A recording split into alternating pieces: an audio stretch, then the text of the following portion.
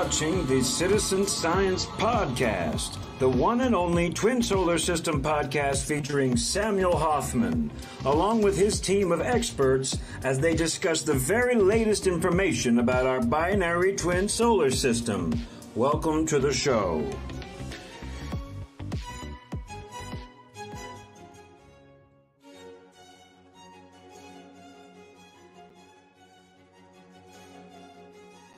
Okay, everybody, we are here and we are live, and welcome back to the Citizen Science Podcast. And as always, I'm always happy you guys are already here. And I'm Rebecca Benningfield, as most of you already know. And let me go ahead and pull up our guest, our host today for today's show. And let's go ahead and start with Samuel Hofman. Hi, Sam. Hello, everybody. How are you today? Good to see you, as always. And let's go ahead and get Leighandra in here. And happy full moon. Joining us on Saturdays now, Leighandra Gordley. Happy you are here. Hi. And it's so nice to have you here, Leighandra. It is. It is. This is a something new for us to have Leighandra with us on Saturdays. So I was hoping that would work out one day for us, and it has. So yeah, we made it work.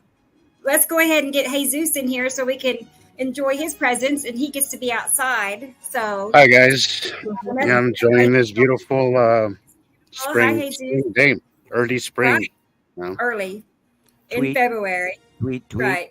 Yeah. I'm enjoying it, but I'm a little worried about the implications of this beautiful weather. So exactly. We are. Yeah, it's 50 degrees here in Montana, and this time of year we were supposed to be anywhere from 20 to 40 below.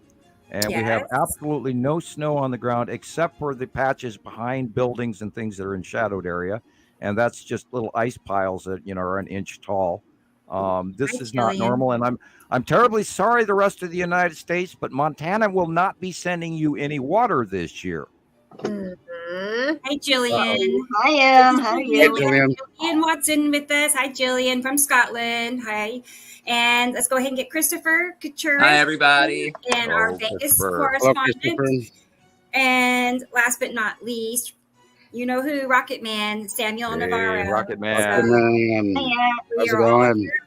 Pamela might be joining us a little later. I'm not sure. But for now, this is who we have with us. Let's go ahead and look at the comments real quick and see who is all here. We have already a big show. Honestly, big long pile of comments already.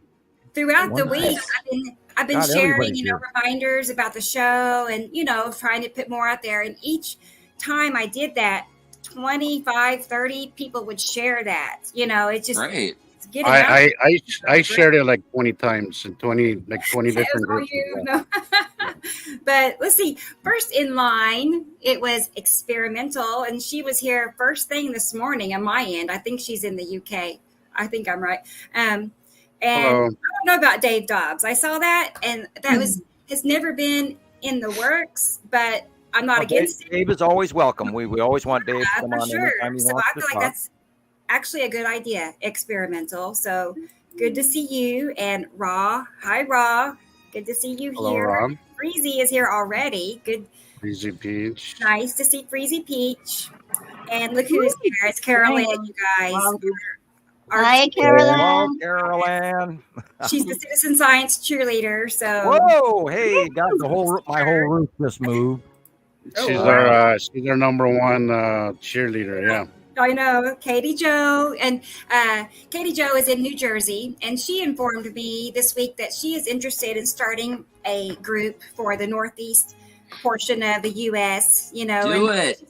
She's still good. Yeah, change your life. Yeah, I know. We always want sister sites. We want sister site scientific. I'll help. Folks who, this is what we are. We, Citizen Nibiru, Citizen Science Project. We're all, everybody gets together, and then we match our information together, and then we stick with the facts rather than the suppositions. My roof just about blew off the house here a second ago. What?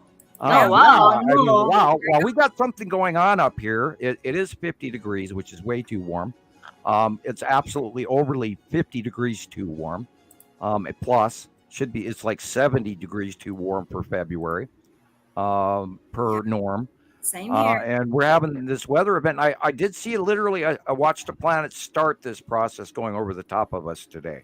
So anybody Oh yeah, to the huge. east of me, you're going to experience a very interesting oncoming scenario. And I do need to look at, and I apologize for interrupting your train of thought. That's okay. We're just going down the list, but I don't want your roof to I blow. was really surprised. I mean, I heard my entire roof on the northwest corner of my house just crunch and wave past me. So I figured I'd mention it. Better say something. Here. Right. Holy cow, the jet stream is freaky. Well, huge. if you start to blow away, grab your mic as you go. Okay, yeah, right, yeah. Well, no, hey, it's clamped down to a very, very heavy desktop that won't go anywhere. So I'll grab the mic. Yeah, that way you can at least stay on the show. Yeah, I'm still here with you live from Montana. Oh my God, you should see it. Yeah. You're just, I know, you're always devoted. Just a moment, ladies and gentlemen, something seems to be happening. Yeah. And that Rocket Man, did you find that excerpt on the day the Earth stood still? No, not yet. Okay, sir, your homework assignment for this week is to watch the original 1950s version of The Day the Earth Stood Still. Oh, gotcha. I will. I'll do that. I'll even put that out on our website. Too. Right. I mentioned that yesterday. That's one of my all-time favorites. And this is where Klaatu, and there's also a band named Klaatu many years later. And that's a Canadian band, and they were actually assumed to be the Beatles in disguise, but no, they were Canadian. Anyway, and there's a whole story for people who want to be fact checkers and find out that information. Klaatu, Klaatu, Klaatu is the band name. Go to YouTube and look that up. And Hope album is really awesome. And this is where the original writers calling occupants of interplanetary craft. Sorry, I completely went left field into the band. But anyway, go back to what you were doing, Rebecca. I apologize. And I'm going to go get my first Coke. I saw something, Samuel. Look. The Day the Earth Stood Still. Is the new version? Yeah. Yeah, the new This version. one with Keanu Reeves. That was a good one, too. Yeah, it's a good version. It doesn't have the same message as the first movie. I think the first movie and the message from Klaatu is very strong and powerful that was not portrayed in the second movie. It was laid out a little bit more macabre. We can't do anything about it. But the first movie was more, with voluntary compliance and a good level of humanity, we can all get along and lose our prejudice. Whereas the second movie that you just held up, Gillian, talks more on a premise of it's hopeless and we have no control. Oh, that's clever, isn't it? It's a subtle difference in the message. There's a difference in meaning. Yeah, we don't like hopelessness. I encourage everyone to go back and watch the original movie from the 1950s. Anyway, I found it. Coke. I have no throat left already. I found 2 minutes in. So Rebecca, I found Sam's. I found Sam's video. So I'll get it later. Okay, awesome. Yeah, I was going to let you explain that here in just a minute, the new additions that you have brought to the table. So let's go say hi to Andrea. Andrea, if I remember right, I know she's in the, New Zealand. So that's always nice to have. I mean, we have people all around the world. So I love it. We have a few New Zealanders, though. Yeah, we do. So hi, Andrea. And we have Let There Be Light. Hello. Tony is here. Good to see you, Tony. And I see Nancy as well from Idaho. Oh, good. Okay. Hello, Nancy. This is Audrey in South Africa. She's always here for every show. So I was telling my family the other day. Audrey, how you doing? So many people that are here from start to finish. A lot of them. I mean, I'm impressed. So some people are real podsters. They really are. Alfonso, hi y'all. Good to see you. Hello, Alfonso. I don't think I've seen you here before, so welcome. How you doing? And let's see, Thomas in Germany, my friend in Germany. He's hoping we can get a translation available to where he could come on and guest host one day. So I'm all for that. So if we can make it happen, we will. And here's Nancy. Hi, Nancy in Idaho. Let's see. Hi, Nancy. Hi, Aaliyah. Good to see you here. Oh, you mean Nancy? That's from Nancy. Yeah, our friend Nancy. And Dennis. You mean Nancy? Nancy. Yeah. Dennis is here. And that reference comes from an early album series from the 70s called Far Sign Theater. And that's something you may want to type that in. It's Far Sign or Far Side. I think it's Far Sign Theater. Okay. And they were a comedy in the UK. And they were great movies. Great movies.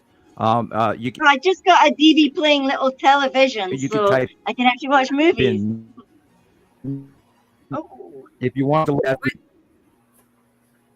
just a second ago, Nick Danger, Far Sign Theater, and you'll get that. Oh, you mean Nancy reference? Okay, all right. Sorry, I just went there into. I told the guys that I was a little wound up this morning prior to the show. So yeah, I'm a little out there. This wind has got me. I'd be a bit wound up too if my roof nearly flew off.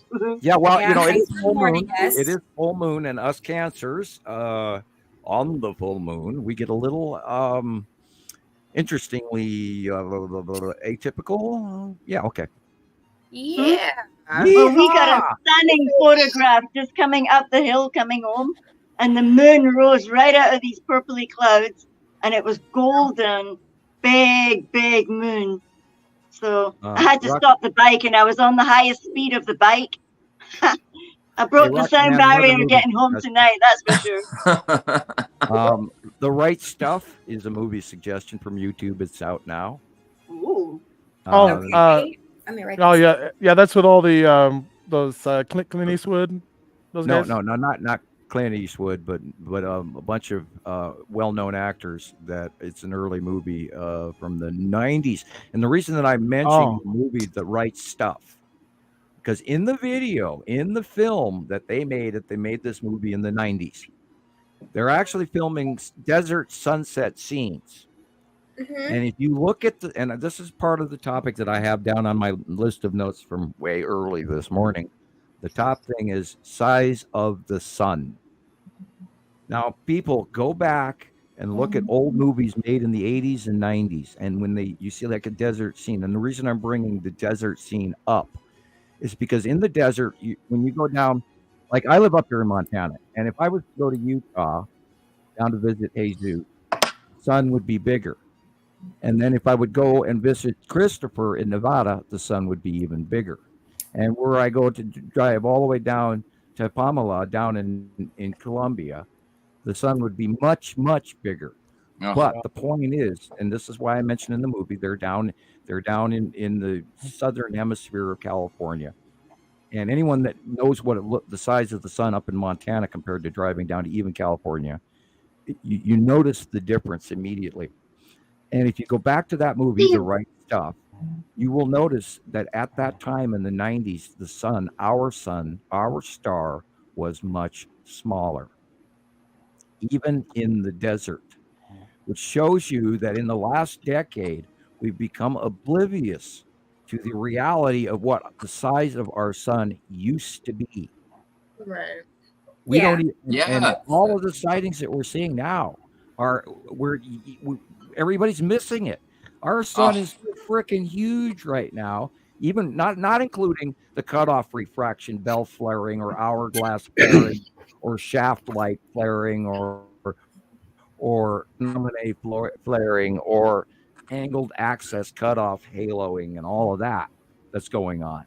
People have forgotten, and I ask anyone who is even on the edge of this topic, go back and watch a movie from the 70s, 80s, or 90s in a desert scene. This is why I always mention Westerns, because they're always filming the sky in Westerns. Go back and look at the sky. Go look at the size of what the size of the sun used to be. And all of this changed as of 2011. And I cannot stress that enough. And we go all the way back. That's, 12 years ago, 13 years ago, 14 years ago, everything started to change. And people have already forgotten that. And that was the first thing that and I wrote it in big, huge letters on top of my notes this morning. going the size of the sun, because I even have to be reminded. Yeah. You know, we've grown so used to how large the sun is, and that's not our star. How did something so constant in our lives become something so forgotten? It's something I think about all the time. Distraction. Something that is the same for most of your life. Mind changes one day. How do you not notice, or how does something not kind of ring a bell? Or an example is, you ask your average person who's 20 years old, do you know what the meaning of high noon is? No, I asked that question often, and nobody really knows what they mean. What I mean. They say cowboys to me. They say John Wayne, cowboys Clint to me when I Eastwood, ask. a movie. Yeah, and I, you know, I watched the sun this week, and I know it's changing again. And it was really oddly placed the other day. And then we've got this full moon thing going on right now again. This is about the fourth time I've mentioned it. It's prominent. Crazy moon halo last night. Here's, you know, an example of, you know, a sunlight picture. And I also want to include who else has showed up in the last few minutes real quick. We have, like I said, Dennis is here, and he's in the UK. And Maria in Alaska. Hello, Maria. Hi, Maria. Hi, Maria. And hi, Maria. Facebook Great talk the other day. Facebook lady user. called Amanda. And hey, Brian. Good to see you here. He's a long member of our group on Facebook. Anonymous. Yeah. So nice to have you here. That was Alexander that had said hello. Oh, Amanda. Okay. I didn't. Alexander Walls. This is Alexander. Okay. Hi, Alexander. I always enjoy his contributions, his pictures and videos. And his pictures and videos are gorgeous. I know it. I know it. He gets some really good footage. So I'm happy you're here, Alexander. And let's see if I got everybody up to date. I don't want to miss anybody. Got a good bunch of wonderful. Oh, Gray Guy. Our Gray Guy is here. Good deal. I'm waiting. Hi, Gray Guy. I know he's always going to send me a good picture to look at. So, and first time podster for me ever, Facebook user. Well, cool. If you want to, you know, identify yourself, if you want your name to show up, you have to go to StreamYard/Facebook, and it prompts you to a one-time approval to, you know, disclose your identity if you want to show who you are or not. So, or type it in, and then it saves it. Type in your name, and it saves it. It's an easy way. One-time the easy thing. way is you just type your first name in and you tell us your general where you live, or you can do that too. You can have levels of anonymity because this is, after all, you know, anonymous up to a point. Yeah. Here's Andrea, and she's in Colorado. She was with our show last Saturday, and she's already scheduled for another show. I believe we discussed on March 9th, if I saw it correctly. So, yeah, she'll be coming back in a couple of 2 or 3 weeks. So that's Nicole, right? She'll be a regular. Yeah, Nicole, Andrea, Nicole. I'd like to bring up something that happened last week at 6 hours. Believe it or not, not last week. Actually, it was the previous show on Tuesday night show. We had a gentleman that piped in, and he connected through doing some good internet work named Daniel. Yes. And I went back and watched that, and thank you, Daniel, for showing up and adding. He was great. He was great. Oh wow. Very knowledgeable. Yeah, he was on track. Everything he said was accurate. I was in awe. It was fun. I was shocked. I am actually, I'm heartened. I'm euphoric. I watching what he had to say was a connective positive for me in a way that I hadn't had in recent time, where someone completely fresh up, Christoper was like that and is like that on a regular basis. But I mean, here it is, completely, absolutely unsolicited guy, man on the street comes out of the woodwork and says, I'm talking to you guys. Oh, wonderful. And he was like genuine and honest. Yeah, and like we were movie stars or something. Hey, we are movie stars. Didn't you know that? I'll get that clip and we'll watch it in a moment. We need to get it. Hey, once you get a public poop hat or a public tinfoil hat, where the opposition peanut gallery is posting worldwide for you, then you're famous. I mean, we've earned our tinfoil hats. Made it. You've made it. Yeah, I have. I'm going to get a tinfoil crown, man. I'm going to wear one. I'm going to have to find one. So Amanda is here. And sorry, I just want to get to Carol Ann because she has been gracious enough to give us a nice donation. So wow. Thank you so very far much. out of our immediate group, Jesus is the only one that has not ended up with a poop hat yet that I've seen. And not that I'm hinting at someone do that, but, which would only that would only it's a matter of time. I had one either. Well, that would only it's a matter of time. Our shows, if they're listening to our shows, great. I hope that the peanut gallery is enjoying themselves and searching desperately for the non-facts that they can twist into something melodramatic. You guys remember sociopaths are always bored. Anyway, back to what you were talking about, Rebecca. They're not important, Sam. And they're really not.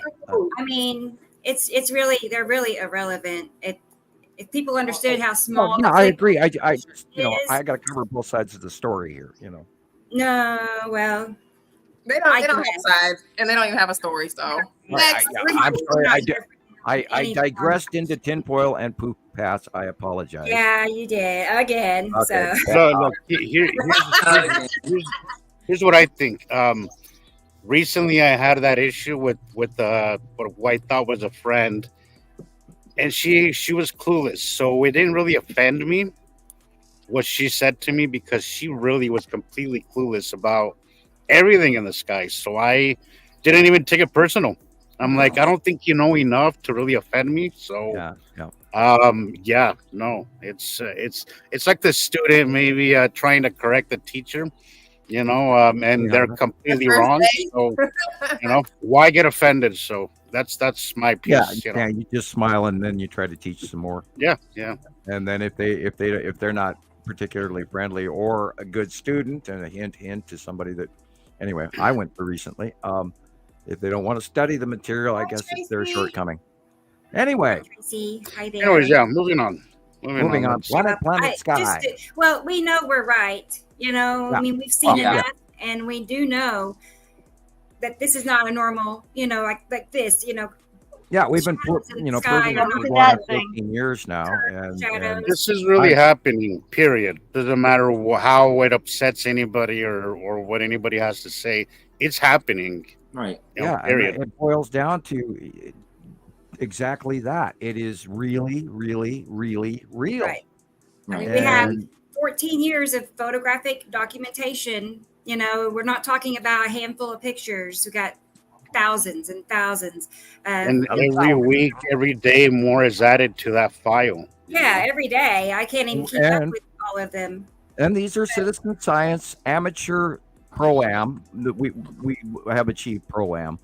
And, our 10-year doctrine literally on this topic of very strictly gathered information that we're not just grabbing crap off the internet that I saw this and this is what we see today. No, this is culminated very information, time proven information.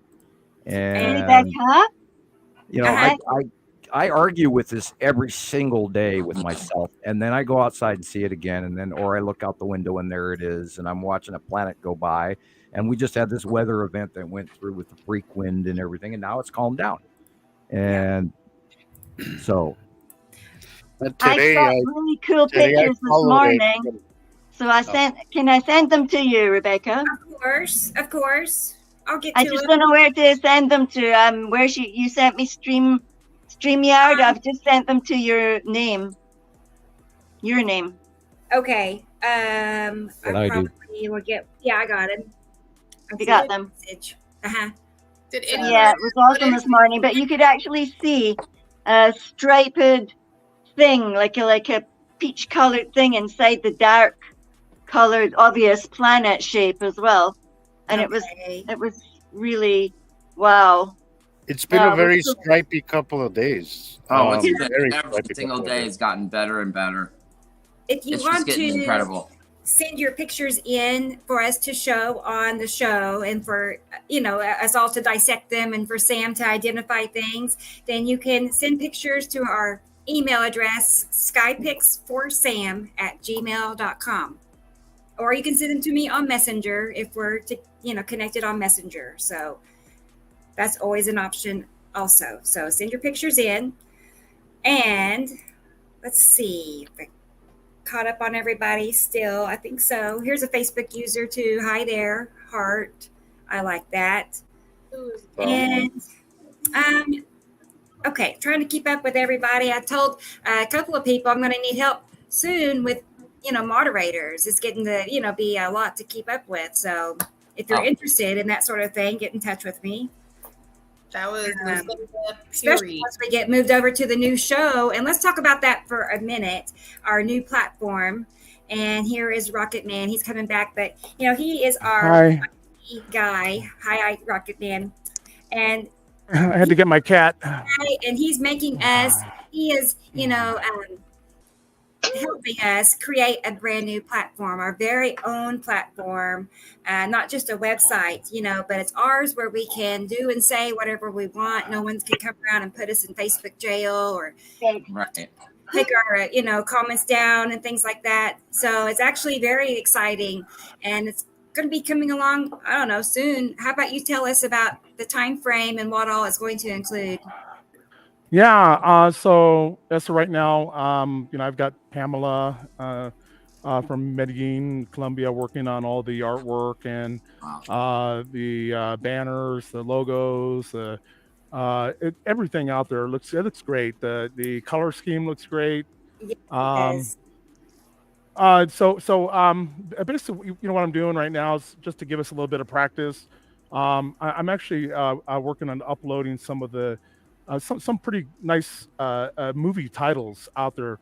So some of the ones that I have out there right now, these are for your leisurely entertainment, and they will be free content right now until the time that we go live. And when we go live, they will be for paid paid members only. So what I'm doing, I'll have The Bricklayer. That's a new movie out there right now. That's going to be coming out to our website later today. But it's a process for every movie that I put out there. It takes about 2 to 3 hours. And so right now we'll have Superman 4. I was looking for some good Superman movies. I found Superman 4, the Quest for Peace. It looks like a good one. It's an oldie but goodie. I've got Battlestar Galactica Blood and Chrome. The uncut extended version. So it's a PG-13 plus or maybe 16, just to warn you. There's one little scene in there. Dune is already out there. Now this is the old Dune. It's already out there.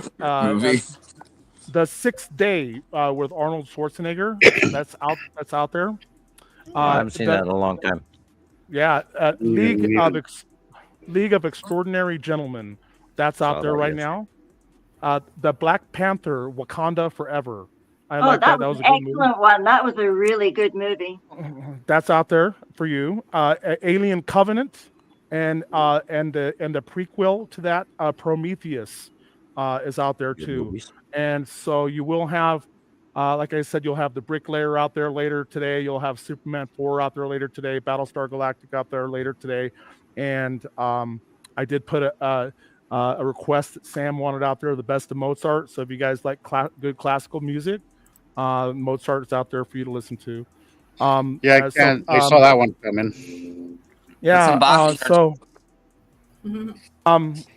We've got probably about another month and a half or two worth of development and customizations, because the product that we're using, they have a team of developers and engineers in India that are working hard to provide the customizations that we need for posting.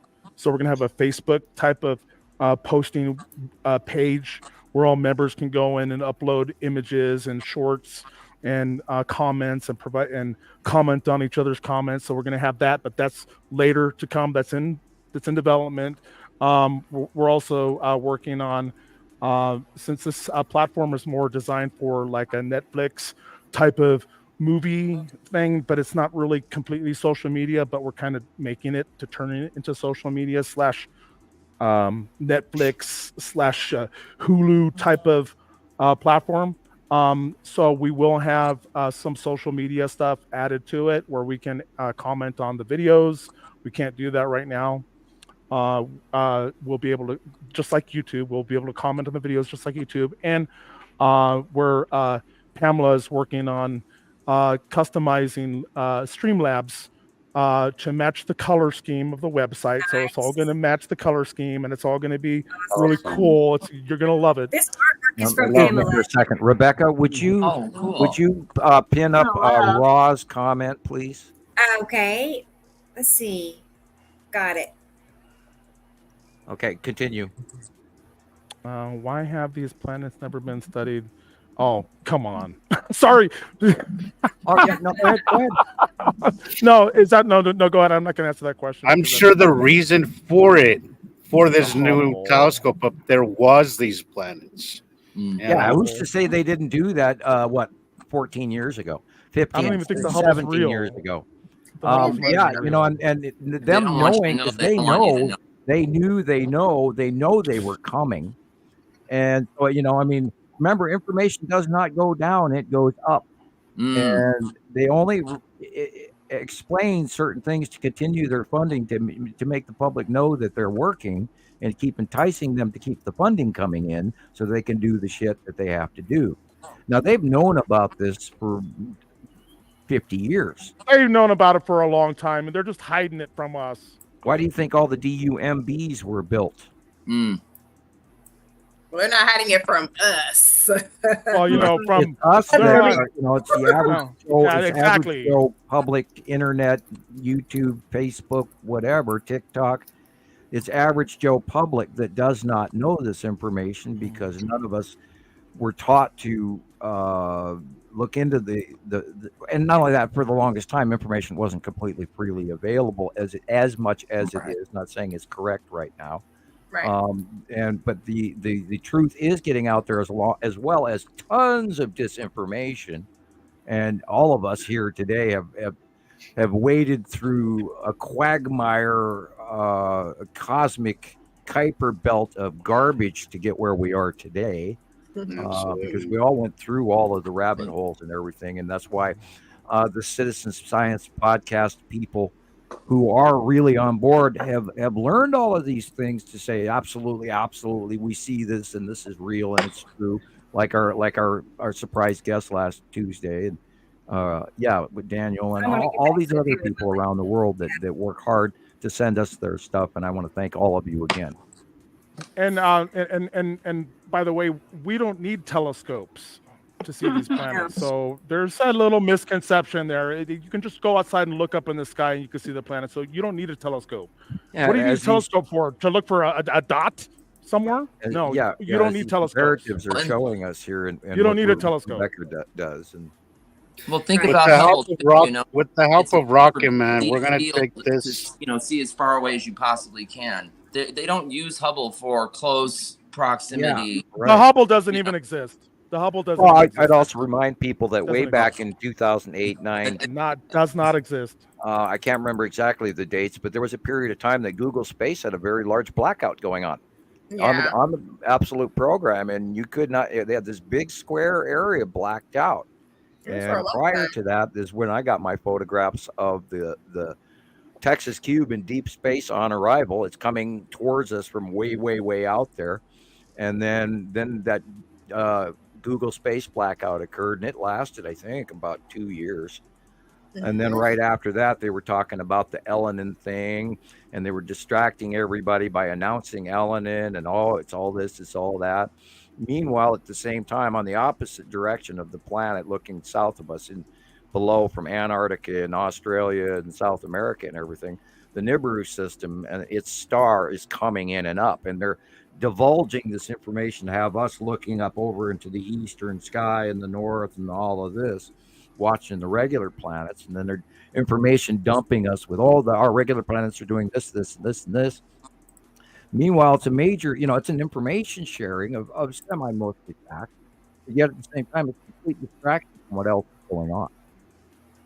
And you don't need a telescope for this. no, I not think now anymore. No. maybe Raw is just and not understanding how big and close. Yeah, the last time you needed a telescope to view any major part of the oncoming Nibiru system was, oh God, 2010, 11, and at most 12. And after that, everything was so big and so close. All you'd be doing is staring at weather patterns and seeing blurry land masses together, which are hard to discern because people don't take into account generically what the planets look like because they have their own atmospheres, and everybody thinks it's like Hollywood, like, oh, I'm going to see this perfect circle of this colored planet with land masses and 15 clouds around it. That's not the way it works. They're completely encased in their own atmospheres, and then you have to be able to learn to discern those.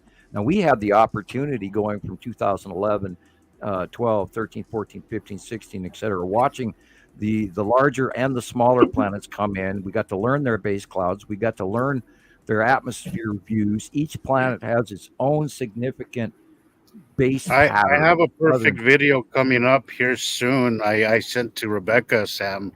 I'll get it. A perfect example of the encased in their own atmosphere and stuff. But something we'll discuss later. Real quick to Andrea, I just want to say sometimes we get a little passionate, but it's not attitude we're trying to give anybody. Sorry if it comes through that way. We'll work on that. Especially in the group too. Because we're typing to you guys, and some people see how we talk, and they just make up their own mind as to how our personality is and how we're actually talking to you. Just don't take too many things too personally. And well, I did read back a second ago. Thank you for Nova's birthday card. Yes, we did get it, and I had not had the opportunity to send you that information back, and we really appreciate it, and thank you. So let's discuss this video here, guys. The 180-day cycle is about to begin. Not that it ever really ended, but things are going to get interesting come March, mid of March to the end of March. Things get extra interesting. So just to teach anybody who's new here, what's going on and what to look for. Here's a perfect example, and it's just very easy and very subtle, very easy to miss if you didn't really know what to look for. And that has to do with the axis of the Earth, whether we're in winter orbit or whether we're in summer orbit. And once we go into summer orbit, our facial axis tip of how the light angles off the face of planet Earth has something to do with it, and then you take into what our jet stream is doing, and it's absolutely insane right now. But then at B, the planets at that summer axis orbit, we gets closer to the bottoms of the gas giants, and because they've been so predominantly close to us for the last so many X years, 6-7 years, doing their little dance over the top of us, and the object cluster group, which are asteroids. It's the asteroid belt between Uri and Atu, which are both connected gas giants.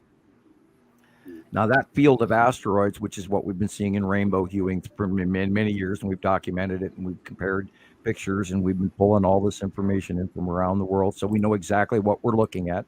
We've seen the shapes of them, we've seen the color, we've seen facial markings, we've got close-ups, thousands of close-ups of the closer, larger asteroids. We've documented all of that information. This is why we talk about the object cluster group, or OCG, or the asteroids: lead asteroid, red asteroid, blue asteroid, green asteroid, the big three, the spiral asteroid, the skull asteroid. We have documented all of these asteroids in this culminating group.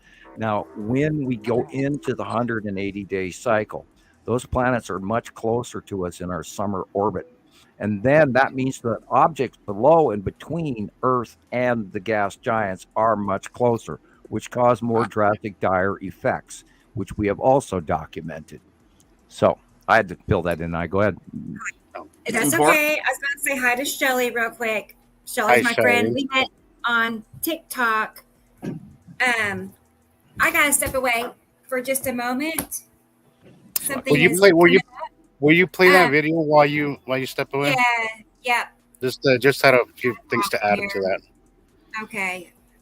But I just want to say, look at the middle of the video, guys. Here, look at the dark blue compared to the bottom light blue. You could tell clearly it's round, and clearly there's a depth to it. But look at the atmosphere that it's wrapped up in. You know. So Sam, my guess is Yellow Moon. This is about 3 weeks old. This video. No, I'm not. Okay, yeah, you're right. Play it again. I was thinking Atsu's moon. No, it is. It's to the right of the sun. It is to the right of the sun. And in the upper right corner is the long box cube. Yeah, I was gonna say there's something up there in the right hand corner. And then you have the faceplate thing right there in the straight line, right, and. In the middle left upper is the in-crossing green asteroid. Mm-hmm. Yeah. But I also want to point out, you see how the atmosphere goes around both sides, which is very similar, which is exactly like your drawing, but also the folklore we hear about the winged planet, Saturn and its moon with the wings on the side of it. And this is basically a representation of that, which we've heard throughout history about the winged planet. And the documentation from Skywatcher and Nibiru Followers Anonymous and all of that have documented that since 16, 17, 18, 19. And then when she started swinging back around toward us again, have been documented. And then, of course, it's all in our monthly site drawings to prove the transitory patterns. So it has this effect because it's the moon that's so close to its planet. So you have that ion tail that goes around both sides of its Saturn. Hence the winged planet folklore that we hear through history. And, the misinformation that we get about Nibiru being the winged red planet, which is not Nibiru. Nibiru is sightings in the 80s and 90s that may have been captured from telescopes that weren't, squashed or crushed by the government. And they saw the red planet and they went, oh, look, it's Nibiru. And so that probably added to the mislore, the misnomer of the winged planet Nibiru. And, and we still hear to this day, we hear a lot of people say Nemesis or they slap in Hercubus, or then some people cross tag Wormwood, and all of these are misrepresentations of stuff that we've documented as well, going back through from crop circles all the way through hieroglyphic information texts, and from the green tablets to the Chinese tablets to you name it, and I could go on the Mahabharata and all of that. So there's a connection between what we are seeing now, guys, in our history. The ancients have told us and have tried to warn us, but it has been played off as folklore, as something that's not real. Just At some point in time, some archetypes were mixed into our normal planets. Yeah, and everybody goes, "Oh, they're talking about planet Saturn." And unfortunately, David Talbot and the Symbols of the Alien Sky also touch on that same subject, and I recommend everyone should watch that. And Rocket Man, if you're listening, that one for sure should be on the movies. Absolutely, if we can that get away with that whole series. Yeah. Why the solar system? 10 reasons the solar system is electric. Well, electric universe. We live in an electric universe by multiverse. If you want to understand, guys, because I think the biggest confusion with people is that they take into consideration the current model that mainstream pushes of gravitational thing. But if you really want to understand things, you have to get with the electric universe theory. I don't think it's a theory, but it hasn't been widely accepted yet. But it's a go look up the Thunderbolts project on YouTube, And all this will make perfect sense, as long as you have in your head the gravitational thing, you're never going to be able to accept this or think. Yeah, Earth, we're running around the dinner plate year after year after year around our star, going inward, yet something outside is pulling us out, away, that keeps us in this place. That's not how it works. Yeah, and we don't move through space. As if we didn't move, We follow our star. You have to visualize it sideways, as if we're following a bullet. And with static balls, it's like when you pull one sock out of the dryer, you get three. That static connection. So we're always behind our star. We're always behind playing catch up. Yeah, and we're I love that horizontal model you always put out for us. That's a really cool traveling, video. But we're connected. That's another one that should be included in the videos. Definitely, it really helps. It really, really helps. We don't break our connection. We warble. We offset, we jog, but we don't break our electrical connection. And we're attached to a even larger solar system around a even larger electron cluster holding the two stars as a compound. It's an electrical atomic structure. Go ahead, Rebecca. Yeah, I was getting the volume down on that, but there's an example. It's so gorgeous. How can you not imagine that it's living and breathing and moving, It's beautiful. And now you have to add a second star that's much larger system that has a tighter spiral, where ours are elongated farther apart. And then every 3,000, 4,000 years, we trade sides. Okay. Because we are a binary, and therefore the smaller is like, okay, and a really good example is the spiral asteroid. We watch the spiral asteroid go by directly over Earth all the time. And in some of the captures, you can actually see the smaller little sister behind the spiral asteroid, which is why there's that spiral lope to its progressive nature. And this is exactly what we have in a larger scenario. Is our solar system is the offset backside spiral to the larger secondary solar system, binary solar system. And there's the two of us in every 3,000, 4,000, 3,650 to 4,000 years. We're still working off of man's science. So, I have to stress that. And it does cross my mind to the years that this cycle is. And I'm only working off the information we have here on Earth, and I don't have that direct number coming from off-world. So sometimes I'm a little skeptical, even just to say 3,654 years, even though that's the base number we've been working back up.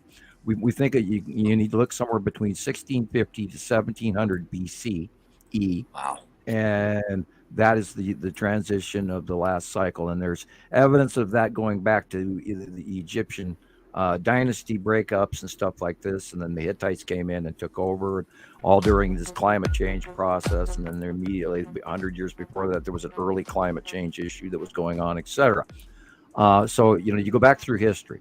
So I'm attempting to attach credibility to the common knowledge date, and I'm still tiptoeing around that. But anyway, I digress. If I shoot off all the time, it's because Lindsay said the aurora's going to come tonight. So I've been trying to catch the aurora. Yeah, there's been several X-class flares that went off the last 3 days. There was a really big one, secondary flare. Now that coronal, God, I had the number. It's 31 something. I had the number in my head and I've forgotten it. But it's coming around Earth facing right now as we speak. So if that baby burps the next class flare at us, we could have an event here. But that's why everybody's internet and TV and phone service and everything. That's what I was thinking.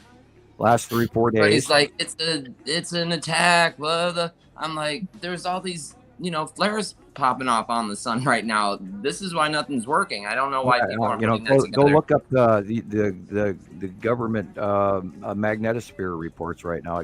I guarantee you it's insane because we are getting blasted by coronal mass ejection. Most of it now went behind Earth, so that means that stellar mass is going to spin past us in a wing. It's like spinning with your arms out. It's like you smack somebody behind you as you spin in dance. And that's what's going to happen. We're going to get the wake wave here within today or tomorrow, and of that X-class flare. And there was a couple of them. So, and then they're watching it right now again, and I have not looked in the sun within the last 12 hours, although I've been keeping up with it. We may be due for another big X-class flare because the last one was huge, and it went behind Earth, so, and that was on stereo A. Okay. Yeah, everybody, these planets are real, and we've documented this, and you don't get these reoccurring patterns, and we get this information from around the world every day. And so Shelly on Facebook asked she said, I've noticed when we have a solar flash, I see the asteroids the following day. Are the asteroids some of the cause of those? ? Point of view. No, sun flashing. There are asteroids crossing the sun, and you will see sun effects and solar effects. There's planetary cutoffs, so there's changing the bell lighting, the hourglass lighting, the shaft lighting of the sun constantly, depending on where you are, on what part of the planet. So that's kind of hard to answer. The asteroids do discharge. They create light scenarios and really freaky ass storms all on their own. But I wouldn't say that you're attributing it properly. I don't mean to pick at you, but think a little bit bigger. Not directly. I'm not trying to down you, but think a little bit. Yeah, not directly, but think bigger. Mm-hmm. Hi, Lindsay. That was Lindsay who said hi. Hi, guys. Oh, okay. Hi, Lindsay. Lindsay Arbuckle. I was trying to pull up. I saw that JD was in the comments. Hey, how you doing?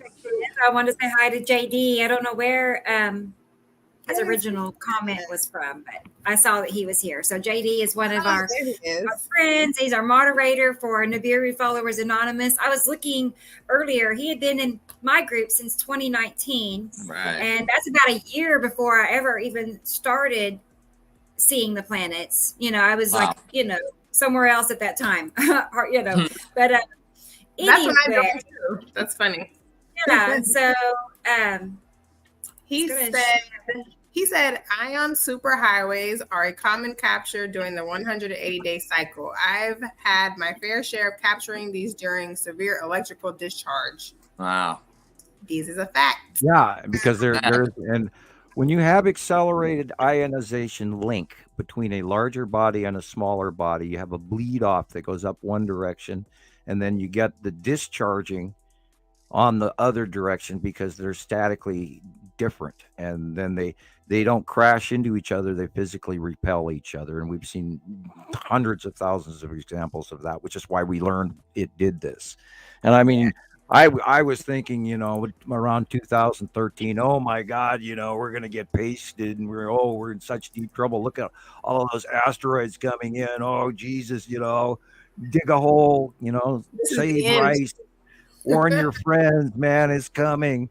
And then we watched it happen, and I'm going, oh shit, we're still here. So, right. I had a huge, and I wasn't, trying to, be henny penny screaming, the sky is falling. But I am telling you that these asteroids underneath, this is, we're attributing wormwood to it. We're attributing to Apophis is this asteroid group, and many other references, the dragon, and throughout history and lore, and many civilizations that have all watched this. And they've all documented. However, they attributed it to different lore in their understanding of the times at the time, as a general rule, which is why they carved, a lot of this shit out on rock, things that took them years to do to warn us that we're all looking at now, going, "What's that mean?" And so we've cross-referenced all of this information for well over a decade. And it all agrees. It all agrees with history and everything that we have shown. It all correlates. Just wanted to add to that. Go ahead, Rebecca.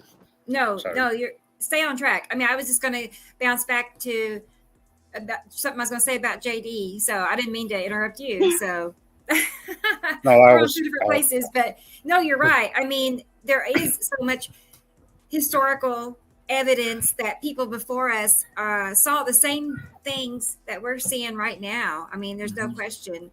They left behind their signs and symbols and right. Rocks and they talk and about the same thing all over the world. different civilizations all around the world. They all have some kind of the same stories. And they all do it in a unique way. I mean, some people did cave drawings, some did carving. And I found something kind of intriguing a couple of years ago when I first came here. They're called the Towie balls, and they find them up in Orkney. And they look like those dodecahedron things that they also found in other countries. And they're all different. So I thought, wonder what they saw. They must have been seeing things. And then they gave these things, maybe like 3D things, to the kids so that they would remember or something. I just sit there because I work with kids. Like that was primarily what I did before I came here and ended up, peeling potatoes and washing dishes and tending people. But the children, those toys, they were like toys that they found out in Orkney and other places all up here. In the Northern Hemisphere, we don't know really where the continents and things all moved to, because like, where was Atlantis? Like they said that we are the remnants of Atlantis. So they must have been on your continent and on my continent. And if you look at the way the continents blend together, we were all together at one stage. The current scientific location of Atlantis is in northwestern Africa, in the eye of the desert there, in the in the eye of the Sahara or something. I think everybody saw that on the news feed this week. That eye of the Sahara. You have to reiterate that only a few thousand years ago, the Sahara, northern Africa, was not a desert, and it's got like 200 feet of sand on it now that's been deposited. Now there's a couple of scientific groups. That one group thinks about 6,000 or 7,000 years ago, and then there's another one group that say 3,000 to 4,000 years ago. And so I'm tempted to say that the Sahara came in literally after the last cycle, but it may have already started, but I think that maybe it magnified across the rest of the continent of the northern hemisphere of Africa.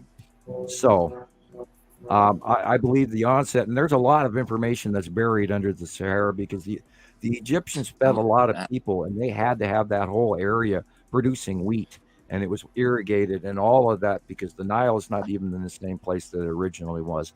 And the Nile most times was to the west, and then it moved farther east over time as well, which different cutoffs and movements of the major rivers and some of the tributaries, etc., and how all of that river water has been flowing. That too, and the fact that the Madagascar region on the middle southeastern section of Africa is absolutely splitting apart down there, and yet while Africa is actually heading into the Mediterranean and making it smaller on one end. They said that continent seriously moved, and widening it on the other, and actually the shores of the Mediterranean between Italy and Africa have drastically changed, and there's multiple different reports on that. Some saying it's moved one way, and some saying it's moved another. Now that is currently one of the most volatile underground magma chambers on the planet that should bear watching, is everything around Italy right now, because it is, and they're actually documenting the rise in ocean level, which is actually the land raising because of pressurization of the Italian volcanoes. Because everything else around the world, and I was watching the Mexico City volcano this morning, and of course, I've continued to watch the stuff that's going on in Iceland, and then there's a new, there's a new one that went off somewhere, and I can't remember exactly where it was, and it was a major, nice, brand new volcano going burp. So there's continual. Oh yeah, it was in Japan, and one in Japan went off big. And so there's a lot of activity going on, and of course it's not making media either, which is also filling our skies with crap. And I love this comparative drawing. There it is, guys. Especially on the left side, you can really see. My drawings match all the time. They match. I was going to say that we don't talk enough about that. I think I really do. I mean, we talk about planets, and there's people that are skeptical, which is understandable. This is a big big, information. But your drawings, I mean, who else is creating drawings in advance of what the sky is going to look like, down to the smallest of details, and it actually show You up, mean like the sun day being after day worldwide, slightly cut off underneath the yellow moon right now? and hi In the Thunder, drawing and in I'll the say picture? hi. Yeah. That Like, part of all this is so cool, guys. This I is a just huge, can't- huge I part can't- of it. I The can't journey. tell you how fun it is to see Sam's drawing and then Right. take pictures later, a couple of days later, or even that same day, Right. and then comparing. And it helps you all understand as well what it is that you're What we're seeing. So Right. it Some makes people- you it makes you it not- makes you pretty good at this once you start doing the comparisons. What I found really helped in the beginning was every Wednesday I would go to the internet cafe where I stayed, because I didn't have this capacity on the phone that I had to be on the internet. And maybe there's a lot of people like me that are really curious and they dabble about and go, oh, click on the Nibiru sites, but they don't get the full magnitude of what Sam was trying to show us with the star-seeing talent, which is what he used to put into his little videos.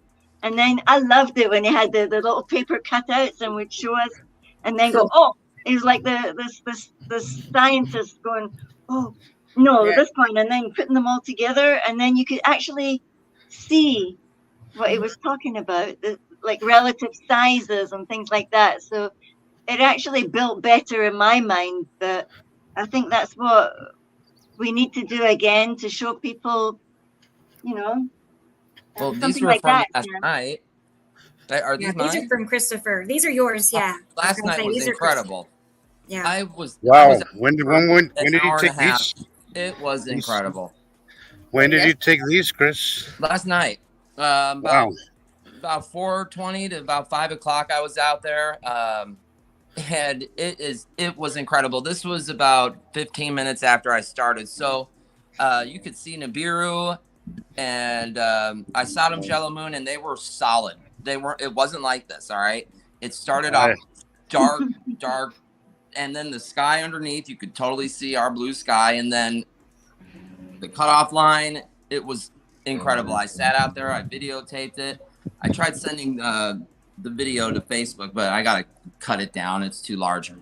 And then I stayed out there for a while. This is what you got to do, guys. You got to, allow yourself some time and just watch it.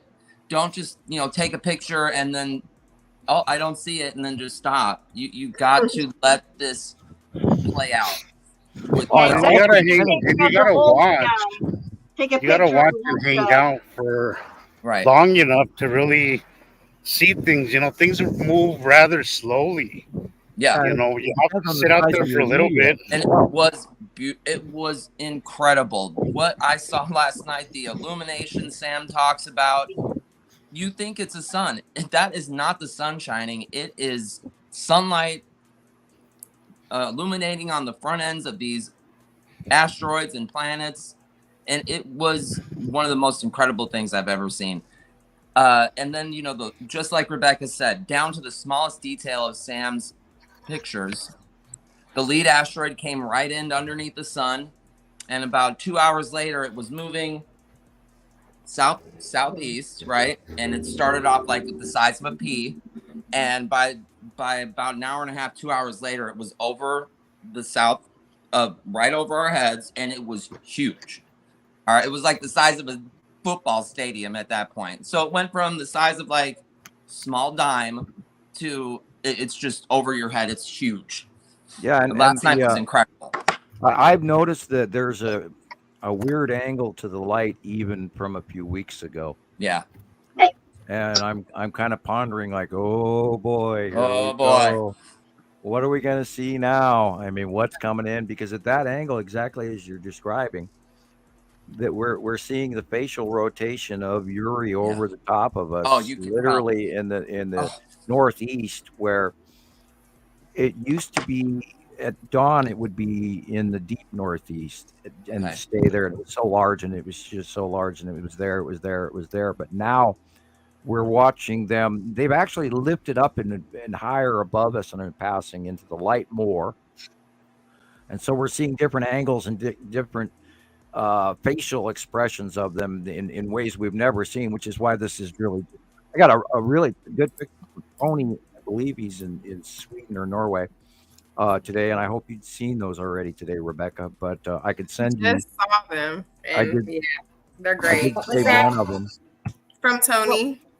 Yeah, I downloaded a video of his, but that was all. I barely even That's saw probably it. the I just one. saw it. Yeah, all I kept was the still capture. I can pull off a Facebook. Okay, because it was let me get it moved over so we can watch it, because I could tell it was gorgeous. I really didn't even take the time to watch it. I just wanted to get a copy.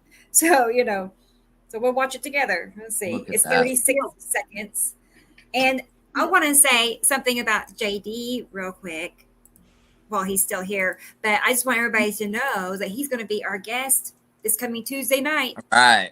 Yeah. So I know. Really He finally made it. He confirmed Right. that with me. Yes. So he's, like I said, we go back a long ways. He was in Sam's group since 2017, Jesus, which is about the time me and you got involved. So we're all, graduates of the same time frame, basically. So JD is very knowledgeable, and yes, and right. I love his way of looking at the world. I think he's a very wise.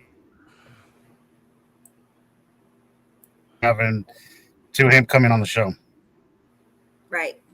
Yeah, I'm excited too. Says we'll finally get to see each other face to face and visit, and that's always exciting. Always nice. So especially as long as we go back together. So it's going to be a big treat. Yeah, and he posted on Facebook the other night some pictures that his daughters took. And they're seeing it too. I think that was awesome. So get your family involved too, guys. It's kind of hard sometimes, but I wanted to say something. Keep at it; they'll warm up to it. As far as JD, just to go with what Jesus said, the way that he views the world and conveys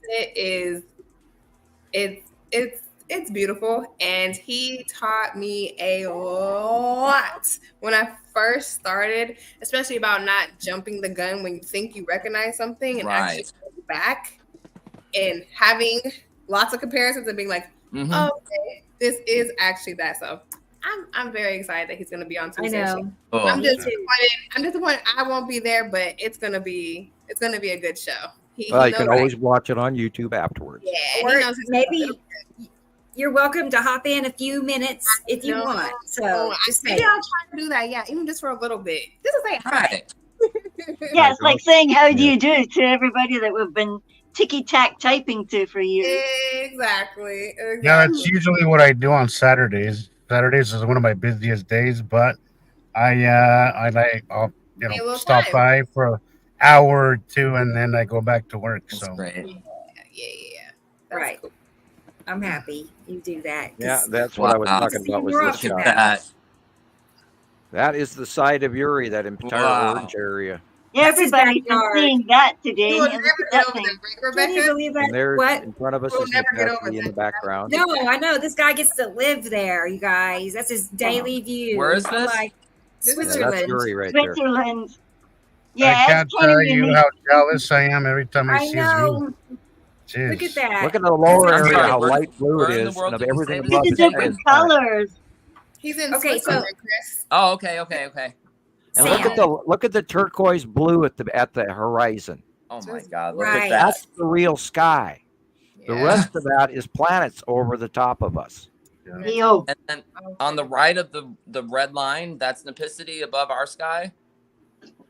Yeah, in the purpley. Probably.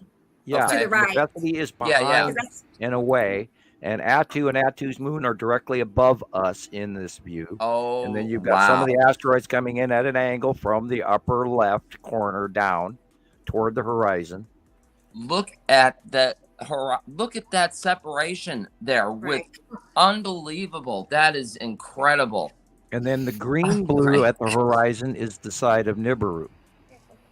Oh, okay. Right. Wow. That green is coming from Nipicity. That's your, Right. A clue that Nipicity So is. Nipicity is just that little sliver right there in the dead center. It's back behind. Yeah. Okay. Then the Nibiru's on the right. Nibiru's on the right, and then the Saturn's yellow moon is coming in up at the middle of right there. Oh my God, that is incredible. See the ion tail going away from the red blob at the mountain crotch. That's where the Saturn's yellow moon is in front of the Saturn, and then the green-blue area is the side illumination of the planet of Nibiru. And the rest is purple coming off of the direct illumination of Atu, which is directly above us, which is giving us our earthly purple hue. And you can tell just from the way Uri is illuminated that those are not our clouds. You see that niche in the orange line? That's that inset of Uri's outer atmosphere that goes in slightly. Okay. Wow. And we see that niche all the time. And then, of course, right below it is where the Tan asteroid and the Salamander asteroid group is burping out of. Oh, see those little line niches in the atmospheric face? They look like little mouths, little Pac-Man mouths. Wow. Those little white straight lines are insets in the side stripes of Uri as it planes out horizontally here. You see little stripes of Uri? Yeah. In the orange yellow area. Wow, look at that. And that's Uri, the background shadowing of Uri. And you see at the horizon line, it's light blue. But up above, it's purple, dark. Wow. That's the shadow area of back end of planet Uri, which is a gas giant, which is massive. And right next to Earth.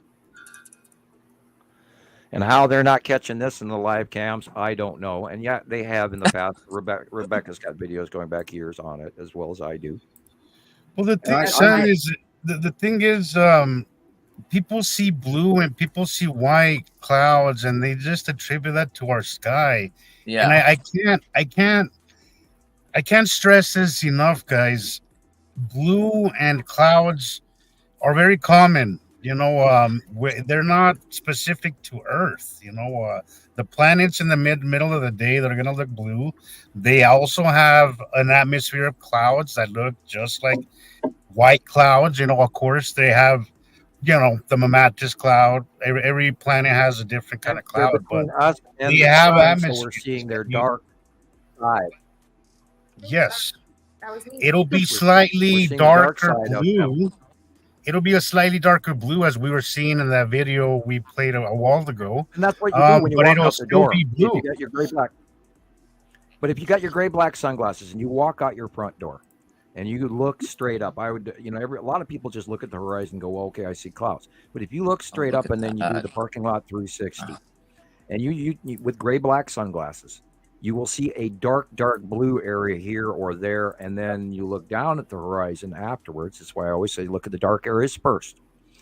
You'll notice the rounding below that Ages has learned, and Rebecca has learned, and Leighandra and Christoper has learned. Is you'll learn to see these patterns of repeated placement, and you'll see activity, and then you'll see the facials, and then you'll see the drawings, and all of this information stacks up, and before you know it, they're recognizing it automatically, because they've seen the patterns over and over again. And this is how you do it. Yeah. Yeah. And it's just incredible. I'm still shocked every day. And last night, I keep losing my words every time I want to say something. I'm just tell people, because I'm shocked by all this. You're a new expert, and explain to people what you've been watching just the Texas Cube alone. Oh my gosh. Okay, so the first time I saw it in my own pictures, Rebecca had to show it to me. I didn't even know it was in the photo, right? Right. And when she showed it to me, I was like, I see it now. I didn't see it at all, and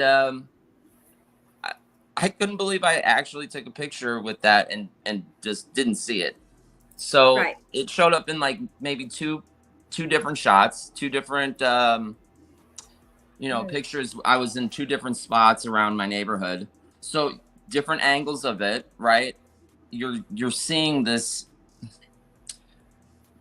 square object. Sometimes it's a lot smaller, sometimes it's massive. And after that, I maybe saw it one more time. I got a picture of it like at almost right 30 minutes before dawn with Atu's moon. So yeah, we're seeing it with Atu's moon all the time, the Texas cube, right? And correct. That's another photo. I didn't see it. I thought it was Nipicity, right? Because I was still learning, and I had this picture of Atu's moon. It had kind of like these finger projections, but I still couldn't, I couldn't see it. So it was Atu's moon and not Nipicity. And that's what Sam's trying to say. There's repetitive, every planet has its own base cloud, its own type of clouds, and it's all repetitive. And you just got to pay attention and just let your mind absorb this stuff. Like, you're not going to be able to say, oh, this one is that. Don't try to pay attention to that. Is it the side of Uri? Allow yourself to absorb what you're seeing and go to that later, trying to say, oh, that's Atu, or that's Nipicity, or that's Nibiru. Try to learn throughout the day when you can. I know everybody's got lives and stuff like that, but try to take the time out of your day to go outside at least once a week for at least an hour and just watch what's happening. And with the Texas cube, so after Rebecca showed it to me in the photos, I hadn't seen it I started seeing it in December of last year. Then I didn't see it all the way up until the 1st of this month. And after that, I've seen it almost every day. And again, I didn't see it in my pictures. Okay. The first time I saw it, I knew it was there. I could see it with my own eyes finally. And it hides in the clouds. When Daniel was on the show the other night, he was talking about how, the Texas cube, it's going in and out of the sunlight and it's experiencing all these, huge degree changes. It's in the hundreds of negatives in the cold, and then it's, super hot. And when it hits our atmosphere, it creates these huge condensation clouds. You can see it. It's like steam coming off the surface of this thing, and it leaves the pathway of its tail. travel. It's incredible. I got a picture of it yesterday, and I haven't seen it look like that yet either. It just had these drag clouds. You could see it forever. It just went on and on and on. You can tell where these clouds are coming from. This thing is huge. There's a square in the sky. I can talk about this thing for hours. I can't believe that every time I take it, sometimes I don't see it. And when I take a picture right to the left of the sun, you will get a capture of this cube. Just go back and look at your pictures. Look at the pictures you have that you've taken on the immediate left. I'm sorry, did I say right before? The Texas cube is on the left. It is the Texas cube is on the left, and the right with Atu's moon on the right. And it's so weird when you go back to your photos and all of a sudden you see it, and it's just so cool. I would say gentle correction on something that you said. You said that you didn't see it, but you did see it because you just hadn't learned to identify how you do it. So you saw it. Yeah, I saw it. You know, but and that was a problem I was having, and maybe I wasn't trying to look for it. It's freaky. Yeah. Okay, it is a freaky thing, especially when I saw it on the first. We were shopping at Walmart, and I swear, walking outside, before I got outside, I just felt something was going on, and sure enough, you could see Atu's moon coming in, and by the time I got home, that's when I saw the cube right over the neighborhood. It's just so weird. Hanging out in this cloud band that came right out of Atu's moon, right? It's you see Atu's moon, and then this cloud, it makes this drag line, and it's hiding in the clouds. And it's usually behind a few of the OCG asteroids. That are behind Lead Asteroid and Red and Spiral and Little Sister. It's parked underneath Attu's moon, but in between us and them is the crossing asteroid onset of Uri, as well as the onset of the base cloud of Attu. Yeah.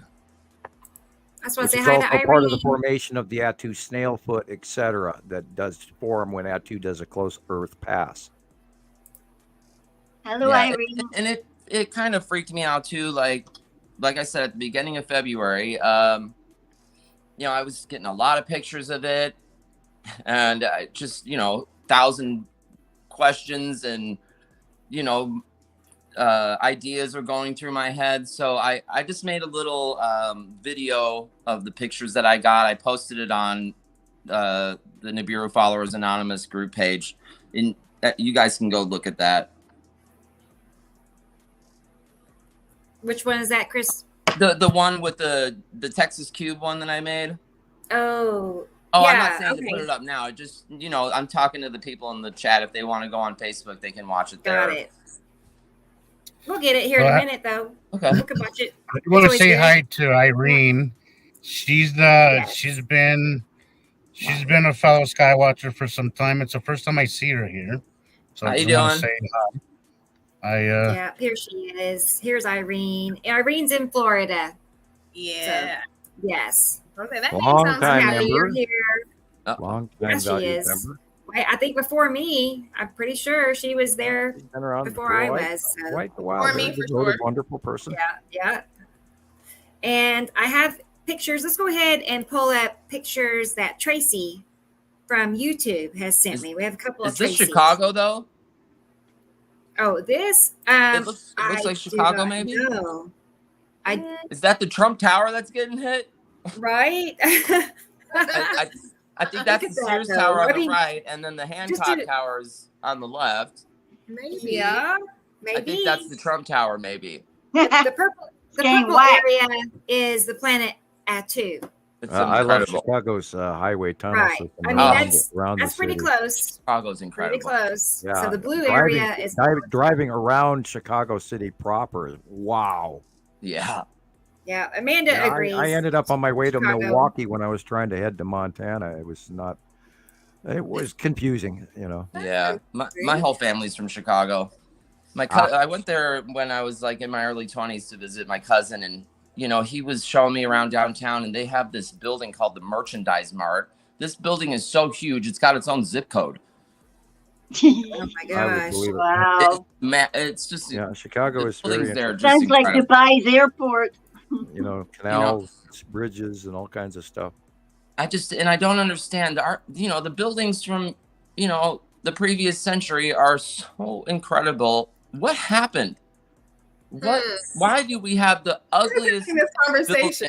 And it's just, I don't know. It's just weird to me. I think they know time is short, and they're not going to bother with architecture. You know what I mean? Almighty dollar. They know in the last few decades, there's not too much time left to, build these masterpieces. You know what I mean? So why at the last minute would you start to do great things? Let's call it modern, contemporary buildings. We'll go political and we'll say the destruction of the unions in the United States, when we used to make everything, and then we sold off to let China make everything for us and send us a bunch of crap that doesn't prefab buildings. Okay. The almighty dollar. Modular building. When the United States stopped making cars, when the United States stopped making hammers, when the United States stopped making railroad ties and electric engines and big machinery and this and tractors and you name it, was the day that we signed our own downfall. And that was, the 80s. And everybody found out how cheap it was to outsource our labor force, which was stupid. Granted, pay $1 more. It used to be where craftsmen, you go buy a craftsman lawnmower and that damn thing would last you for your life. And if it didn't, you took it back on the craftsman name. And then literally come the 90s, You couldn't even take a broken craftsman hammer back, and they wouldn't take it again. And when you go, excuse me, when I bought this hammer, you told me it was guaranteed for life. Right. And then you couldn't turn it back in to get a new hammer if it broke. And they did that. And I got, that's when I stopped buying craftsman. But then all of this shit was farmed out. And so we have to come back to making things again, which is part of what the CHIP Act that Biden got going here is where we're actually taking and purchasing some of those equipment factories to actually manufacture our own microchips in case the loss of Taiwan, so we won't see a complete breakdown in the world market. If Taiwan was to fall in that technology, because they're currently making the #1 top alliance microchip processors, the highest functioning ones. The lower functioning ones are made by other countries, but the ones that we need from all of our major technology currently are made in one location. And that's why the CHIP Act and everything has also added to our own personal economy as well, because we're bringing back new modern technology to the United States. And we have to do that. We all have to make and start building again and appreciating our value here and stop focusing on the outer world. On one hand, and we still are big brother and we still have responsibilities. We could retract some of the funds we hand out freely, but not break the whole world. Because, there's mediation got to be, you got to fly the middle road. And anyone who's talking fear mongering is not flying the middle road. And anyone being overly conservative is not flying the middle road. And anyone who's being overly liberal is not flying the middle of the road. So we have to remember what politics and reality and good science, including good science, you have to remain, like Leighandra was saying, she learned from JD how to look at things in a different point of view. You have to slowly learn. You have to stay in the middle. We have to do citizen science. We can't freak out. And yet, frickin' ET's here. Oh my God. Right. We've been telling that to people since we first saw the Empire arrive out of the Norway Spiral in 2009. And I suggest people look that shit up, and pardon my French, but I swear for magnitude of intent in my words. And, and it amazes me to this day, every Saturday and every Tuesday, we still bring up the fact that, there's a massive fleet of ships over the top of Earth, and it is somehow not making mainstream media. And I'm in awe. Yeah, it's mind blowing because it's mind blowing.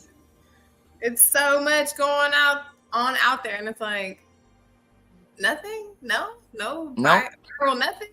No. Yeah, you're flipping through the 5 o'clock news. You're thinking it's kind of come on. No, not today. Disappointed every day, right? Like, dang, not today was the day. Right. I mean, start calling your local news. Something. Maybe. Tell them, what's happening. RAW. How close is planet Nibiru actually? Right. He wrote Nibiru. Nibiru actually to our Earth. That's a comment. Approximately, 600, 800,000 miles away. I'm guessing. I could be completely wrong, but Nibiru is so big you wouldn't believe. All you got to do is go out midday when the sun's oddly in the southern sky instead of over your head like it's supposed to be. That's called high And noon. you guys have to understand, everybody watching the show, that we're not funded by the government like NASA. We just don't have the tools that they do, right? Okay. We have worldwide sightings. Right. That's how we know how we're talking about this. We have the evidence, the repetitive evidence to show all of this. So, it's hard for us to say with any certainty how far these planets are from We don't have Earth. any laser guided measuring sticks. I'm working with an iPhone here, so we never saw things I've like had this. people, can you give me coordinates where I'll see Nibiru in the sky? And I go, well, what you do is you walk out your front door midday. You're staring, hopefully not directly at the sun because you'll be blind. No offense. What were you saying, Leighandra? No offense to the person that asked that and thousands of people that asked that, but what would knowing the exact mileage from Earth to some of these other binary solar system planets, what would it do for you? Level of comfort. I think what's important to understand is how close these planets are in their system to each other versus ours, right? Yeah, it still blows me away how in out view. Now we have no way to judge the distance between each other, but in the out view of it, which is what the site drawings are all about, right? Yeah. It is constantly blowing all of our minds. Everybody who knows this and sees this, it blows our minds how large they are now. Yeah. And they didn't used I to would be. love to know how far they are, but There's no way to tell. Yeah, I know. No. It never did anything for me to like think or even know that. So I was just the thing is, that kind of space. It could be a couple million miles away, but the damn thing's so huge. And as I was saying, you look out the southern sky, and everything at midday, everything to the right-hand side of the sun, at the horizon, going up probably even 20 degrees off the horizon, everything you're looking at will be dark, shadowy, shaded in blue. And all of that, if you're staring south and you turn all the way to the northwest view, doing a parking lot, 180 or whatever, everything you see is planet Nibiru. Wow. From one part of the sky. And this is midday.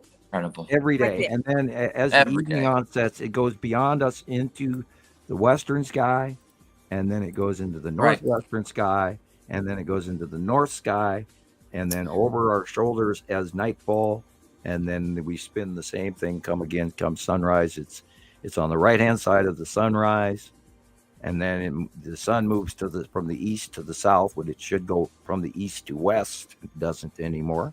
And that's what high noon, it used to be over the top of our heads at noon. But it's also distorted, isn't it? The size. It's kind of distorted by the atmospheres. It's kind of... Yeah, well, and the pinching of the planetary shadowing and all of that. Yeah, there's so much going on in front of us, including oodles and goodles of asteroids crossing all the time, especially when Uri onset. And then, everything underneath, and that we can't even catalog underneath Nibiru. And we're not even talking about Nana and Amel Saru. Nibiru has 2 moons, and they're small compared to Nibiru. Yeah. They're concentric. Nana circles Amel Saru. Amel Saru is larger than Nana. I've watched that by eye in 2012. No one was listening back then. Or there were people listening. They were just a very short number of people, very small group. Rebecca, can you go back 2 pictures? I was going to ask that. Yes. I just have a question. The last 2? Wait. One more. Yeah. One more. Let's see. There you go. So the bottom one, was that taken by Chris Flanders too? No. Okay. That was last year. I don't even have all the details on it, but it was last year. And then the top one was last night. I saw that. Wow. Okay, where was that at? In Texas. In Texas. So I saw basically the same thing that they saw in Texas. This is being seen in the same way all over the world. How are people seeing keep this picture up? The same images in our sky all over the world. And I just wanted to chime in on this comparison too. So we can tell it's in 2 different places, right?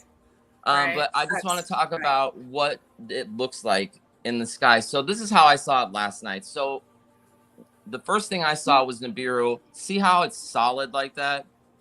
And then over time, within maybe 45 minutes, it starts to change. You're going to see a change. That's why I'm telling everybody, you got to give yourself some time outside and just watch the whole thing happen. It's on the incredible. top picture. On the top picture, do you see that central light dot directly above the sun and the straight lines? The long box cube. You're looking at the illuminated flat face of the long box cube, and if you look to the right, there's the rest of the body. Oh yeah. And then the line above it is the base cloud of Nibiru. What? Wow. It just feels so. Saturn's yellow moon is directly behind the long box cube, with the illuminated clouds going upward to the right-hand corner, and that's why that illumination is there. Is the under shining of the setting sun, which is shining on a couple of planets from underneath, even though the neighborhood is dark, getting dark. This is sunset. And if you look right where it says our sky and you look straight down between the chimney and the light pole, there's the spiral asteroid. Okay. Oh, cool. Hmm. And red asteroid is above the tree on the left. And that cloud face illumination is the cloud face of illuminated Nibiru, which is now going over the top of the right of the sun at sunset. And again, like this month's drawing, Nibiru. and again, like this month's drawing, you're seeing the illumination. If you look at the horizon line where the sun actually is, hopefully that, yeah, then you'll see that yellow moon is actually cutting off just past middle, the bottom half of the sun, exactly as drawn in for this month's sight drawing. Now, last month's sight drawing did not have this. Right. Right. Yep. And you did a much better explanation about the sun's being affected than I was gonna do. But right. It just felt so important because those two pictures, it's the same planet, but the sun's positioning and how the planet. We've never seen Saturn's yellow moon cross from the right-hand side. It was coming in, creeping in on the far right for the longest time, and it came forward bigger and bigger and bigger and bigger over 219, 220, 221, 222, 223. Then we started seeing the major ion tail bleed off in 23 strongly, and then the sight drawings, of course, depicted this. And I got the angles because it changes, because we had some changed views as the planets were rising up and getting higher in our out view that I couldn't actually account for it in both possibilities in one drawing. But anyway, and so now we're seeing a transition that these things are so close and so large now, they're actually cutting over the top of us at the transition of the middle of the day, where they're going into the left area, and we've never seen the Saturn's yellow moon do that before. It's the closest, largest pass of a Saturn and a Saturn's yellow moon that we've ever seen, because before in 2013, 14, 15, we saw her off in the distance lower left-hand side as Saru and Uri and Nibiru were visible. And then all of that changed in the early years, and then everything went away from us and then spiraled toward us again. And we watched all these cycles come right back time after time. Okay. And so we've never seen the behavior that we're seeing now, because we are actually underneath them, and they're passing beyond Earth in ways that they didn't do before, in greater magnitudes, longer runs past us.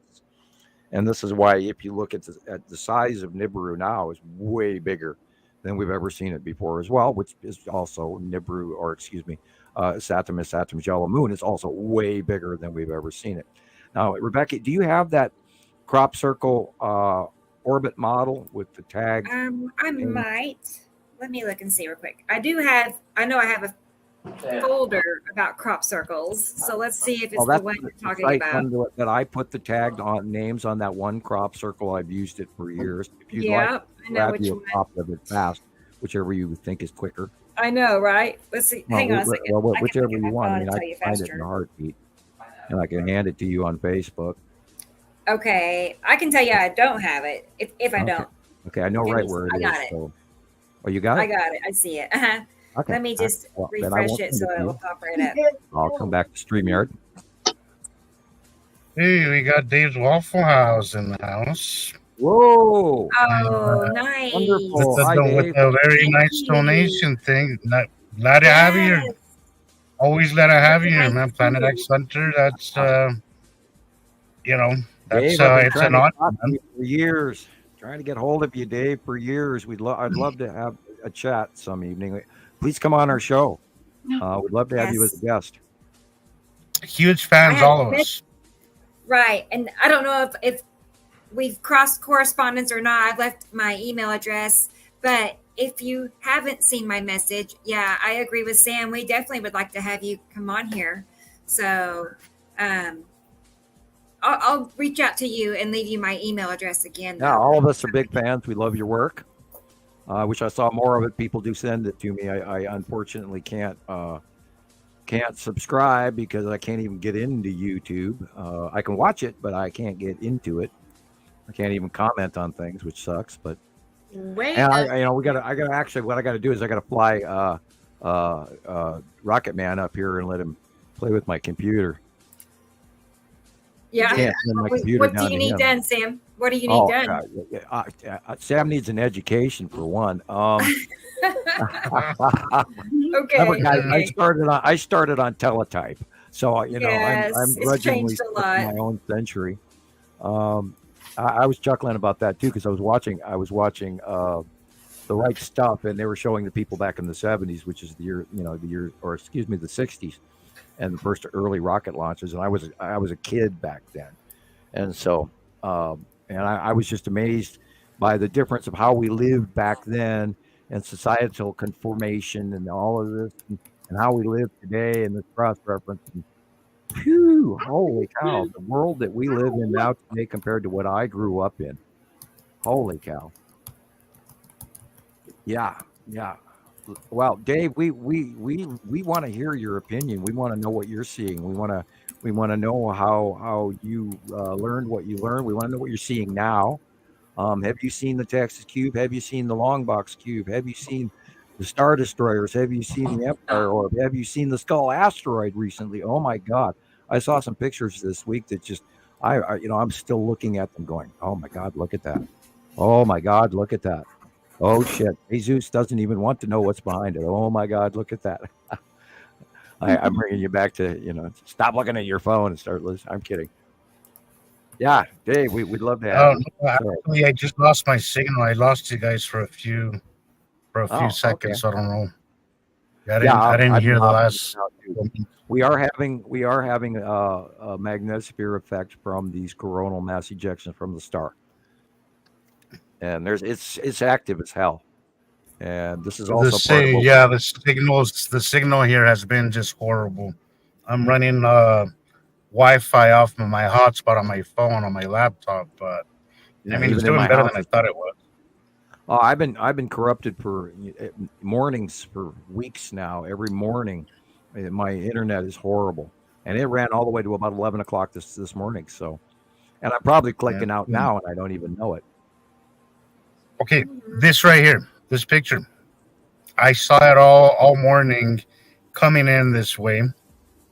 Not as dramatic as this picture, but you could tell these little ridge, what I would call almost like an eye on tail kind of thing.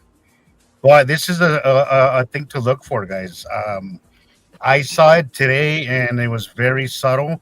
But as the day went on, it got a little more pronounced and more pronounced, and then full blown planet passing.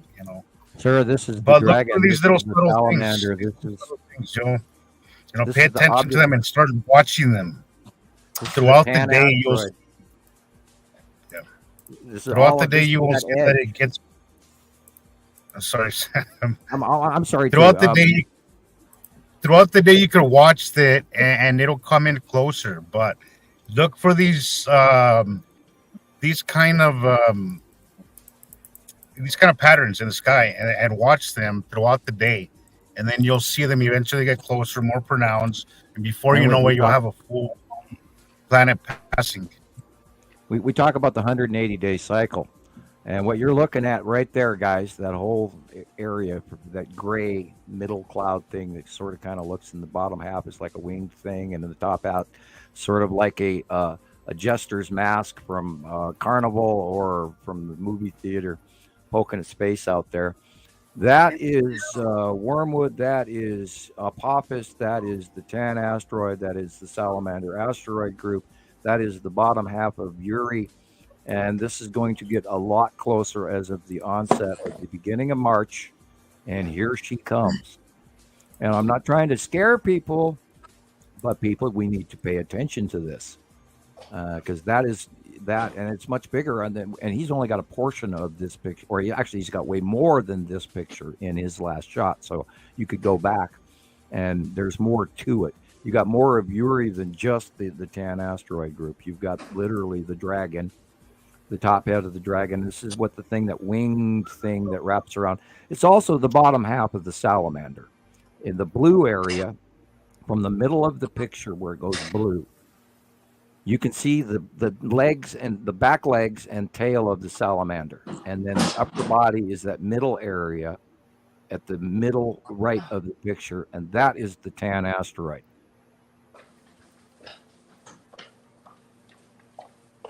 I was gonna say, here's it when it was facing the other direction too. Correct. That similar shape. And this picture comes from 2018, 2019, when Yuri was on I love this picture. The other side on the right-hand side.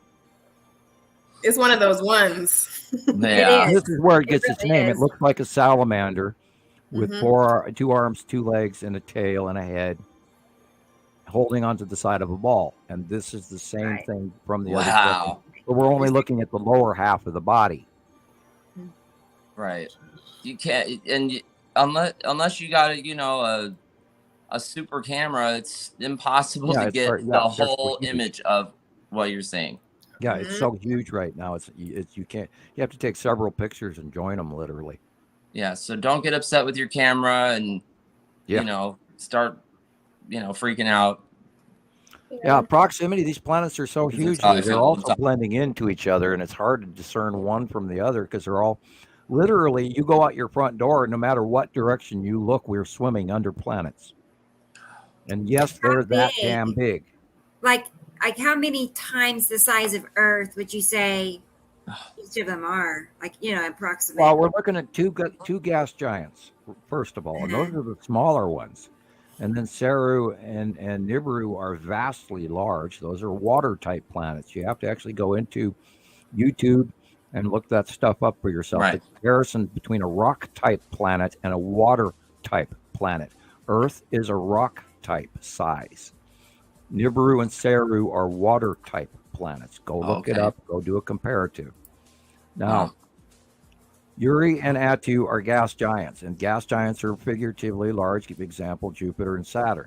Yuri is approximately standard gas giant size. Atu is a gas giant connected to Yuri, and we know it's a gas giant because of the angled clouds. They're straight lines, but they go at an axis tip, and I think that's directly being that it is connected to larger Yuri. And then, of course, we know that Atu has a moon and the asteroid group and all these things that orbit. The larger shit orbits outside the bottom base of the two of these. And Atu is actually lower in horizontal height away from the center line of the equatorial region of Yuri. It's below it, but still always attached. And there's a base cloud that runs between the two of them as well, a drag-off cloud between the two. And then in between is where the skull asteroid hides in the back. And there's just all of the shit that we've watched over the years that we've, done all these comparisons. And we watched them come in when they were really small and compared, you have a basketball and you have a softball, and here they come. There's Atu and, the softball, and then basketball-sized Yuri, and then it got bigger and bigger and bigger and bigger. And we're now to the point where these things are sky pillars. And only because we learned the base clouds and the colors and the orbitation patterns, and we've done the documentation year after year, including the site drawings, do we know the level of science that we carry today. Wow. Just look at the color in this picture of Atu. It is, look at that. That is insane. And I can tell you pretty much that this is an older picture. And of course, Nibiru is in the right-hand corner of the horizon. Wow. And the yellow moon is why that yellow and orange area is on the right-hand side and not on the left at the horizon. Yeah, and Atu is a gas giant, and it was been parked over the top of us for a couple of years now. And it's been huge. I mean, anybody who's ever seen the Atu's moon up close, which was the greatest show of all time from 2018 going on. It's crazy. And Atu and Atu's moon are the most overly captured compared to all the planets combined. I think that makes sense to me. And then second, of course, is Nepacity because of its individual tipped axis and unique snorkel and open core illumination, and the fact that it's green. And of course, Atu is purple, and that makes them a whole lot easier to identify on approach. And then, of course, when the planets come in closer to us, they turn more blue. But in the earlier years, we were getting nonstop visualizations of these color illumination changes in the sky, and everybody was taking a picture, and everybody goes, "Oh, that's just normal sky color." No.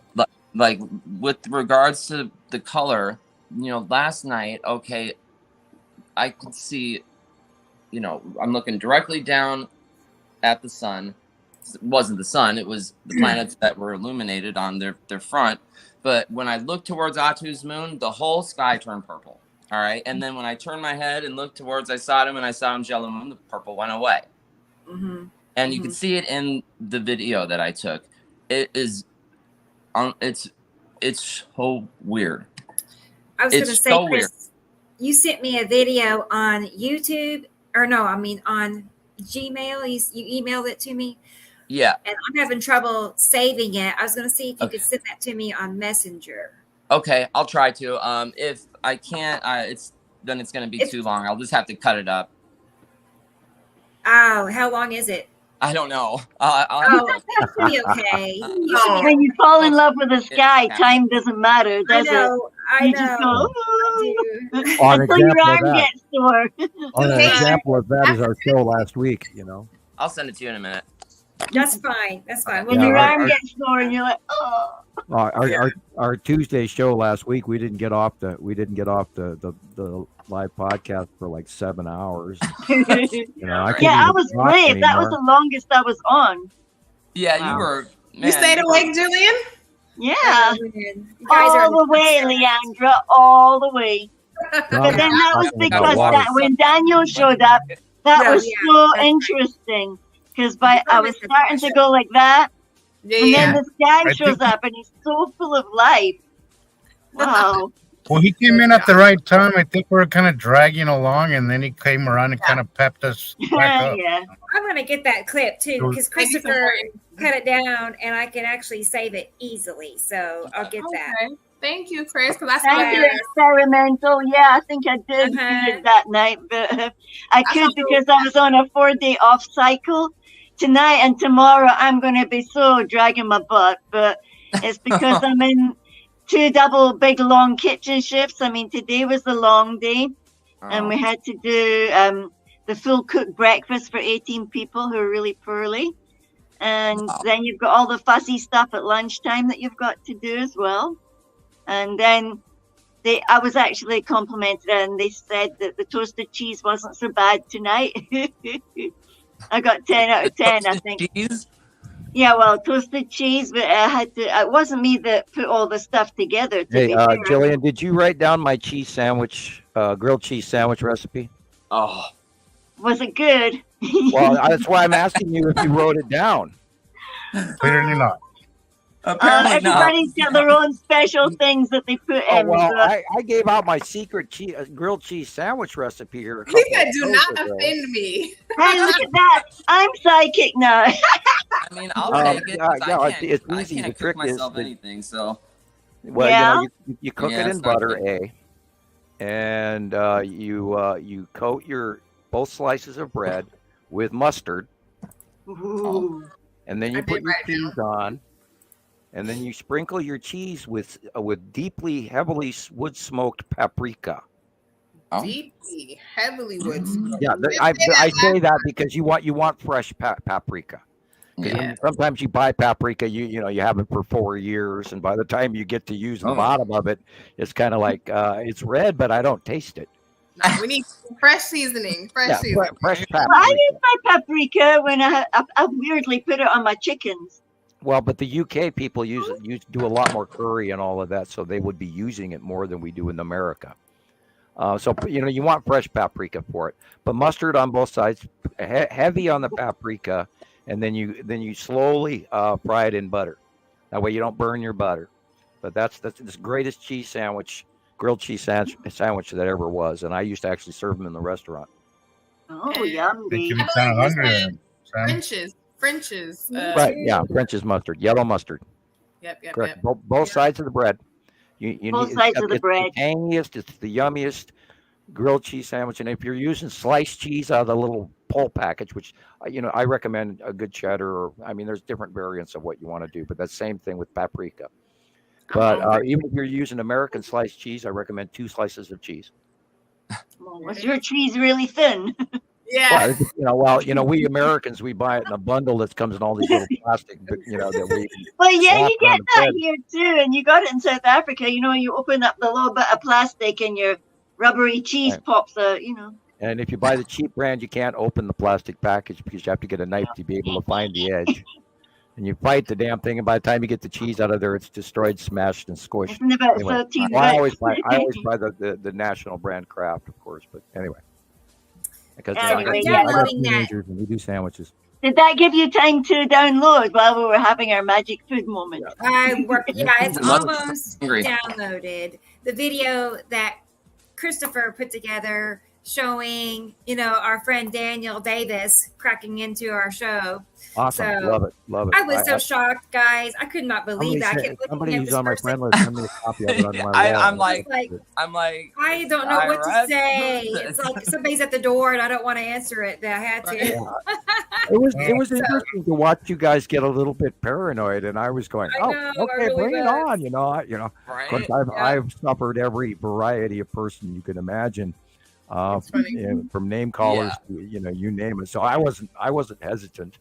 I was going, yeah, bring it on, let's go. Yep, Oh, this I is know. new.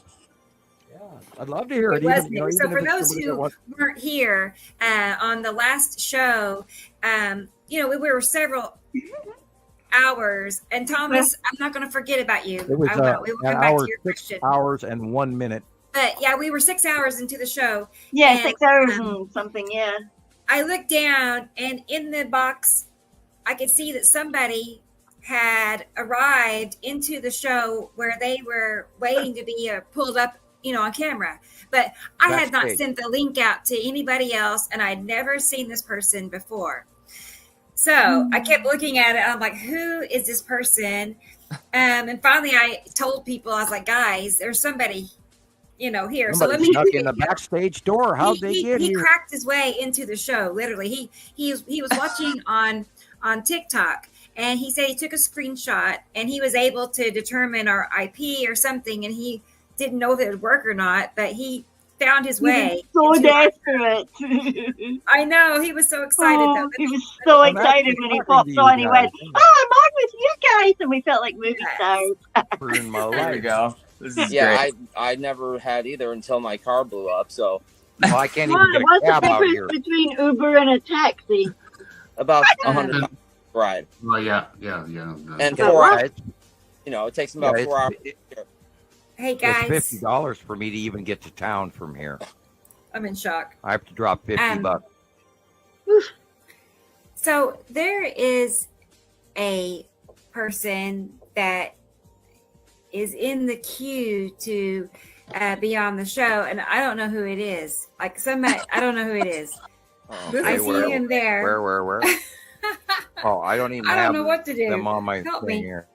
No, there's somebody Okay, here. I what- guess I'll bring him on because Yeah, I don't know yeah. who this person yeah. is, so I don't know how they got the link. You always have an off switch. Are they you always cracking have the into off the switch. system?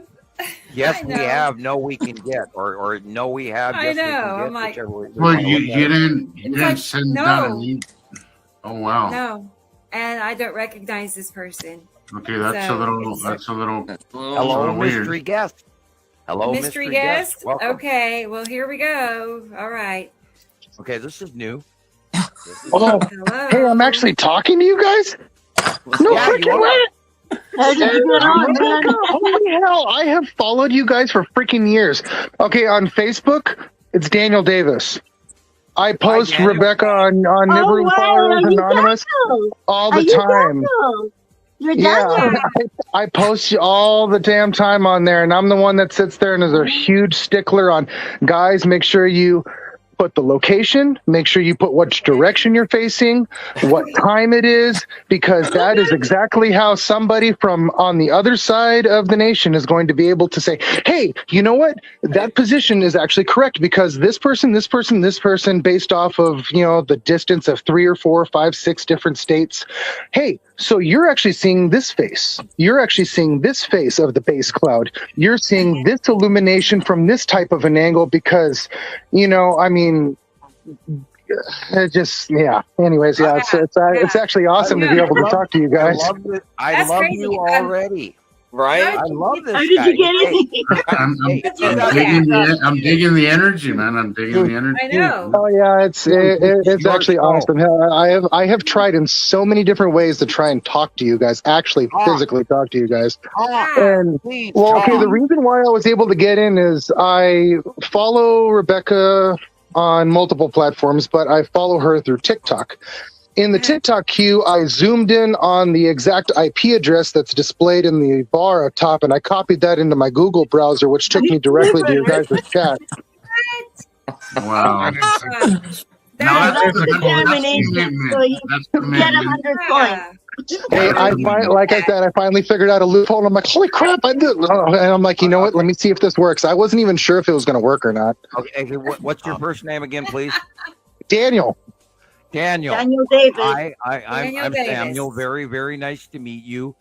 We have been waiting for you to come to our show to share your experience, how you've learned this and studied, and what you see now. Please tell us. Well, basically, I stumbled across it at random. It just, as a kid, I was always a real big science, and I was more of a chemistry and a physics nerd in high school. Me too. And I was always that kid that would. I got the good grades. I got 3.8 GPA, 4.0 GPA. I was always top of my class. I graduated number 13 in my high school. I prepped all the honors chemistry and all the honors physics stuff. I was a TA for all that stuff. But I was always that one that said, wait, so why is it that the math just doesn't always add up? If they've been studying this for hundreds, if not thousands of years, why is it that there are certain things that just don't make sense or the numbers don't line up? Oh, well, that's why it's a theory. Move on. No, that was always called the Heisenberg uncertainty principle. Yeah. Yeah, and it always baffled me as to why these things never coincide and why these things never worked out. That was published by the Heisenberg Commission in 1880. Yeah. Yeah, and they stated that because they watched their experiments didn't work. And if they didn't watch them, they would have turned out okay. Yeah, exactly. And that is the same reason that I had issue with Einstein and the gravity well. And yeah, and see, obviously, in high school and stuff, you have to study the material just to be able to pass, to be able to get the grade. But I always had those questions, always had those curiosities. And one of the times. Okay, so as the only person, that was awesome. That was awesome. Great. I am cracking up. Christopher's face the whole time. Oh man. Hey, Zeus started rubbing his head like, I don't know. Yeah. Jillian was right. like, I'm just thinking, I'm just waiting for the guy to be like, he was like an IRS agent or something, Not saying that I got a problem with that. I'm just saying. That was hell. Hi, and welcome to my world, Christopher. I get that. Gosh, I went back and looked at his posts. He's got great posts. I do recognize his posts. I've seen his work for some time. I just he doesn't have a beard in his profile. Right. So when I looked at it, I was like, I don't recognize you. But when he said the name, I was like, okay, I've seen that name before. Yep. Yeah, and he has some pretty cool posts. Yeah, we've seen his stuff for years. The master of disguise. Yeah, it's hard to put people together. I sometimes mix people up, thinking one person's another person because you meet them at the same time. And, we're always meeting so many people around the world. And there's a lot of people, and I'll say this, there's a lot of people that get mad at me that I don't answer them. And then some people their feelings get hurt and they go, well, fine, I'll stop talking to you. And that's not the case. And Rebecca can attest to this as well. We get so many messages from so many people that we can never, ever hope to answer everyone. And we do try. And we do our best to answer questions. We really try. Like, seriously, you guys. We're here every day. And some of us, unfortunately, have been unwell and or busy taking care of our families. Say hi to Ninja. I don't remember seeing Ninja here, but he's here now. So welcome to the Nibiru Citizen Science Project. Rebecca, I got some more of those sun pictures. I sent them to you. Oh, okay. Okay, I got you. Where I sent mine. Where I sent mine is where. Okay, all right. Raw asked a question earlier that I really want to answer. He asked if Ninja is saying in French that means peace be with you. Oh, okay, thank you. That's why I was like, what language is that? Pretty. Thank you. You too. That's why Carol. But to answer Ross' question, he wanted to know if we should be concerned about Earth's well-being, and I say no. Earth will be here. It's us that are gonna. It's the fleas that inhabit Earth that are in trouble. We are going. That's right. We are seeing drastic climate change, and we are going to see a very, very difficultly, uncomfortably warm summer. There's going to be forest fires. There's going to be flooding. There's going to be mass storms. There's going to be close passing asteroids. There's going to be electrical discharging. There's going to be planetary passes. There's going to be all kinds of extremes that we've never even prepared or planned for, and it's all going to be going on right in front of everyone's faces. You can ask currently the Russians and the Chinese right now what they're going through in their winter. And it is 52 degrees in Lolo, Montana, when it's supposed to be minus 20 to minus 40 degrees in February. Wow. Normal temperature in Montana in 52 February. degrees here right now. Oh, And it is far too warm. Planet is tipped. They're talking about the jet stream scenarios. What's about to happen in the coming by Monday for you, Rebecca. Yes. Oh, by the way, before I go there, Leighandra, how's your soil and your weather? I've been watching your weather and concerned for you. oh, It's just strange, very Yeah. strange. It was raining. But then you're it- safe and not, the hill's not going to come down and wipe your house out. oh my gosh. I'm safe here. God. Southern Have you been California is not really doing the Have you best. been feeling the tremors of the subduction tremors going on in your area? I feel like I feel stuff all the time. Oh no. Other people do not Uh-uh. feel it, and I'm Yeah, just well, like, There's a difference between earthquakes and subduction tremors. Okay. There's a whole series, and in the last week and a half, 2 weeks, there's been well over 500 subduction tremors going on from Seattle all the way down to Northern California. God. That has to do with the Juan de Fuca plate subducting underneath the North American plate.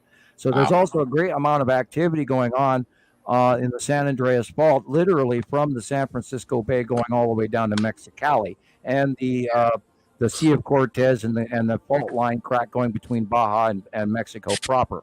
So there's a whole great deal of activity that has been going on, and that has a large part to do, A, the planets, and B, with the amount of rainfall and the weight upon the San Andreas Fault as well. But the San Andreas Fault has been in drought for the last 50, 60 years, and Wow. now it weighs currently more than it has weighed in the last 80 years. So those two plates are, and we're seeing activity, especially in the Salton Sea area. And I'm still studying. I'm watching it for everybody. And this is, I figured this is part of my notes on my note page from this morning. And I'm doing my homework. I hope you are. Yeah, you've been hard at work. Sam, Oh, Yes. do you Someone's know gotta do about it. Treasure Island? Okay. The digs on Francisco? treasure that. It's a Treasure, define man-made Treasure Island. It's a Excuse me? man-made island. In the bay. Yeah, it's Yeah. right by San Francisco, and I just thought about it because I was there the other day. Is it near Half Moon Bay or is it north what? It's a Oakland Bay Bridge. Oh, Yeah. okay. Yeah. Okay, And they're building more and more stuff upon it, and I just Well, that area has a great. I know the base of that geologically pretty well. I'm pretty familiar with the San Francisco Bay, as a matter of fact, and Yeah. Alcatraz and all of that, and how the it's right submerged underwater flow and all of that. That has a really good, solid base level of rock, and is not directly anywhere near the actual San Andreas Fault. And the reason that San Francisco Bay exists in the first place is because of the central lake that used to exist in California. In the center of that whole depressed area where everybody's growing everything, which is now refilling, by the way.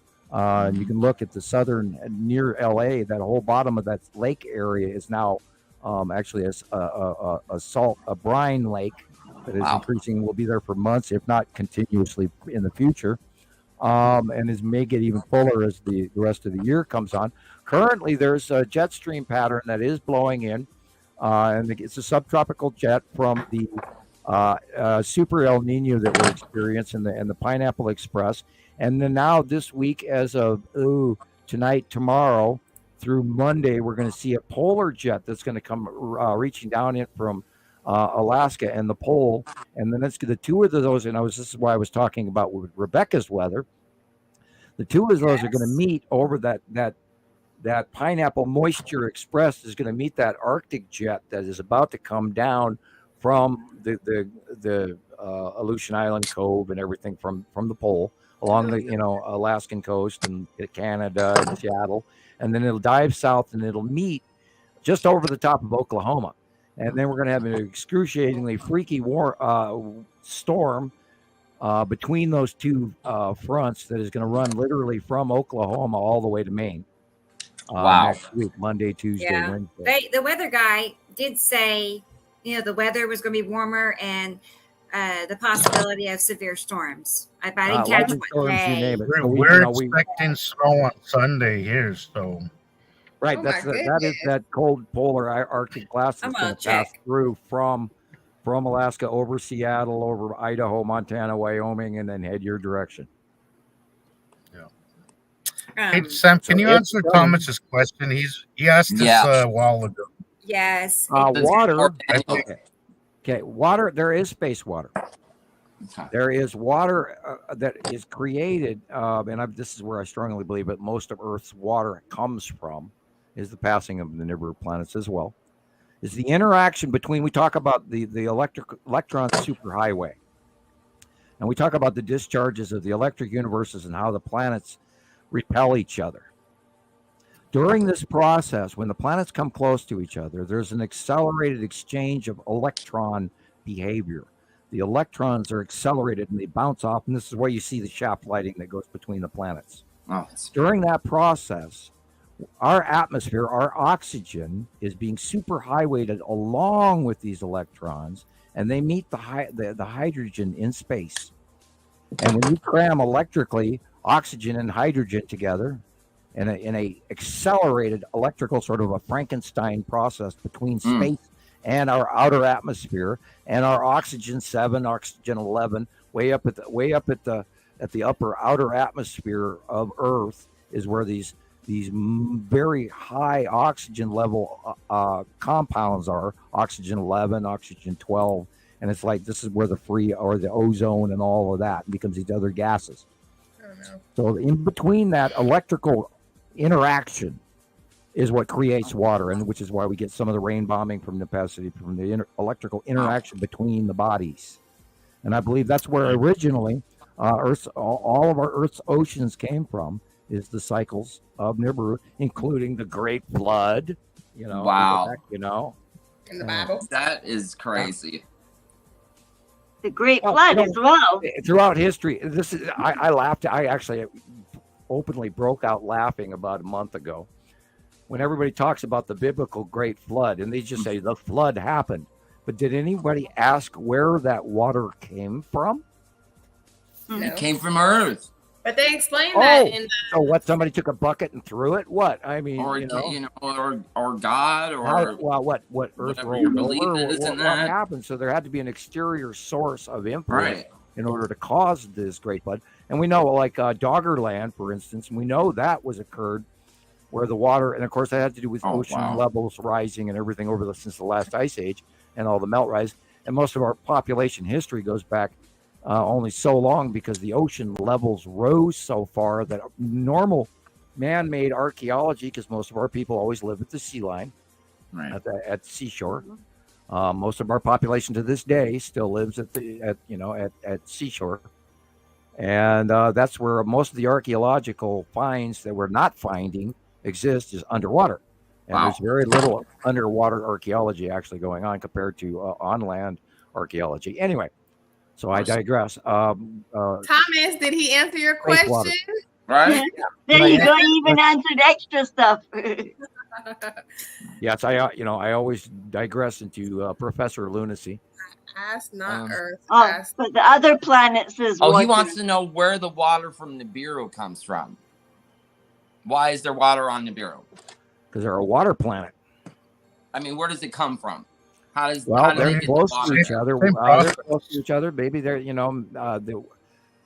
God, I don't know.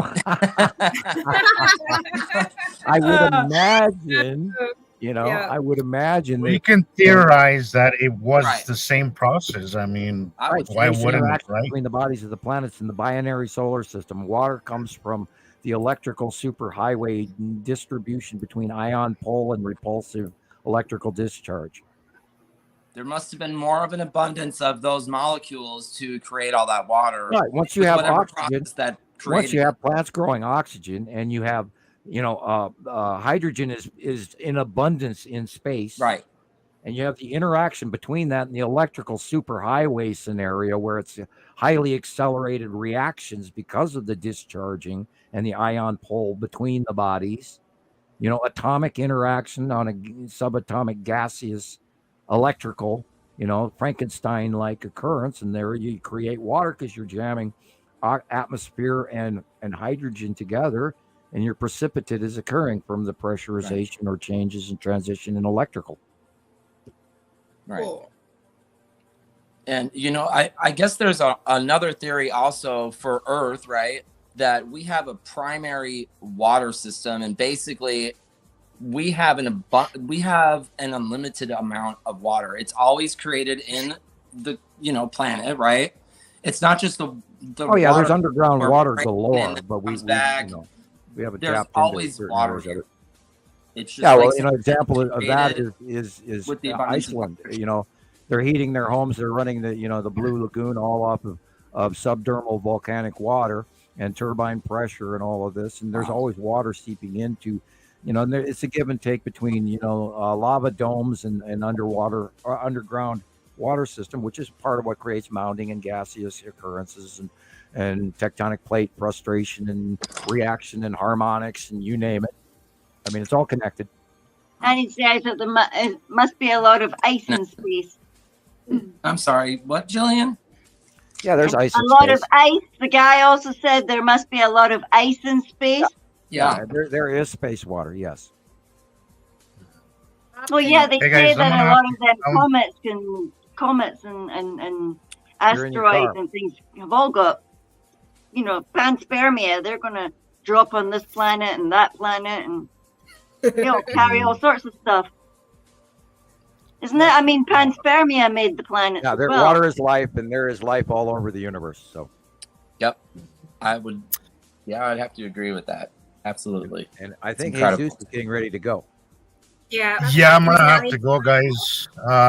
Saturday I gotta just hang out for a little bit, but Oh man. yeah, I gotta go back to work. My extended break is over, but I gotta go Seatbelt. back. But Can we talk to your boss? Yeah. Yeah. Let's get Walker on the phone. We need to Yeah. talk. I would talk to your boss. Where's your real boss, quick. man? Sir. Yeah, I love that about my job. But Great. it was nice hanging out with you guys. I saw a lot of new people on the podcast. That's great. Welcome everybody. Hopefully you'll get this information and soak it in, and Stick then it out. make Stick up it your out own with what's us, happening. man. Stick it out. But, Keep studying. we'll see you next week on Tuesday. Thank you, Jesus. But we'll see you all. Leighandra, Have it a was great really day. nice to see you. See you To later. have you regularly now. So, Yeah. all right, guys. Bye. Drive safe. See you again. Drive safely and put your seatbelt on. Put the seatbelt on. Always. Bye, guys. Bye. Bye. See you Tuesday. Bye.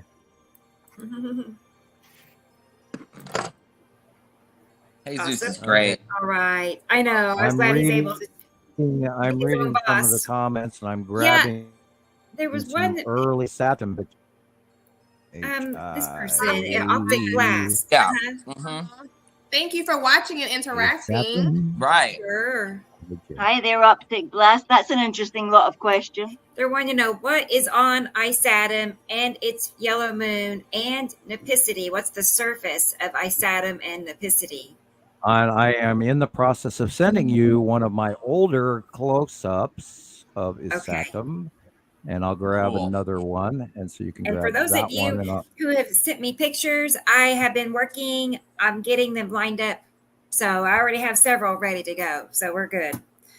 Yeah. Yes. And if you're ready to watch the show like beforehand, if you know you're going to want to watch the show the day before, during the week, just send in your pictures during the week. That way you don't have to, do it during the show. And it helps us out too. Right. That's always a good advice. Good idea. Yeah.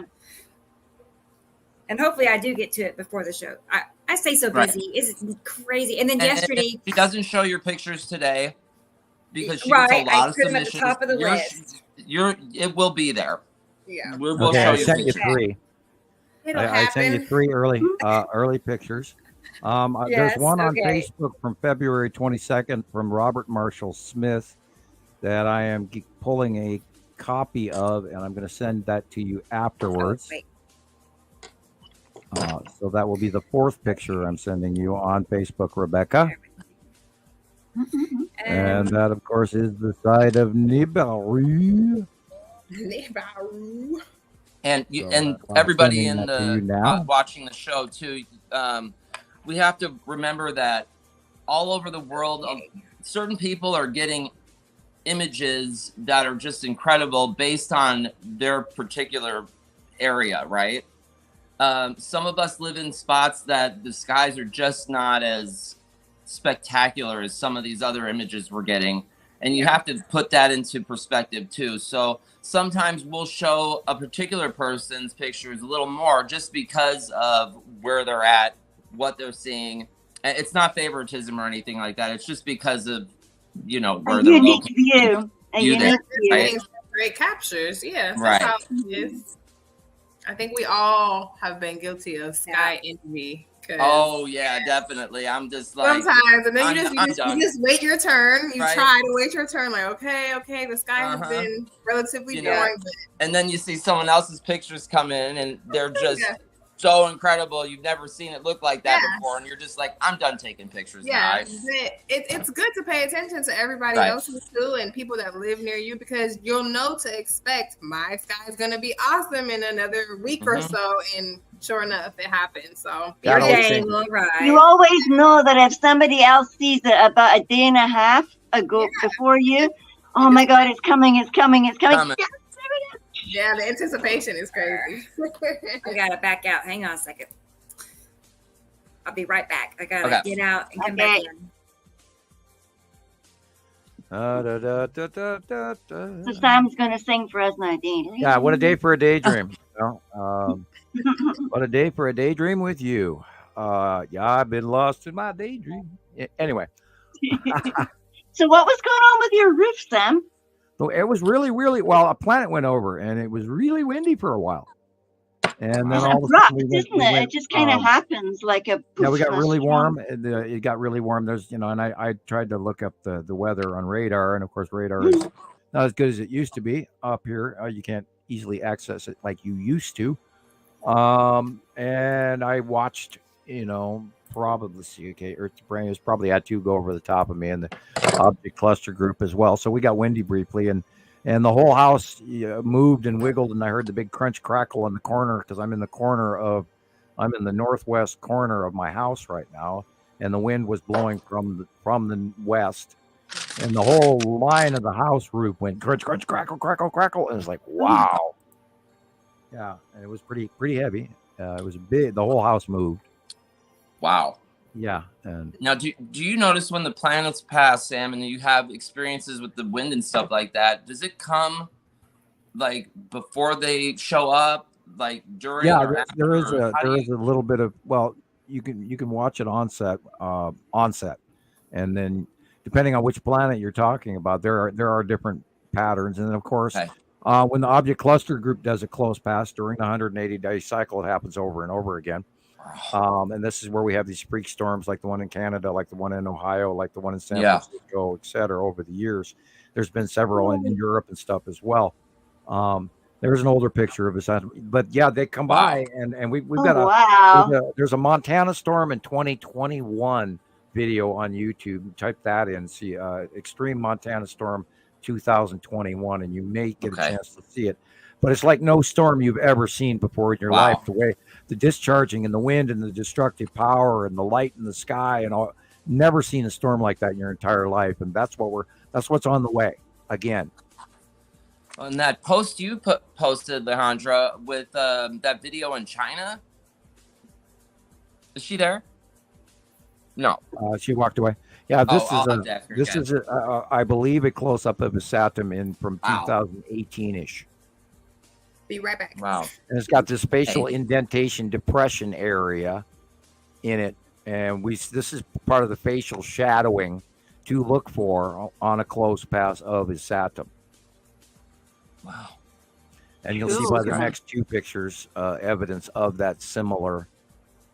Okay, and this is early 2015-ish, 14, 15. And you can really plainly see the yellow moon. You can see the Saturn.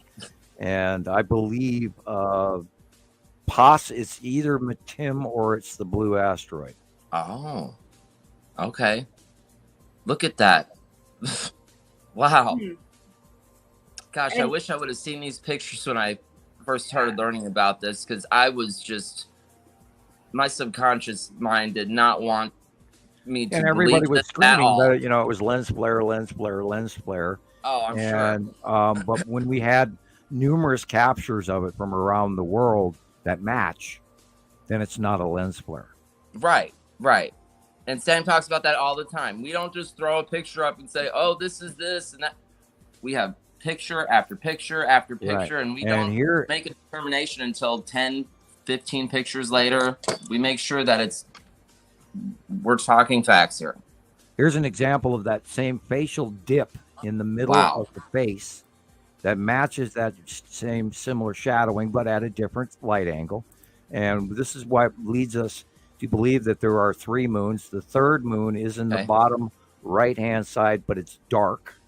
You can see it's a little circle black thing with a little they're dark, yeah. And the yellow face moon is the white one in the lower left. And then the side moon, the other one, because we think Saturn has three moons. And this is why I believe the ion bleed off that goes around Saturn actually goes from one moon to the two side moons around the side of his Saturn proper. And they're all very close facially, which is what creates the ion winged effect. So who took these ones? Oh, I don't even remember. They're early Montana Skywatcher 1 captures going back 2014, 2015, way back when the Saturn was tiny. He doesn't look tiny. That looks awesome. Yeah. Wow. That makes your heart drop into your toes. You think, oh, my word. Look at that. And we knew that what was what by the facial recognition, because certain, the red asteroid looks completely different. So we knew this was not the red asteroid. And we know this has got white moons around it. And of course, back then they were small, and Nepacity and his Saturn came in visually in the same outlook, but they were underneath the bottom of Saru. And so for the longest time, we were wondering what the green and the red and the blue blip were that was underneath the huge, immense space cloud of massive planet Saru. And then only after Saru went over the top of us and above us into out of the light, did we see the smaller planets come in. And then all of that changed where everything, the orbitation and everything changed. And then Nibiru and the Saturn went away. And then they came back after 2018, 19, and 20. And this picture, for example, that we're staring at now was 2018, 2019, when the Saturn was much smaller. And we refer this to the Dr. Phil era, 2018, 2019, because I believe this is one of his captures. I can't fully attribute, but I believe this is one of his captures. And Dr. Phil? Right. Really? Yeah. Interesting. No, not that Dr. Phil. Oh, no. I'm like, what's going on with Dr. Phil? No, not the TV Dr. Phil. I know you guys said this before. I just wanted to make sure. It's another Dr. Phil. Right. Yeah, It's Dr. and then F-I-L. Phil. F-I-L. There you go. Yeah. So. Yeah, I met that guy. So and this is part of that occurrence thing that I've got glued in my brain, and how I know what I know, and and be able to draw it and all of this, because we've seen the patterns for so long. I have become the absolute expert on these planets. And I'd love somebody else to, hand me some information that I don't know, and I'm always willing to learn. Yeah. And this is part of why I want, Dave's Waffle House to get on the show with us. And, maybe he's going to tell me some stuff that I didn't know, which would be great. I imagine it's very possible. Right. And before we go too far forward, I want to go back to we were talking about the heavy wind, and Leighandra, you went away for just a few seconds, and I mentioned the post you posted from China. Oh my goodness, that was oh my gosh, that was incredible. That was it came out of nowhere. Oh yeah, I watched some of that stuff as well. I wasn't meant to be watching it at the time, but yeah. And JD made an interesting point. He was like, "That probably was the open core," and I was like, "Yeah, you know what? You're right. Like it was crazy wind, super high, and there was water too. So it was like along with the high winds, you have." Now, when Nepenthe comes in with its open core and then it gets close to our atmosphere, a snorkel starts to form, and it's the most intensely large. And they go, "Oh, look, it's a supercell." No. And this is that bullshit story that they hand us, because this thing is, 800 miles wide. And on cameras it looks like it's 5 miles wide. Right. It sucks up the atmosphere, and then it changes and transitions, and then when it leaves and pulls away, that's where you get the rain bombs. Mm-hmm. Yeah. And JD long ago came out, and we should actually use that a little more often. I don't know who actual ownership of that picture is, but with what's his name from Jurassic Park. Saying, that feeling you get when Nepenthe pays you a visit. Jeff Goldblum? Yeah, Jeff Goldblum. I just couldn't pull his name out of it. I use that picture still all the time. That feeling you get when I think that's a Nepenthe standard pays you a visit. meme. You can make it into anything. But. And we haven't been seeing a lot of that behavior, but we're still seeing some close past behavior of Nepenthe. Yeah, that one was crazy. It was a low to the ground shot, but of course, if somebody was farther back up, they would have seen the snorkel. They would have seen what was causing it. But those poor people, I did not see that. Where was it? Where was it posted? I posted it in all the groups. There's some really strange weather activity this week going on in Spain as well. I haven't investigated it yet, but I did see something that needs to be looked at. Optic Glass says Mr. BB won't touch Nibiru stuff. He says it might be just a rogue planet. Unfortunately, there is no rogue planet with people on board just flying around space by itself without its own star. And it's 6 or 7, or depending on point of view, planetary count. He doesn't believe in it at its all. solar system. Because they are a bigger planet. Older civilizations live there than ours. That's why we are here. We're in the backwater factory mining group of the actual solar system, which is the larger binary twin group, and which is where the Anunnaki and the Nibiruans, and if you go back into that information, Enki and Alil, and 450,000 years ago, and all of that crap, you'll have all the answers and all the puzzle pieces fit together. 450,000 years ago. By the way, these approximately are 90 from... some odd. I have to do the math. I always talk about 350,000 years ago was 83 cycles ago. Wow. And people have to realize that this cycle shit's been going on. We have been providing the commodities for our demigod overlords for 90 cycles since the beginning of our current species, supposedly. And civilization and history isn't recorded properly, including a period of time where we were sharing space with Neanderthal, which were much larger, and they were miners, and they carried commodities, and they melted copper, and they did all sorts of stuff that they're not even attributed as being intelligent and smart.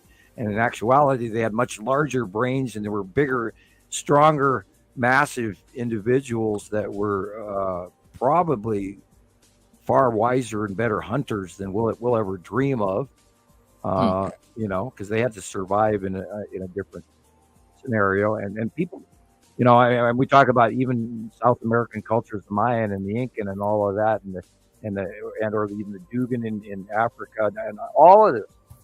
There's so many races that know so much more. The Australians and the Aborigines, they know so much more shit about unbelievable astrological measurements amongst their holy men that can be entirely accounted for without that. And what I think is incredible about that is their accuracy from passing that information from generation to generation. You think it would get diluted, but they know what they're talking about, and it's just incredible. Yeah, I think that's amazing that they. It's been lost because that information paper so doesn't, long. and vellum doesn't last forever, and the only place that these things that have lasted in this information is in stone. And they've been unfortunately misinterpreted by empirical science in England and everything, and been cornered away. And anyone who is a scientist that doesn't conform to the rest of his scientist friends is ostracized and made fun of and shut down. And if you go back into the early centuries, the church chalked you up as a heretic and had you burned at the stake. So.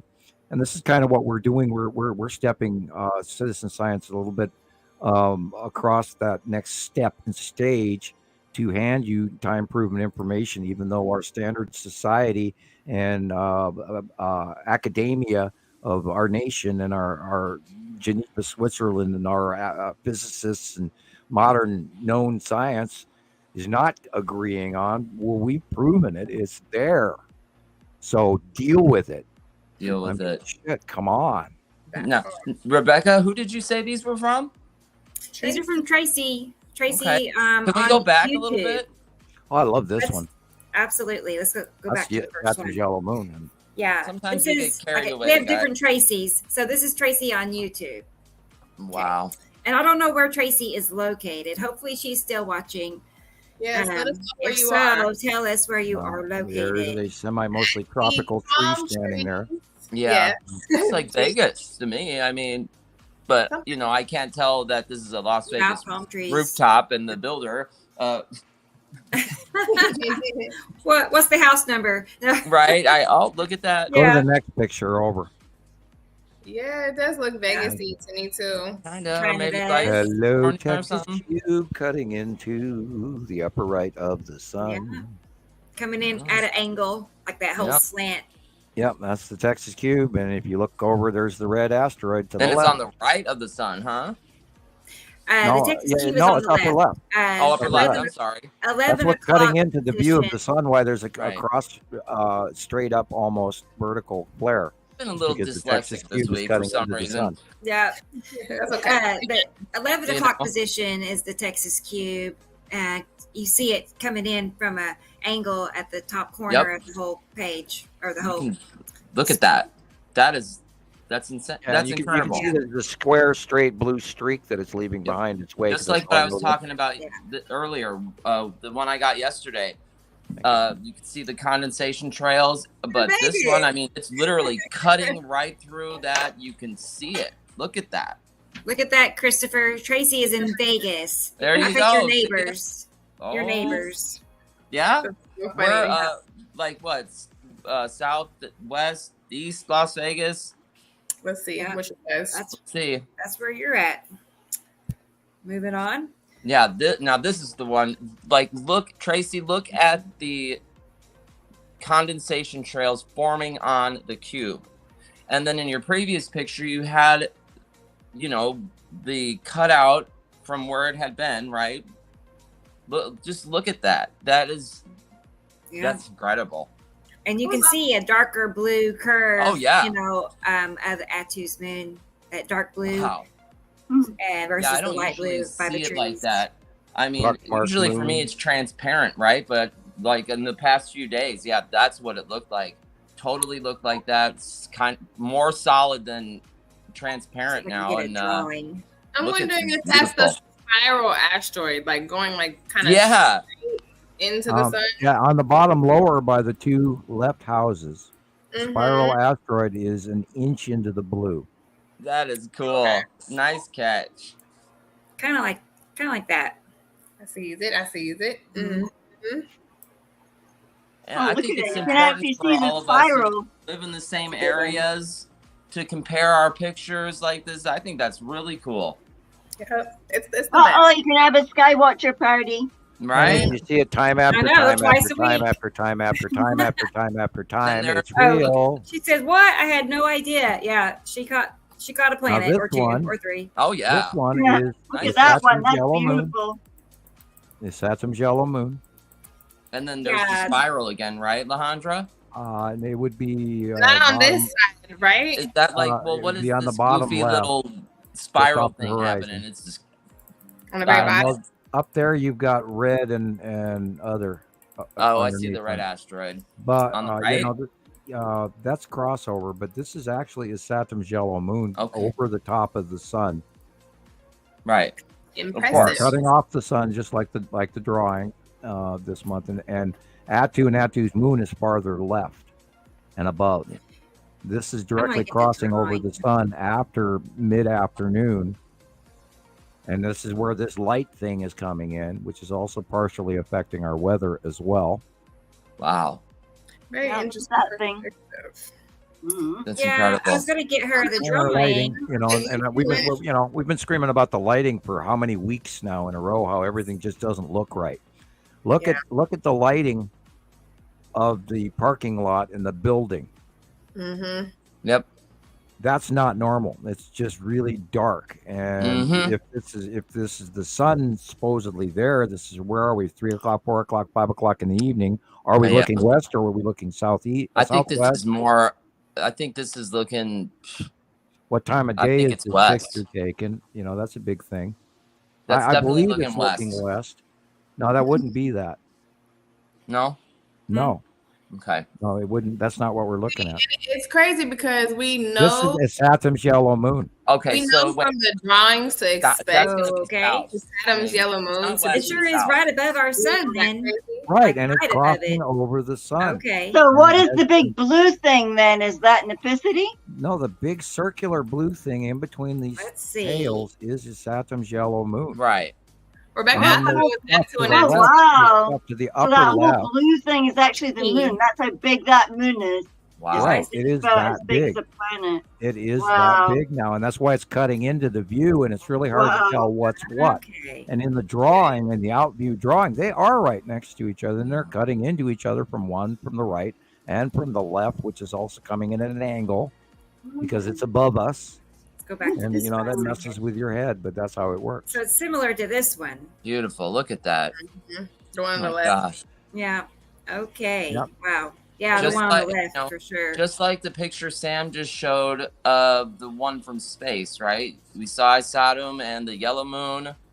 Yep. That is Coming in at the angle incredible. in the front. Yeah. Look at that. Wow. Oh my See, god. I'm not used to Isatum's moon being that far above. Not that big, Yeah. yeah. It's I was big, it's huge. saying, It's even huge, though, and even it's though we know that that's what it's Right. going to happen. Well, we have been- to remember back when Atu's moon first started getting bigger, and now we're going to have to continue our brains to say that Saturn's yellow moon is going to It's behave big. like that, and there's going to be overhead passes where we're actually, seeing Yeah. nothing but Yeah. majorly yellow orange skies, where it's going to be directly over the top of us in the next couple of months.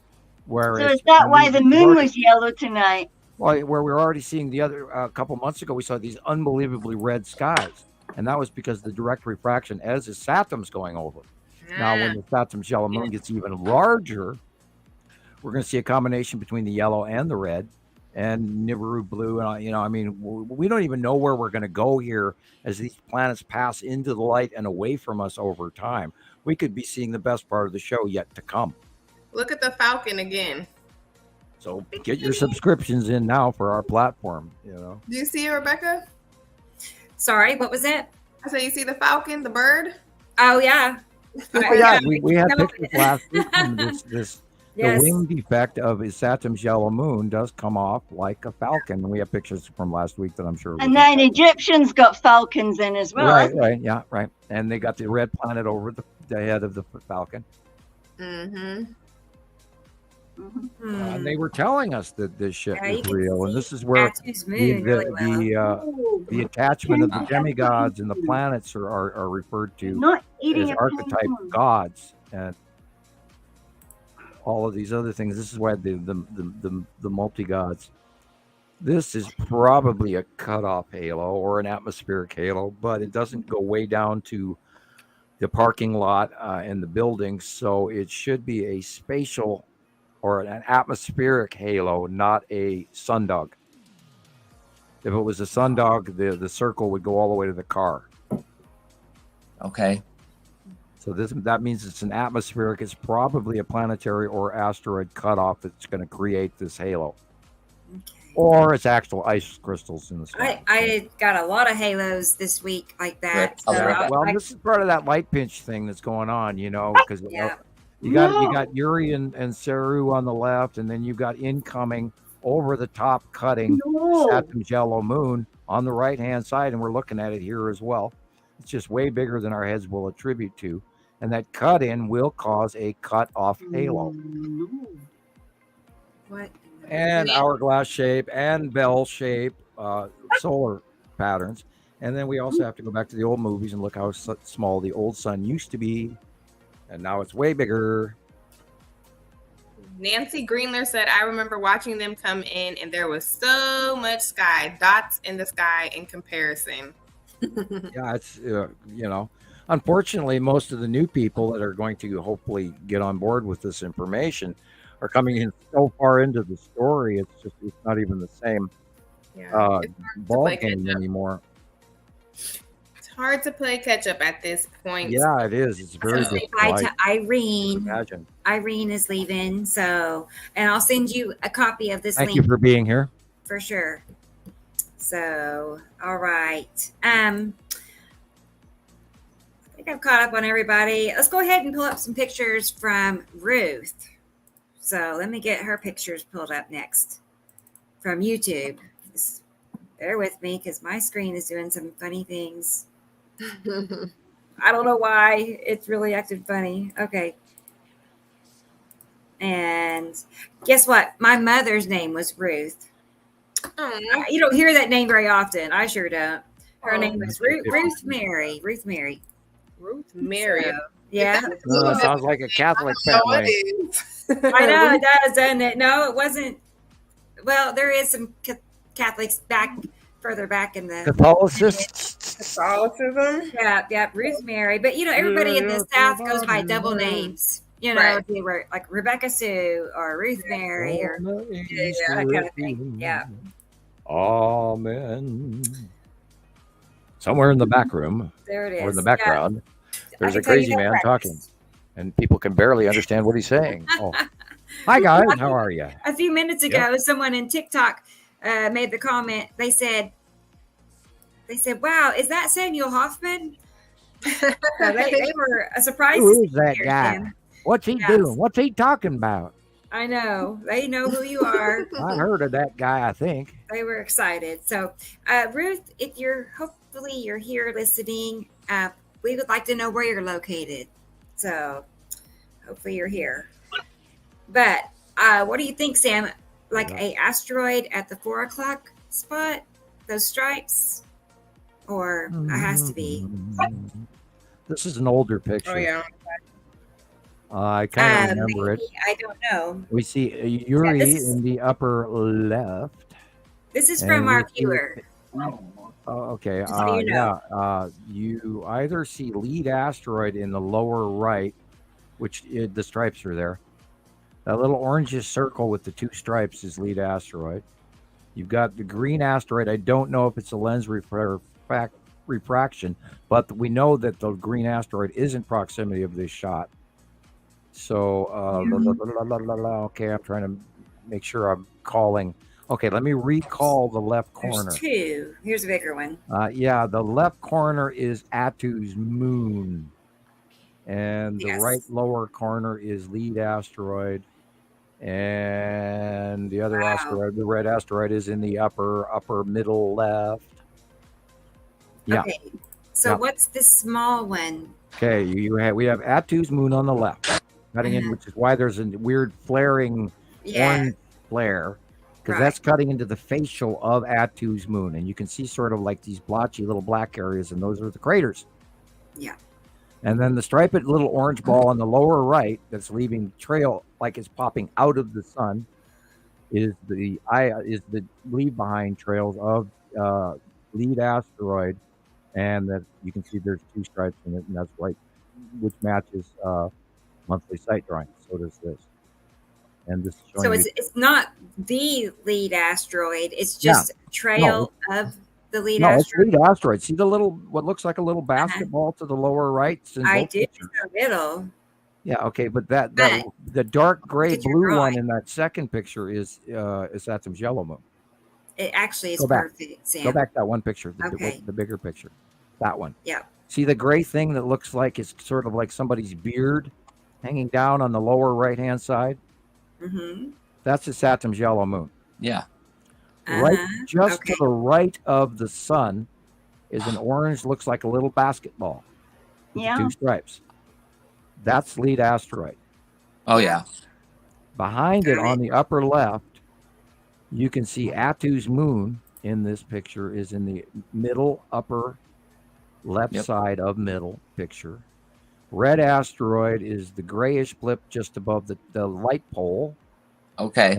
The Texas cube is just straight up right at the bottom of the top middle of the picture above the telephone pole.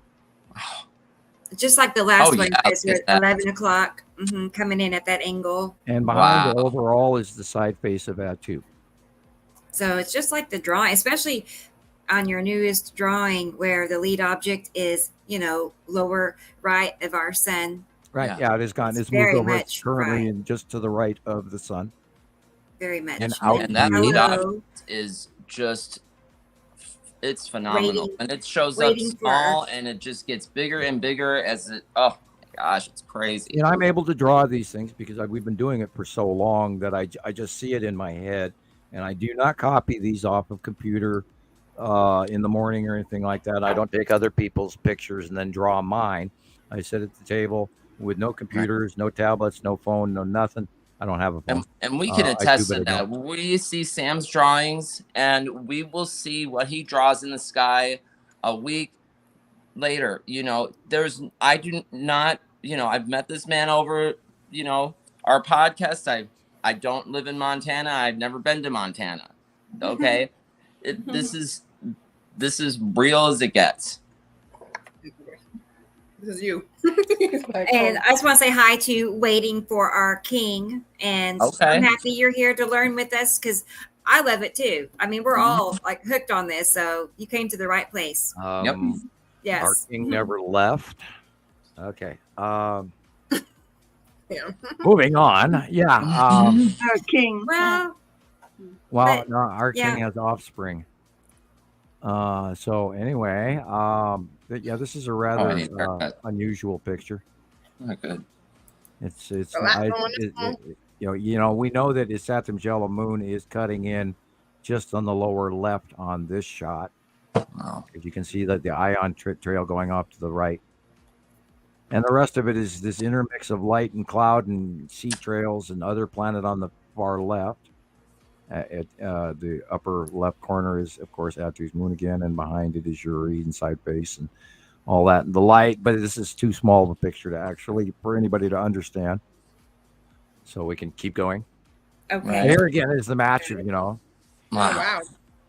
This is tipped axis of the It's a cool picture, though. Oh, look at that. It's really good. Really, really and good. Probably an older shot as well. Whose is this? And when is this from? This is from, I think, Washington State is what I'm just now seeing from Ruth. Yeah, and this matches the tipped axis of Nepesity's drawing so well. It's unbelievable. Yeah, I could just visualize the drawing overlaying it. Oh, yeah.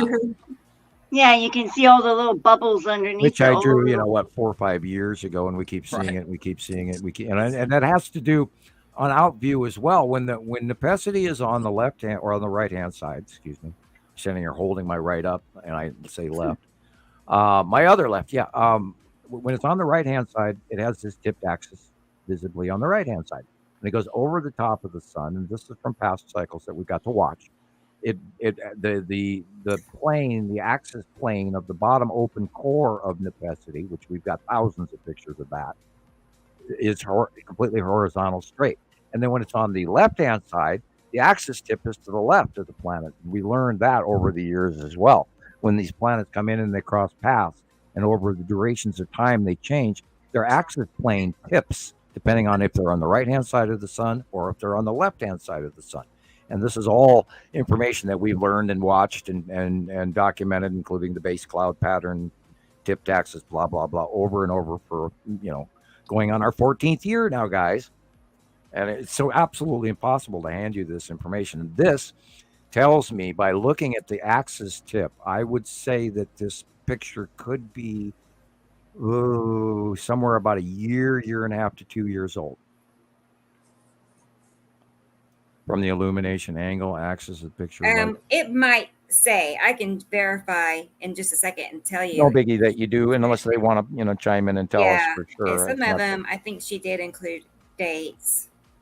But I remember, and we've seen examples of that.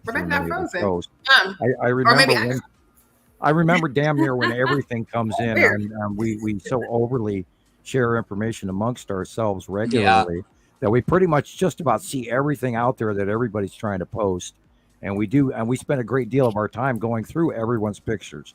It's not like we're ignoring you, right?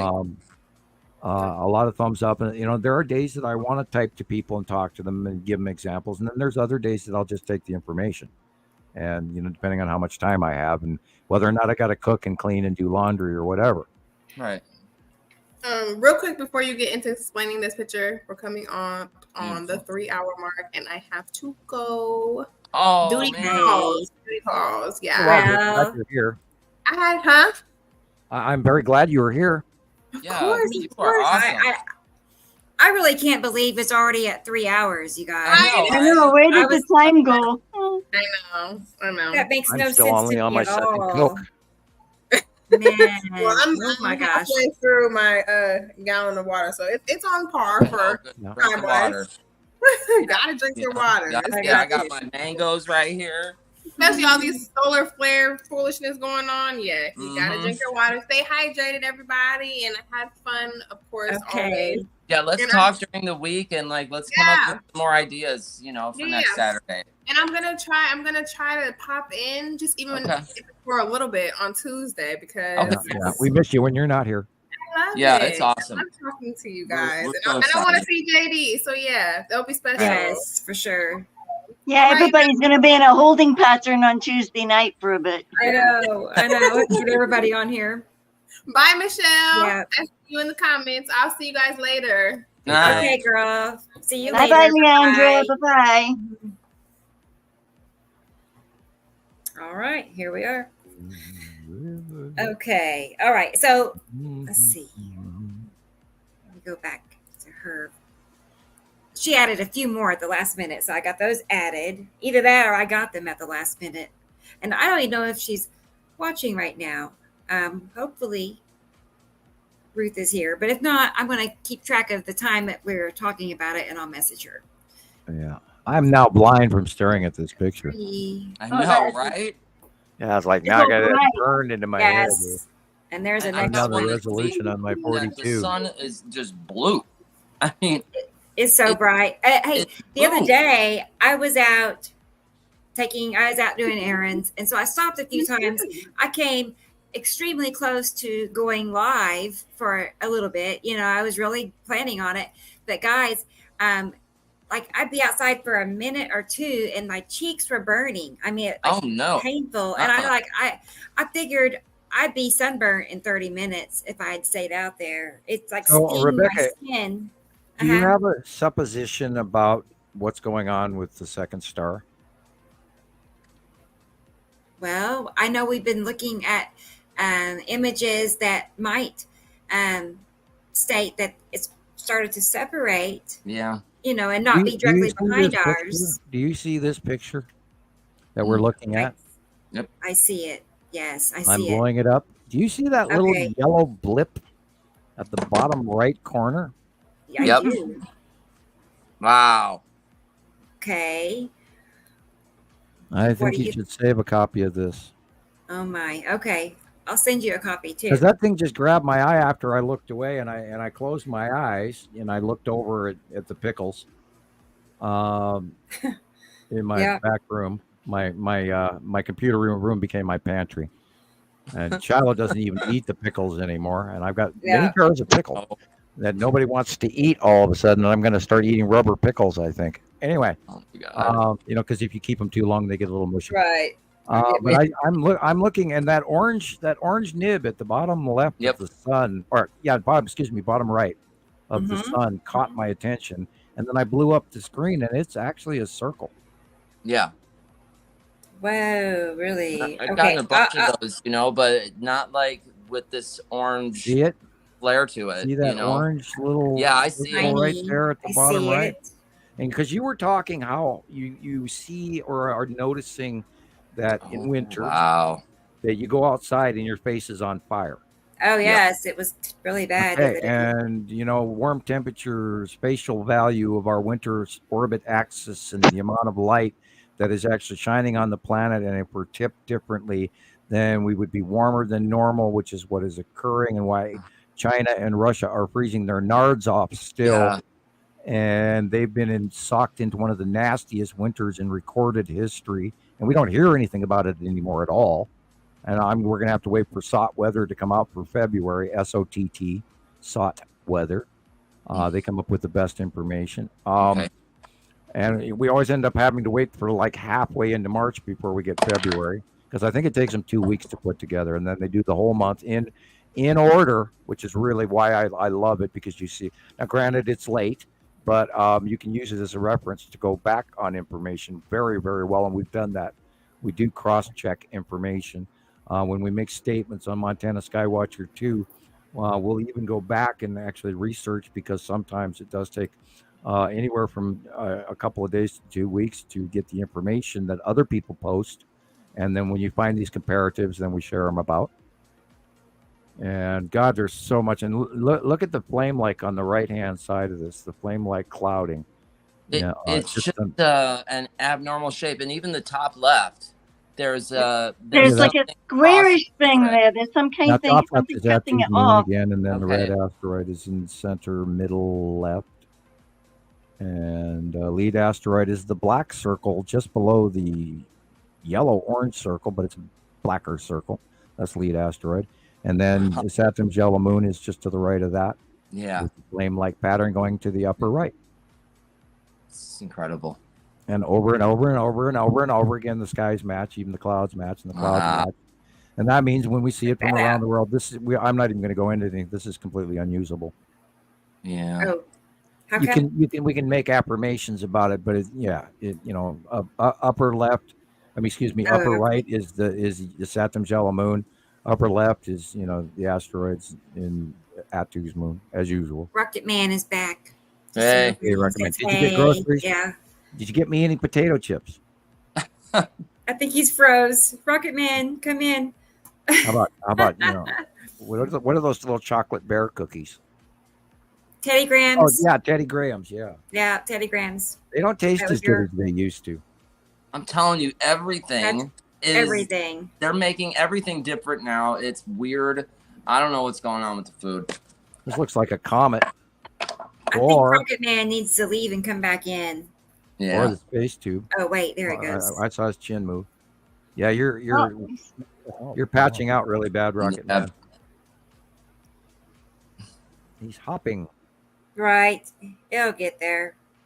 Hi. Hi. God. Welcome back, Rocket Man. Was that you? Was that you causing all those? No, it looked like it was taking forever for me to come in. It was weird. Yeah, you're cutting out. Yeah, you were stalling real bad. Yeah, it's probably me. My internet. Now you're not. Now you cleared for you. Okay, what do we got here? Oh, what is that? Okay, I'm going to make the assumption that where's the light coming from? That's a good one. Oh, that looks like surface features. It looks like the bottom of a Star Destroyer, like we were looking underneath a surfboard. You see that triangle? Features from some surface of something. And then it looks like a Star Destroyer, maybe in front of the Texas Cube. Yeah, that's a good one. It's got those straight. See that triangle, that slice of cheese right there, dead center. Yep. That's screaming Star Destroyer. Wow. That's a cool one. Wow. It has to be. What else is triangle shape. Right. Right. And I don't know if I have it right on hand, but you do have some drawings where you have included a triangle ship. Going multiple different. And you can't think two-dimensional. You have to think that some of them are going up and some of them are going sideways and left and right and down. Right. Some of them you're looking at the back of them. Some of them you're looking at the bottom angle of them. Some of them, you always look for the conning tower. Sam, Okay. I know what it is. What? What is it? What is it? Do tell. Oh, sorry. It's Pizza the Hut's ship.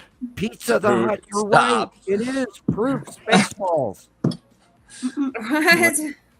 Yeah. You've never seen Spaceballs, Rebecca? No, I don't think I have. No.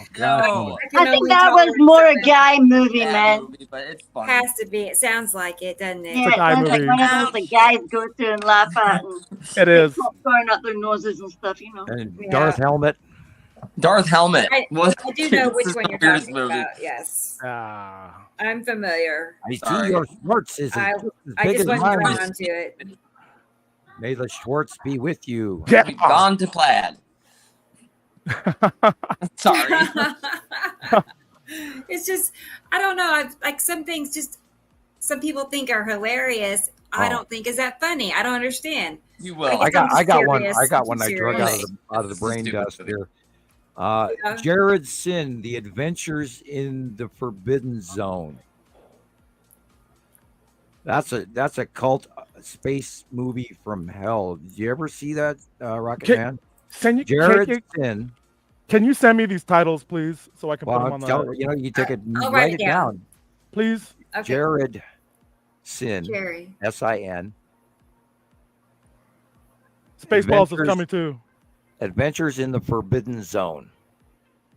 And that is a cult classic from hell, going all the way back in the 80s. And it's Space Hunter. It's like the parody to the first. It's not a parody. It's a sort of attempted knockoff of the first Star Wars. And, nice. Okay. And it they did a great job, but it's by today's standards, it might come off as a little hokey, but they did a great job for the time when it was made. Yeah. And it's a cult classic. It really is. Flash Gordon.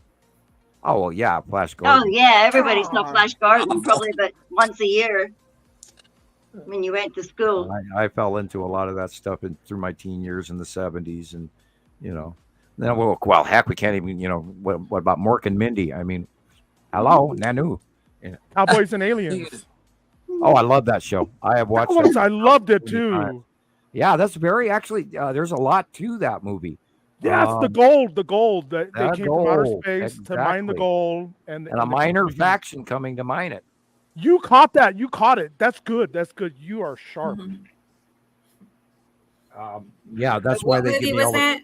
That's why I get all the cookies, by the way, Rocket Man. Cowboys and Aliens. Yeah, Oh, Cowboys okay. versus Aliens. Cowboys. I never saw that either. Great movie. I've watched it. It's a good movie. I do. I love that movie. Okay. I'll get Yeah, it. horses and alien ships and stuff. I'll put it out there since we're talking. Okay, I'll have to watch that. And one. there's some tidbit handed to you there in that movie that's actually pretty spookily factional. I mean, correct. Whatever. Yeah. Factionally correct. I should say factionally correct. Factionally correct. Yeah, factually. Yeah, that's a good word. It's scary what that movie actually tells people. And this is part, I really do believe that there is, and we talked about it earlier, I do believe that there is a huge informing campaign, soft disclosure going on right now. And I'm watching it on YouTube nonstop this week in unbelievable ways. And just the iconization alone of some of the commercials that I've been watching is just wow. I mean, everything's alien this and cube that and starship this. I know. And the Hollywood story keeps going on. The Miami story on Hollywood. The Miami sighting still has legs 2-3 weeks later, which is amazing because everybody usually forgets stuff within 2 weeks. What about the X-Files, the movie? I just saw that the other day. It was pretty good. Yeah, I was always. I watched a lot of it, but I never got into the Mulder and Scully. Yeah. Their characters were a little thin and they were young. They were too young. Well, anyone in the actual business, if you compare my exposure to classified information to what they were supposed to be doing, would have had far more exposure to more information of a factual nature that we would either not see or they would hint at in the show. But they, of course, were running a Hollywood believable show, not an actual government agency show. Yeah. Because the information goes up, it does not come down. And I mean, we've been embedded with other races for many, many, many years, and it's just not common human knowledge. And the story is so much bigger than we can even get into details on. Yeah, Jupiter Ascending, that one is more fantasy. Oh, that was a good movie too. I love that one. It was really good. I loved that one too. I didn't. And they're handing you hints as well in that movie. There is acorns or I forgot what the other guys were calling it. Yeah, little acorns, little crackers, cookies, whatever. They're handing you little tidbits of truth in all of these movies. And this is what makes me believe that, there's a good faction in Hollywood, and then there's also the disinformation faction as well. Sometimes too much information can be very misleading and take you on a path that you shouldn't necessarily wander in, or a rabbit hole you shouldn't go down. But I think, everybody believes in their bullshit meter, and if you feel that there's something wrong with it, then walk away. And there's another good movie out. It's a Dr. Death. I think it's a Dr. Death. I saw an advertisement for that, but I have not seen more. It's the sequel to The Shining. It's a good movie. It's good. Colorado, you gotta. I'm not reading I should. I've got it on full screen here. I need to go back down to where I can see the chat. Fox Mulder. Fox stands for 666. There was a question I lost track from Optic. I don't know if we here it is, Sam. Sam mentioned a couple of podcasts ago about the standard red. Did you go over that, Sam? I remember you talking about that, but maybe the star that belongs to the Nibiru group of planets is larger than ours. We have a dwarf yellow. It is believed that their star is a standard red, much larger. And then, of course, they are both attached to the very massive electron cluster gas giant Nibiru, which is considered a planet of the system group count, but not really. But that's, in the count of what else is out there that's significant. And the actual planet count goes much higher than what mankind considers a planet. So I don't go into those details because our atomic count is much greater of an explanation than what we share here. And it's hard to go into, but atomically, why we have a metal core and we're of the soft metals group on the periodic chart, et cetera, and what our factory planet and binary solar system is all about is all part of atomic chemistry and compounding in space in this 2-atom binary solar system, and how everything works and why we have the commodities that we have and everything in our placement in the Goldilocks zone, et cetera, et cetera, et cetera. All right. Everybody's quiet. Yeah. No, I'm working. I'm listening and working. We're listening. Do we have any music playing in the background that I can't hear? It's light. No. I'm going to change it too. Okay. I'm tired of it. I've been hearing it, but yeah, I have. You got headphones on. I don't. And that could be that could be a reason for sure. I just hate to. I don't want to blast people out and make them struggle to hear us. it is distracting when you got too much. It's got to be minutely distracting, noise. so therefore it's adding an air of background to the show. I know. I like it too. I can actually turn my volume up here. Here are some pictures that Gillian sent to me that Michelle had put together. She's been saving these webcam pictures for us. And now if we assume this is the larger sun that's rising, and it's at 3:04 a.m. I mean, what's going on here at 3 o'clock in the morning? Yeah, really. And then we see another rising sun scenario, dead center just to the left at the horizon, that orangey thing. So, I mean, what do we got going on? And they are talking how it's really light, and okay, this is 1:59 a.m. I wonder if that's Greenwich Mean Time or something weird like that. And this would actually be like 7 o'clock in the morning or whatever. My ears are ringing. I don't know why, but my ears just started ringing. So what are we looking at here? We're seeing two objects here, and this has, of course, been reported from Michelle Mountain in South Africa and other people, and we believe that these are from Australia, we think. Anybody with Gillian, look up Noromine, North Mildura Airport. See where that is, if you would, please. You have the phone, right? Yeah. Mm-hmm. You're good at that, right? And I apologize if it's a workload, but that's right. Noromine, yeah, and Narromine, North Mildura Airport. Narromine. Okay, I see it. I believe it's in Australia. Town in Australia. Well, and we've been watching for the separation of the two suns, and we had reports from Michelle about a month and a half ago, 2 months ago now, maybe. And I thank you. I got your messages. I haven't. In the Orana region of New South Wales. Yeah, so Australia, New South Wales.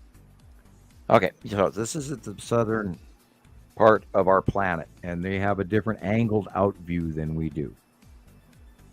And this is 00. Okay, this is weird. 0009 a.m. So she says this is the last one of the 4. Oh, it is GMT, Greenwich Mean Time. Okay, so we have to ignore the clock, except we have to say it's very, very early, and now we're seeing 2 sun sources.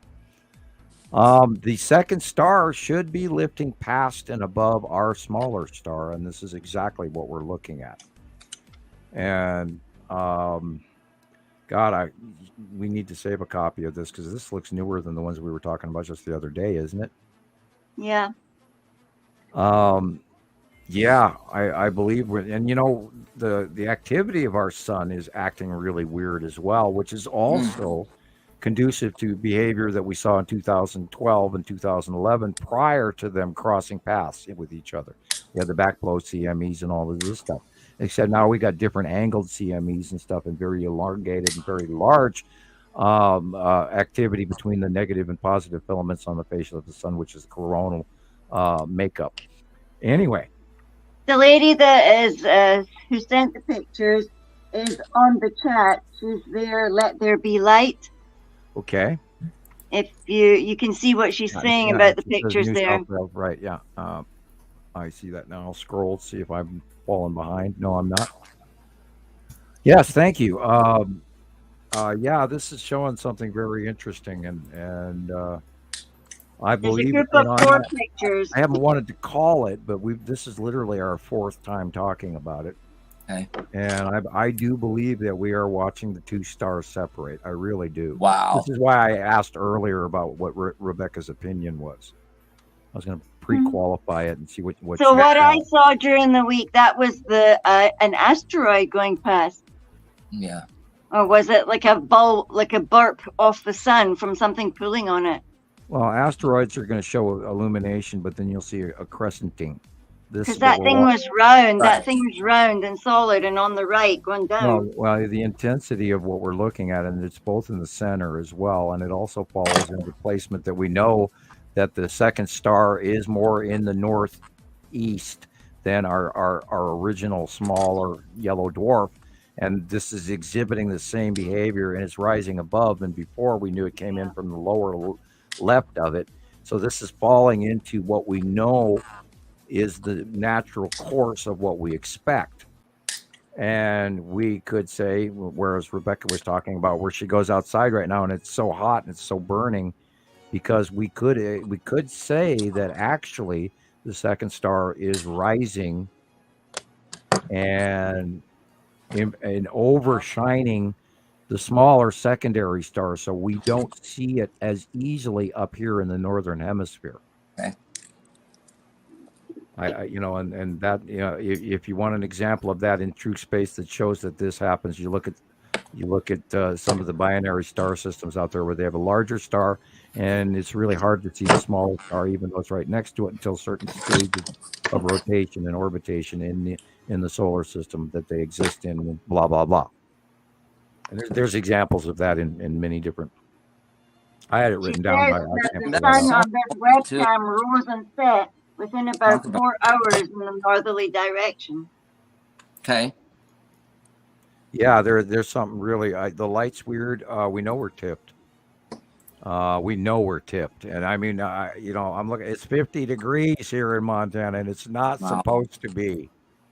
This is not our winter at all. Period. It's 70 right now here in February. Yep. That's 70 degrees in February, guys. Yes. Subtle differences. I'm sure it's really pretty, though. Yeah. And, there's some people I'm just dreading the heat for the summer. Well, if those plants were so close to us, wouldn't we have noticed by now? Right. And if Rebecca's worried in Tulsa, Oklahoma, what am I going to do here in Las Vegas? I know, in Vegas, it'd be 120, 30. Have you got a shovel? Yeah, if I got I know I need to start digging now. Okay. Yeah. Make myself a little that basement, that hobbit hole is starting to look really good. And this, of course, this is why I believe that all the cities in Turkey, Cappadocia, in the central Baltic, Western Baltic regions, where all of those underground cities are going mile after mile after mile all over the place. Incredible. You don't dig those holes unless you have to. That's not a vacation. Hey, let's hide from the Romans. Right. And these aren't just dug out holes in the ground. What's the name of that one complex? Darren Cooley. I don't know the name of it. Darren Kuyu. Oh, that thing is just. It's incredible. And there are reports that some of those tunnels from Turkey actually extend to England. They said so, yeah. They said that the tunnels under all of them. Unbelievable. Hundreds and hundreds of miles worth of tunnels underground. Yeah. And these tunnels and caverns they built can hold so many people. And early they literally digging had sections for different parts of their society. And early diggings actually do go back to 1700 BC. Oh my gosh. Got to throw that E in there, estimated. Okay. So, the examples are that you go down underground for a reason. Because we've talked about this, and I've been warning people, and you can go to Radio Wasteland and watch my 220, my update, my 2020 update, my 2021 update. I don't remember the last time we talked. I don't remember if I did a 22 or 3. I don't remember the last one I did. But then, of course, they did a 2-part series, and we never got part 2, and then they sort of vanished, and we hope that Chauncey's okay and healthy. Anyway, look at my updates, look at my accuracy rate on that, and I truly believe that we are going to fry this summer and also have some really excruciatingly weird, disastrous weather. And then, let's also include the new geologic issues. More volcanic activity, more earthquakes, and freak weather, and you name it, it's going to happen. And people need to be aware. And I wouldn't necessarily buy new lawn furniture this year. Perhaps pay something a little bit on better. I mean, check your camping gear. Make sure all your camping gear is in one safe place, so that if you do need it, find out. We've talked about this before. Find out what it takes to live without electricity for one day. Find out what it takes if you have actually no flowing water for one day. Plan ahead. Do little drills. Figure it's like going camping, but not going camping. Right. Camp in your house and watch the people who are maybe not on the fence with you at your level of study, and you just say, hey, let's spend one day without electricity in the house and try to exist. Oh, just move to South Africa. You could spend most of your time without electricity. Well, first of all, you're going to have to go outside and barbecue. Ask Audrey, she knows. And how much water do you have for flushing your toilet and all of that? Yeah, people make cool things out of toilet cisterns to get water. Thank you. I'll pass. Yeah, I'd rather dig mine out of the nearby river or a mud puddle than going anywhere near a cistern. Thank you. Yeah, you stay away from human waste products for a very long time, and you hope to God nobody's downstream of you in a nearby village. Or this is why in Montana you learn not to drink your water from where the cow fields are above you upstream. Oh, God. Yeah, otherwise you drink a cow feed. Incredible. We don't think about this stuff at all. Well, and up here in Montana, you think about it because everybody can. Up here we get the best water. You can just drink out of the. If you're wise, you won't. But I filter it first to get any bugs out. But we don't have a lot of your horrors in our water that everybody else downstream of us has. I bet. And we don't have major factories, and we're not on the Columbia River with the Hanford nuclear facility parked. Yeah, you don't want to be near any nuclear facilities, do you? Yeah, groundwater is just soaking in there left and right because it's right on the damn river, and then it's like in those 80-year-old containment tanks that are leaking. Grocery heads, one of the first ones they built, right? In is it Washington? Yeah, Washington State, Hanford, Washington. That's a mess up there. It's the largest plutonium. Bad. It is the largest plutonium facility on the planet. Unbelievable. They make high-grade plutonium, grade radioactive material for all of the major bombs, and they've been storing it in caves with wooden roofs for 80 years, and some of those wooden roofs have actually broken in, and people were wooden roofs. That's right. Yeah, with wooden beams and dirt and covering the wooden beams, and some of those have rotted away. And they know the groundwater is soaking into the river, and which is that's been happening for decades. Oregon, out into the ocean, and for many decades now. Yep, unbelievable. And they don't talk about that. Nope, they don't need to.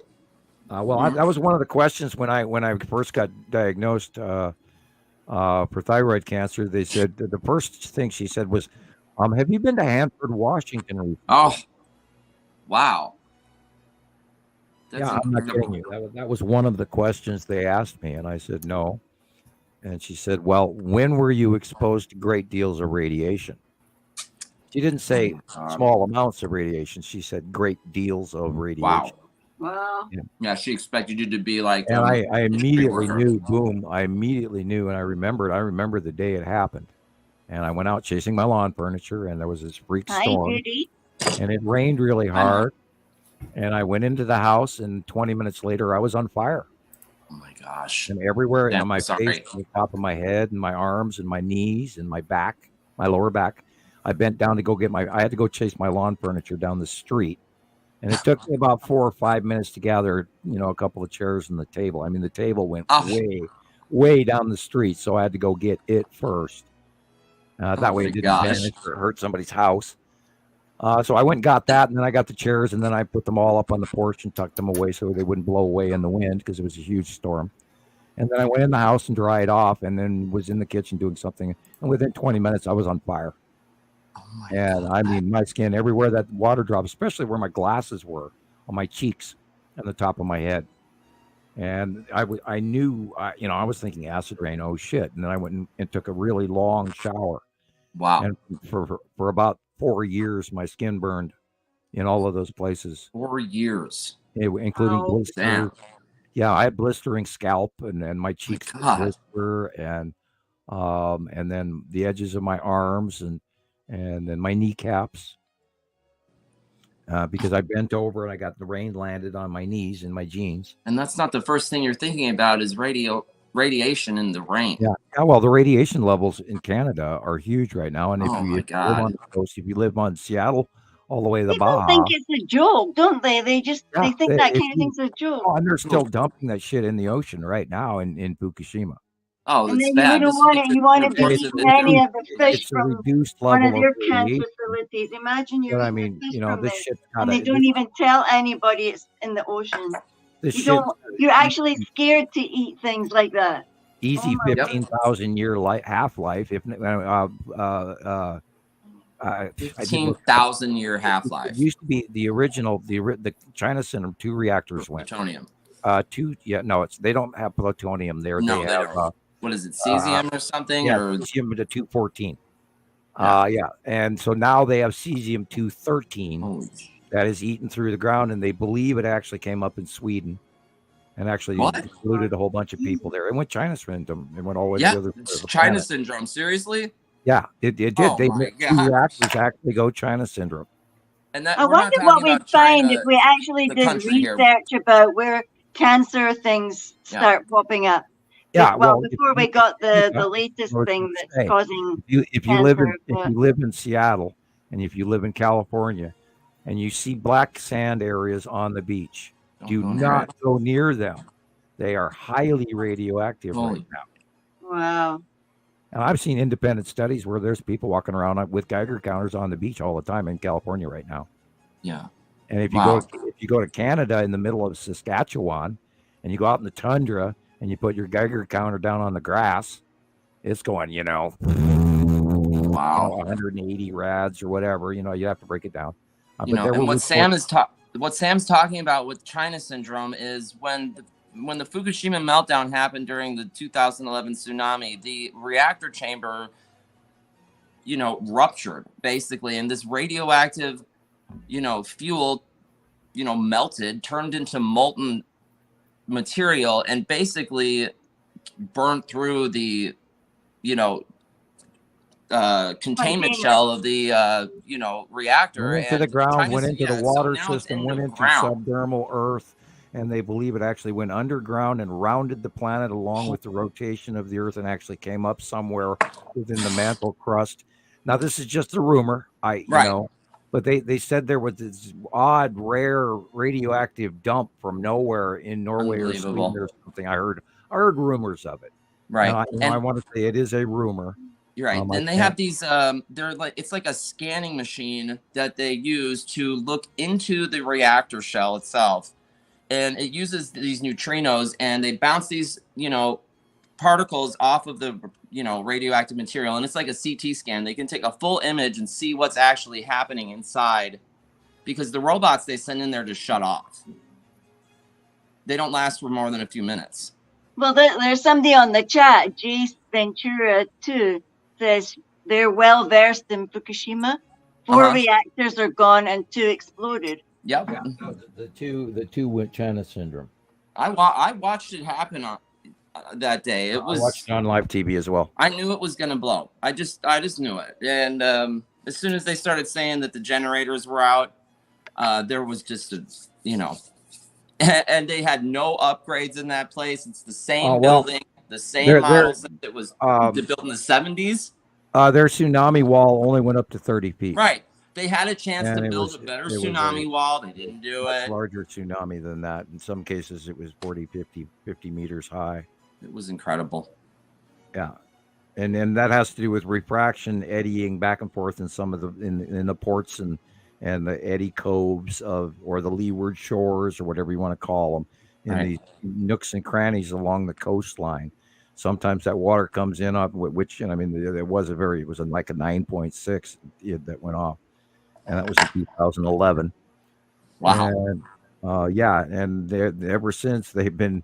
Now they contain millions and millions of gallons of water to try and get it to de-radioactify and treat it, and they've been treating a lot of it, trying to reduce the level of radiation. But then they got to be so out of room that they actually started here about a year or two ago.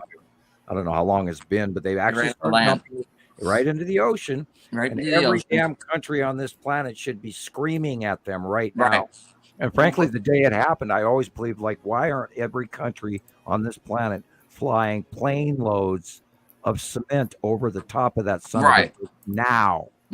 Why aren't they doing it now? And nobody did anything. And they're leaving Fukushima alone, and they're leaving it up to the Japanese government. Every damn country on this planet should have got in on that one and said, hell no. You know, and the makers of the reactor are all wearing it. I'm an I example. helped build this thing, and I helped design it, and we knew that it was a bad, faulty design. Yeah, well, they should have never turned on their first nuclear reactor from day one. Right, and they have so much better, you know, we've what, advanced in this thing. Like, they've got a lot of new designs for this, a lot of fail-safe things going on, but they're not. Yeah, until you run out of power. These plants. It's a scary scenario, and we don't. Until you run out of power to keep cooling that shit. Yeah. And what do you do? Well, you know, they still don't know what to do with the waste. No, they don't. And now, I mean, there's quite a few scientists that are working on it. And there's a really interesting lady, and she's doing some really interesting studies, and I did watch her material. And she's talking about using it for power, which you could do. The problem is it's an excruciatingly expensive containment reactor chamber that takes a lot of money to build that chamber. But once you did, it would continue to prove power for a very long time. Wow. And it's a secondary way to deal with some of the waste. And we still have no technology going to the waste. Nope. You know, they stopped everything at Yucca Mountain in 2008. I was actually driving by when 3 Mile Island went by, believe it or not. I was in Pennsylvania when 3 Mile Island blew too. I chuckled about that one. Like, okay, yeah, I took a close walk, thank you. I drove right by it. Wow. It might have been the day before it, or it might have been the day after. But I drove right by it. I mean, I saw 3 Mile Island as I drove past it. I believe it's in Pennsylvania. Wow. But I remember, I specifically to this day remember driving by 3 Mile Island, like, oh, okay, cool. Let's stay in your lane. Oh, cool, 3 Mile. Yeah, it's fascinating when you drive by them too. I saw San Onofre before they shut it down. It's a trip. Like, if you've never seen a nuclear power plant before and you actually drive by one, it's kind of freaky, yeah. You want a trip? Go look at Hanford from Google. Oh no, no, thank Google you. Space map. Oh yeah, go look at Hanford from the space map. From weather even when they get the satellite footage of Hanford, Washington. Take a look at it. It's a hell of a show just to study that. And if you've got, everybody's got apps. I don't have them because I don't have any way to buy them. But if you have paid apps, you can do all kinds of stuff nowadays. Low Oh, man. So you got anything else for us, Rebecca? We think that's it's a pretty important thing to talk about. There's lots. Lots. Yeah, I got lots. People, I got a long list of people and pictures. So every one of us is wearing Fukushima. Yep. It's in our RNA. Yep. Ribonucleic acid. And they can tell. They can test that radiation and tell exactly which reactor it came from and from what part. Today's human is actually wearing every atomic blast that ever took place on this planet. Wow. And that is genetically encoded into our RNA as well. Everyone. All of us. Just incredible. Okay, so here are some pictures from Nancy in Idaho. Hi, Nancy. So, and it's a series of pictures. So I'll go ahead and just run through them so you can see them. Look at that blue. Why is the sky so dark blue around the sun? Look at that. I think it's the moon. Let me verify. Okay, yeah, it is. Let me go back. Let's see. Yeah, it is the moon. Okay. They are at 6:30 p.m. I hope it's not through glass. Washington State. Actually, it's from her cousin. Okay.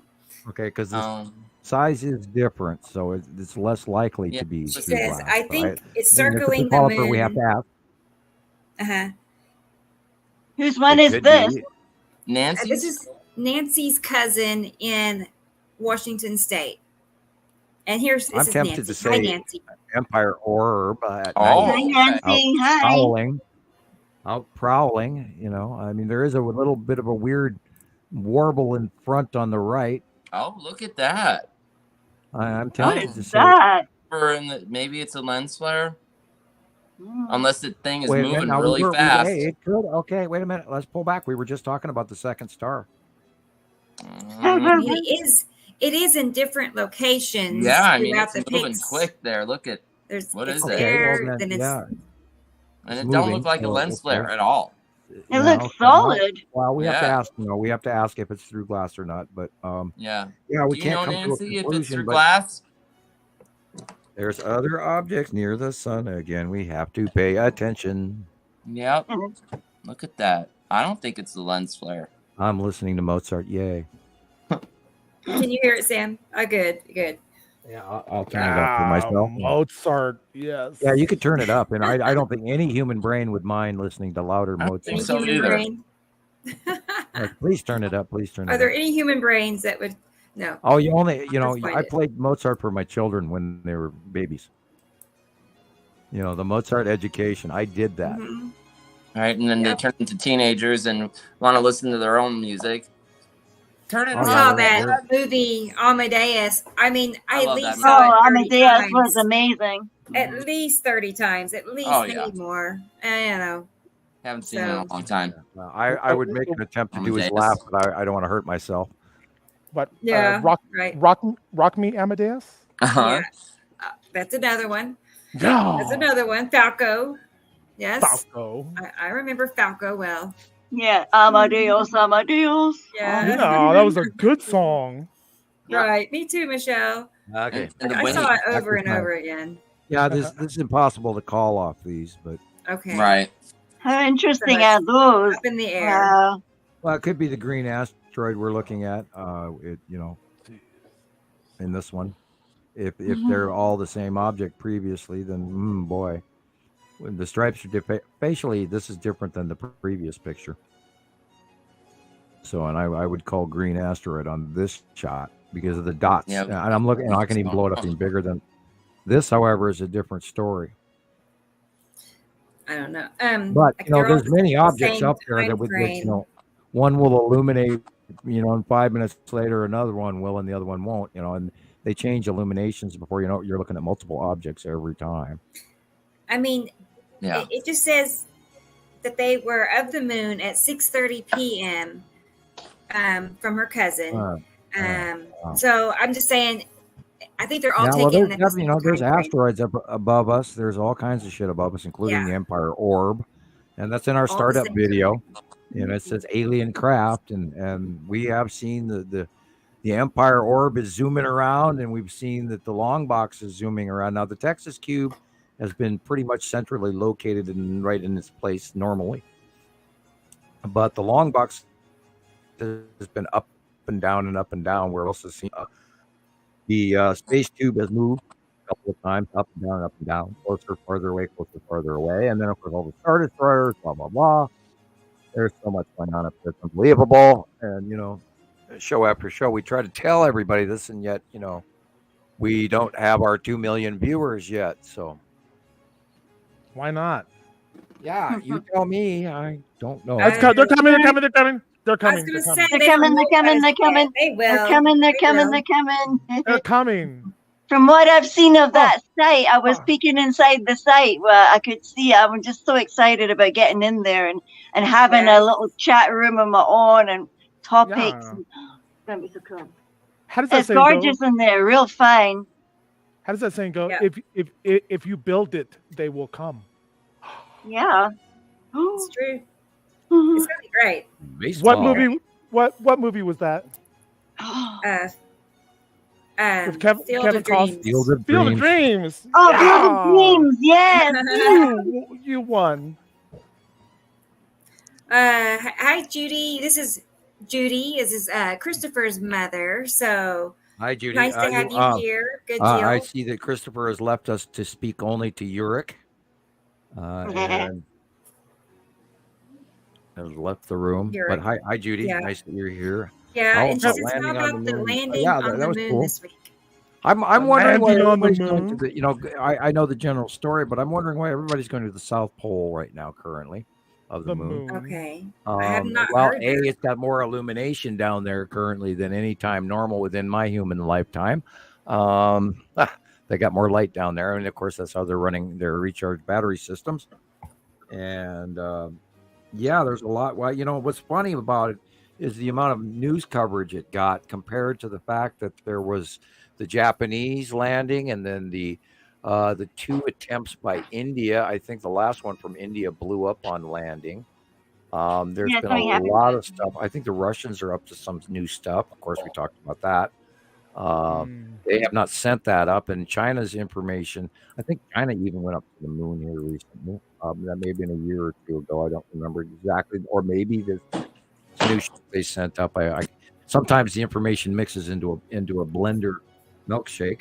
So it's hard to keep track of what everybody else is doing. But yeah, there's a lot of attention going on the moon right now, and which is the exact opposite of where I would be looking.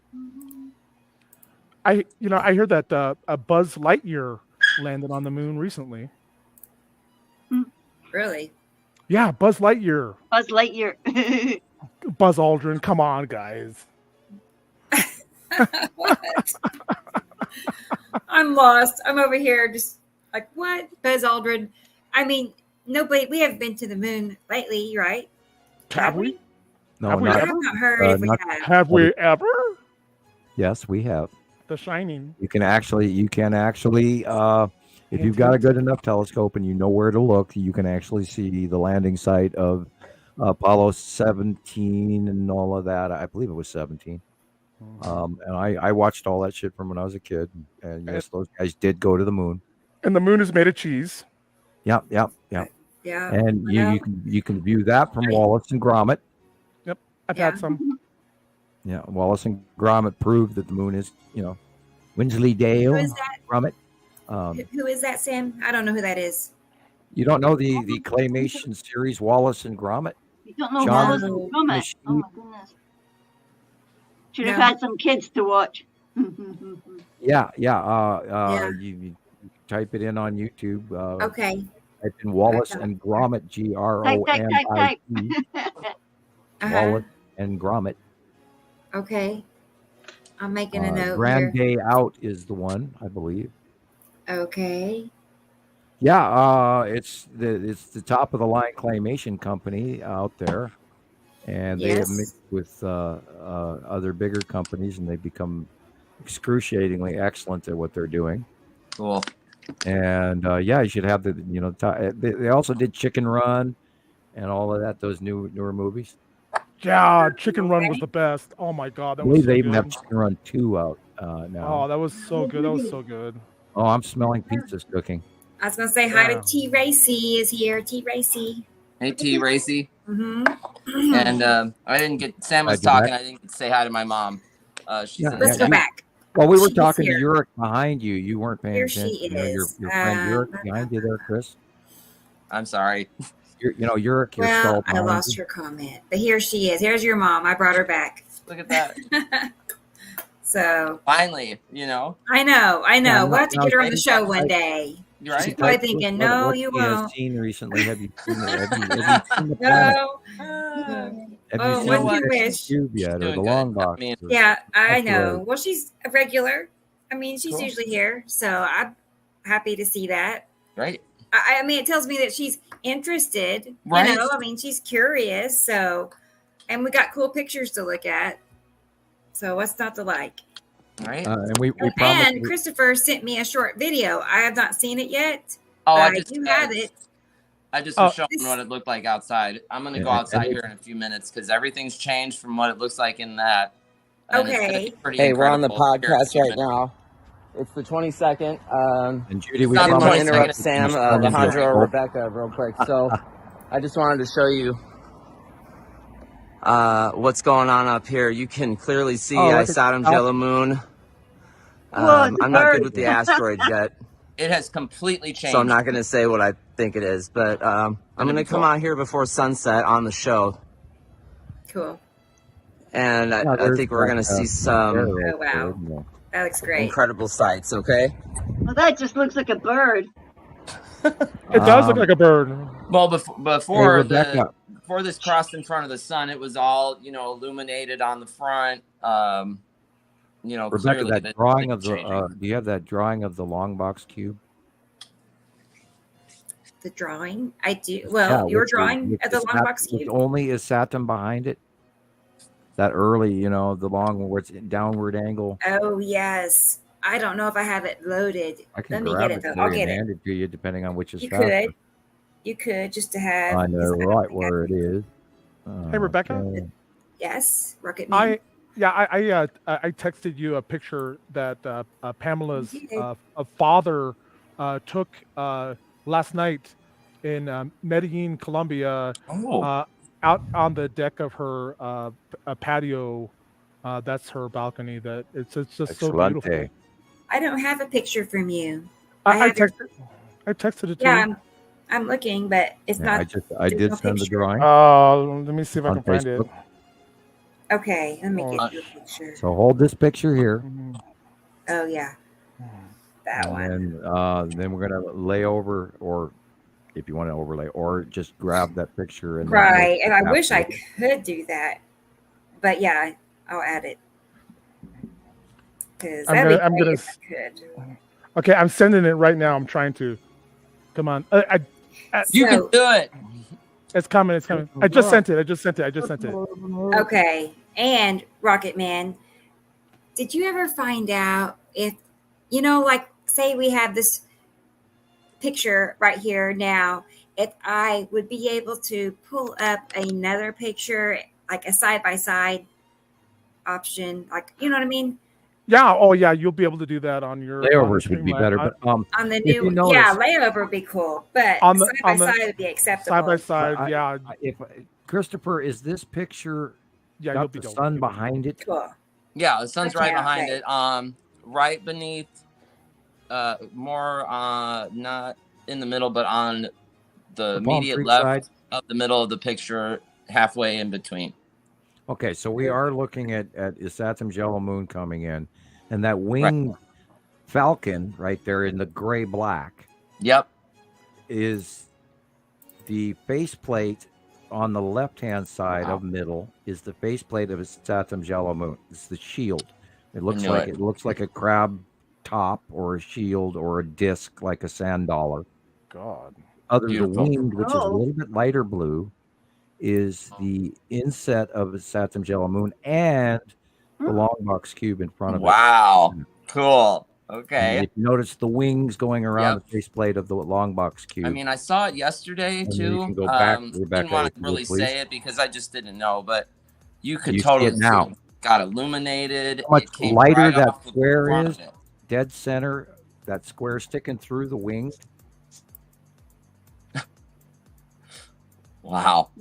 Yeah. Do you see how much light that you can see? The long box cube is lighter. Yep. Lighter white. It's more. Yeah, white it's coming right through. I can see it. Yeah. And it's pushing in through the center of what looks like the falcon. If you were to look at the gray black area. Yeah, I can see it, Sam. Okay, and at the horizon behind the three palm trees is the side face of Nibiru. And the Saturn and Saturn Jello Moon are in the upper right. And then coming in from the far left and a downward angle is the red asteroid. And you can see its shape as well. That's what I thought I was looking at first, so I took a picture of it. Left of the light post, about half an inch up or a quarter inch up to the left, is the red asteroid. Right. And it looks like that all the time. That's what it looks like. Yeah, and they're one coming in from one direction and the other one's coming in from the other direction. I can't explain to you how, but that's what it's doing. Right. And that's our out view, which doesn't make any sense. And that's why part of this is batshit crazy, but that's what it's doing. Okay, I got your picture. And the light cut off early in the afternoon, and all of a sudden we're in a gray black, and everybody's wondering why the light's so weird. Yeah. Which we've been talking it's about like for months. This all the time, too. You know, murky, gray, covered. Yeah, it's the normal. The other day we had some unbelievably blue skies, and I could barely see anything out there, and I went, how? I still wonder. There's days you just can't see them at all, and it's like, wow. And that's it's okay. Rare. It's rare, but it does. We have these absolute blue skies, and you can see sort of dark areas, but that's about it. And that too must be, at that moment when I was looking, compared to what happens probably 20 minutes to a half hour to an hour later. Probably a whole new event comes in at side angle viewing and cloud dissipation or illumination off the side of the planets where it creates all these clouds that are visible. Just some cool shit. Yeah. Yeah, I mean, if you lived in a dome, it would be a never-ending, awesome, wonderful show to watch. Which I'm sure that's why the Aborigines are scratching it on the side of the rock, going, "Look at that, because they didn't have television. Man. Okay. Speaking of blocked out sky, wait till you see this one. The coloring is really weird. Let's see. I think Rocket Man, where is this at? In Colombia? Yeah, Colombia. This was in Pamela's backyard. This is her. Yeah, that's her pool. Okay. That's her little. Nice. I like her view. Yeah, that's great. And look at that. Did you see that sun? It's being pinched. The sun looks like it's being pinched, doesn't it? Very much. Do you see that little weirdness? It's probably like a cloud beneath. It does look weird, actually. But it's all like glowing, and it's just like the sky is just so mesmerizingly beautiful. Here it comes. It's loading. You got to see this. Look how beautiful it is. Wow. It is beautiful. That's her backyard. What? Yep. That's her backyard.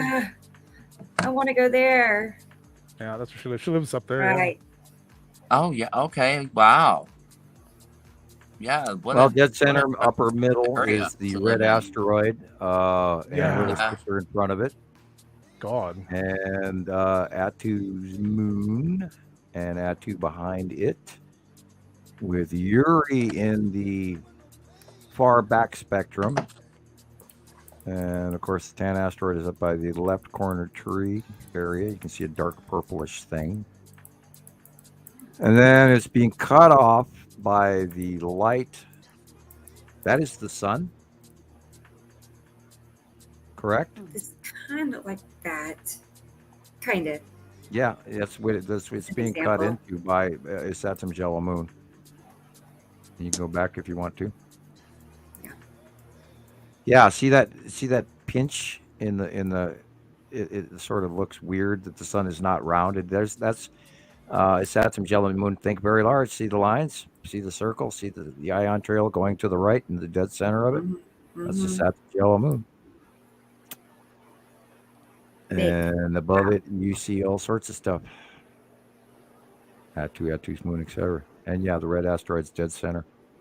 Lead asteroid is lower and more in front, but farther back. And it's actually and boy, that little yellow blip could easily be the blue asteroid.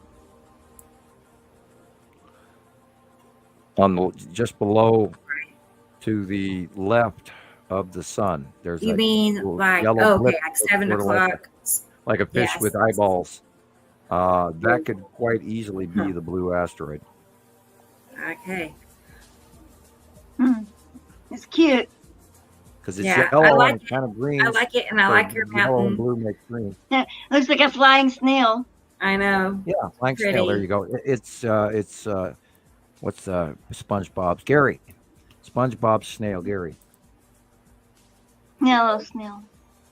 You can see a whole shadow on the right.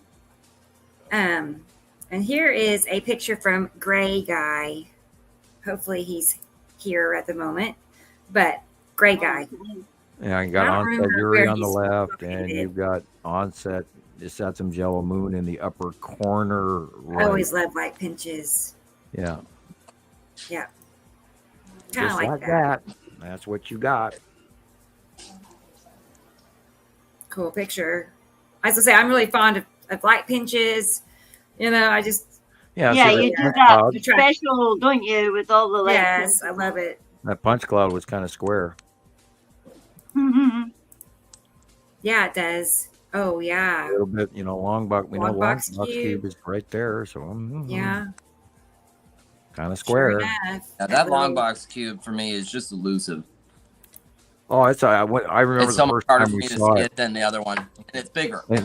Yeah, and you can see inside of it, whereas with the Texas Cube, you Gosh. can't. It's like plate. It's like Texas Cube is like an old tank from World War One.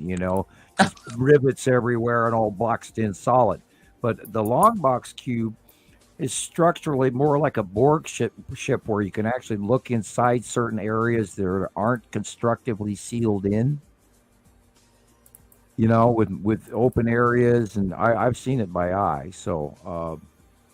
It's awesome, and it's complete. It's basically two Texas cubes glued together, and I don't know how many hundreds of massive Star Destroyers they parked on that sucker. But after it got here is when they all started offloading, and I saw that by eye, and there was no clouds around it the day I watched it back in April of 2019. I think it was when they started offloading Star Destroyers. And I got directly on, I jumped on Montana Skywatcher 1 and 2, and I was telling everybody, oh my God, this is really happening. And crickets. This is from Audrey in South Africa. Yeah, there's that yellow blip again, guys. Oh, man. Yeah, there it is. I do see something like that. Mm-hmm. Uh-huh. Mm-hmm. Remember what I told you about the size of our normal sun? Remember, the size of our normal sun is a 50-cent piece. Okay, so what's the bigger sun? I mean, what's the bigger portion? If the two stars have separated, now we've seen evidence of the side blows. Remember last year we were seeing the left side blows off of our normal CME activity, which is why I check it pretty regularly to see what the activity of the backflow stuff, the material that they're not talking about, and the activity of the coronal mass ejections that are going off at the halo and the side views of the back of the sun. So I'm always wondering how the hell NASA's covering up this other star. And, it's not general accepted information out there, and everybody's probably going, oh yeah, two stars my ass, And it is not just our planet that is going through massive climate change. It's all of the solar system planets of our normal solar system. Jupiter, Saturn, Mars, all of it, all warming up. All of them tipped when the second star got here. We got evidence of that.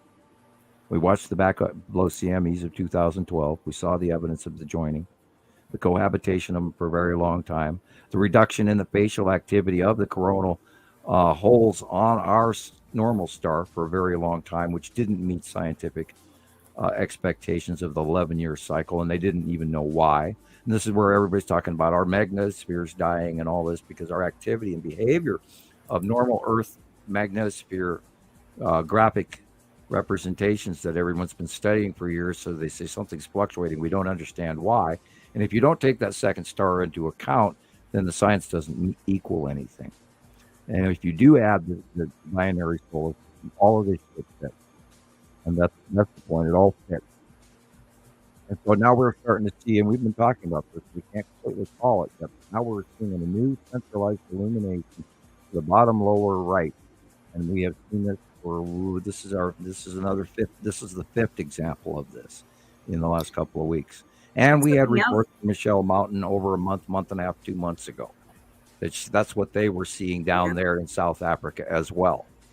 So, and it takes time to get up here in the Northern Hemisphere for us to view the same thing that's occurring at a different, it's not like sitting on one plane. It's like 3D chess, not 2D chess. And you have to take, but all the planets are on the same level at the same angles. So anyway. Something else Audrey was asking is this to the 3 o'clock position, is that the lead object cutting into our sunlight? She sees a round object there. Yeah, I see it too, and that would be correct. And then you see a trail of something going over to the far right, just to the right upper middle, and that would be probably the green asteroid crossing in front of Isatum's yellow moon and Isatum. And we know it's all there. And then we know that Atu's moon in this most likely is in the upper left corner, and there is the red asteroid just above in the left corner. And then the spiral asteroid is probably crossing the sun and just to the middle lower left of the sun is the spiral asteroid. And it matches over and over again. And what's really got me intrigued is that little blip on the bottom lower right. It's matching, it's matching, it's matching. And this sun is a flaring from a cutoff flaring, which shows you it's much bigger than it actually is. And there's this magnification because of the cutoff. And that's why the sun is so much bigger. But that could very easily be our natural normal soul poking its little. And I'm getting pretty convinced we've actually got evidence of it. I'm going to wait a little while. Okay, I'm going to keep an eye out too. Now that you've mentioned that, I'll keep an eye out for a small, or light at the 4 o'clock, 5 o'clock position. Yeah, Christopher, we and can see the dark bodies behind you as you walk through. He's out getting his exercise. Yeah. Yeah, I figured I'd like weather in the middle of February. Start walking over to that spot. Okay, cool. His parking How lot, warm is 360 view. And we've lost the Rocket Man. I don't know where he's at. Is it very warm, Christopher? How warm is it? Oh, it's awesome out right now. I'm enjoy here. It while it lasts. Okay, just checking. It's about 72, 73. Same on my end, 71. So not bad. Turn the mic off. You Southerners. Okay. You Southerners and your fine weather. My temperatures, but Sam, look at this Tuesday. It'll be 85. Oh my God. That is unheard of. I mean, seriously. Notice the temperature drop come Wednesday. Yes. So could be a stormy on Tuesday, obviously. I was thinking it was going to hit Monday in your area, but we'll see. We'll see. Okay. Yeah. That gives you something to look forward to checking. Because Tuesday night, it's 29. So, what's that? Tuesday night is 29 degrees. It it's goes from 85 to 29. You're seeing, a 50 some odd drop, Yeah, it's going to get cold again. So. Yeah, and that's when the two storms, the Arctic and the subtropical jet, which is huge, wide, massive, going literally all the way across the entire North America, United States. So it's unbelievable. I've never seen the jet stream behave like this ever. I looked at the North Pole, and of course China and Russia are getting nothing but Arctic weather. Oh boy, look at that. Oh, okay. Let's get that. Oh, wow. That's good. Oh, nice shot. Look, is that the sun? Is it your son? Look at that's the sun between the bodies. Oh my gosh, what is that, Sam? That the yellow moon is directly above the sun. That sun is big. But why is it so big? It's because it's getting cut into. It's off by its atom on one side and A2 on the other. It's pinching and flaring and making it huge. It's enlarged like that because it's being pinched. Oh, like you would squeeze a balloon, like a water balloon. Well, it's creeping its way out from between the planets, so it's flaring at an angle. Yeah, got you. This is the cutoff flare. And that's why it's so much larger. I mean, look at the size of that. It's like 3 times the size of, see, now you look through the trees and it drops down. But that is huge. I'm getting there. And if you take into account, Rebecca was talking about, look at that over there, right there to the left. Look at that. Yeah. See that cube? Where does Christopher like live? All those palm trees. In Vegas. Oh, Vegas. Yeah, they imported the palm trees.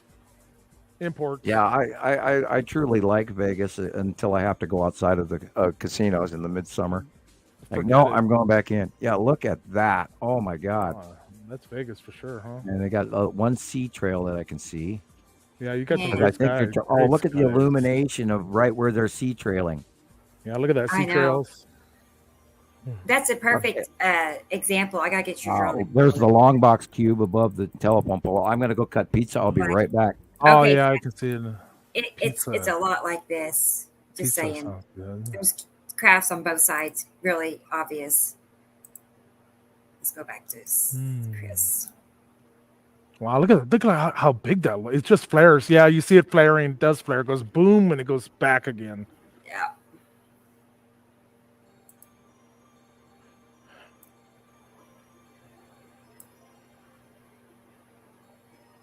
Okay, I'm away from the traffic. That was a little loud.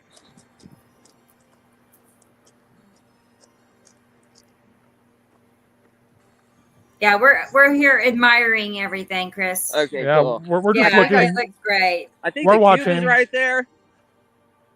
Definitely under Atu's moon, right? God, look at how they're just plastering the sky with sea trails. And then maybe this is a little Nipicity right there. Sea trails. A little bit. Look at them. Look, they're like telling you where it is. They're saying, "We're right here." I know. Right Look here. Look here. Look here. Look here. Weirdos, like they're like they really think it's working. Yeah. Yeah, that's definitely the cube, I think. That is in the salamander group in front of. Yeah, it's really close to you. Not They so are much close. Nipicity. No? Not the right location. Okay. Nipicity is not too. Should be like more over here, right? Nipicity is probably right behind you, opposite from our sun. Okay. Oh God, look at that. Like turn the camera around behind you and see what it looks like. Like they really don't want you to. Yeah, there's something definitely large there. Yeah, right there. I think this is more like Nibiru right here, from the sun over.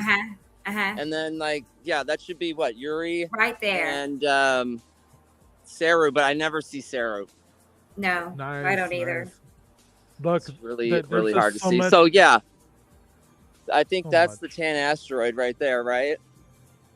Or is it this? More just to the lower left. Lower left. Oh, okay, I see it. Sun. Wow. Yeah, definitely, I see it now. Right above the treetop. Right. Yeah. The third tree over to the right. Lower left of our sun, where it's all coming in at an angle. Wow. Yes. So cool. Let's see. Oh, look at those sort of triangle-like things. Right. So Kind of check that pointing. out. So right above the two palm trees, that's the cube that I see. Right? Oh, you can see I mean, the I think top there's there. like something going on up here maybe, but there's another one like right above the palm tree. And you can see it, there's like, I don't know if that's from a plane or if it's from that. I don't think that's a cube. I think the big one up there is. It's just so wild to see them come in like that. Well, it sure is something because they've got the little trails right through it. Right? And then we have to look for the sphere. Hiya, guys.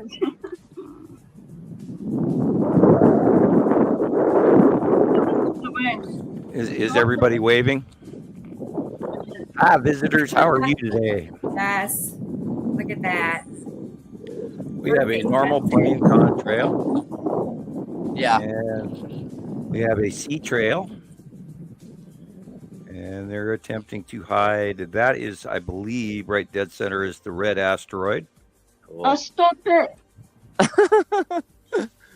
Sorry. And above it, That's all right. in that mix is the Texas cube, I believe, but that's Beautiful. up higher. Yeah, see it? The animals are getting jumpy. The See that bees are flying over in the 35-degree angle right there? Up top of Yes. the right. Look at that. Go up above the sun. Look straight up, Christopher. Okay. Right behind your head, right there, Texas cube. Oh, okay. Oh, no way. Oh my God. You see it now. Crazy. And about an hour ago, the sky was totally dark. And I kept going outside to check to see what it looked like, but I think there was a lot more stuff going on about 45 minutes ago. That's the edge. Everything to the left and up above you is Uri. Okay. And then Atu is directly above you as well. Wow.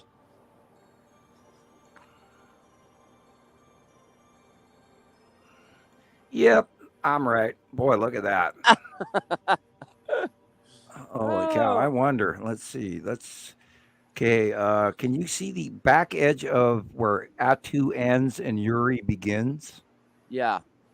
Which would be right over there. Look up a little bit more upper left. The skull asteroid could be right there someplace. There it is. Let's hold still. Okay. Go back left a little bit. Okay, see where that light pole is? Yeah. See the light pole? Just to the upper right of that light pole is the skull asteroid mistily peeking out toward at us. No way. What? Do you see it, guys? I do. It looks like it's got like that is the backside of Atu. That edge, okay, so that where's big the skull? rounded edge is right the back above edge the of light Atu. post. You said. I don't know. There's like this big Come back thing right here. Yeah, those are other asteroids. And then there's another one screaming over here. Those are other asteroids. Come back to the right a little bit. Oh my god. Okay. There's skull guy. No, keep going. All right, now stop. Okay, put your hand up. Right where your fingertips is the skull asteroid. Yes. No way. Yeah, he's got like cream puff hair on. Yeah, he's like from the 80s or something. Looking out from behind the stuff in front of him. And you can only see from the nose up. Yeah. Oh, wow. It's a lot bigger than I thought it was. I was going to call it something else there for a minute, but I'm not going to even. There's a group of asteroids surrounding the skull asteroid, and that's what those other objects are. Oh, definitely. And you can totally see them right at the right base of the skull asteroid. And they're doing this weird sort of facially coming out at you, peeling open thing. You know, and if these were, sea trails, I feel bad for the...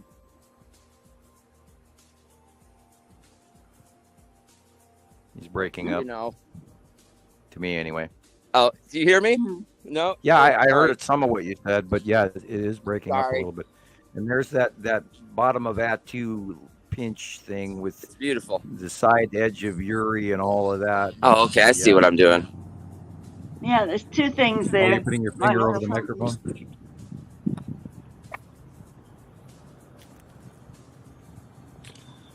All right, let's just go back to the skull asteroid because it's changing. Am I on it or? Yeah.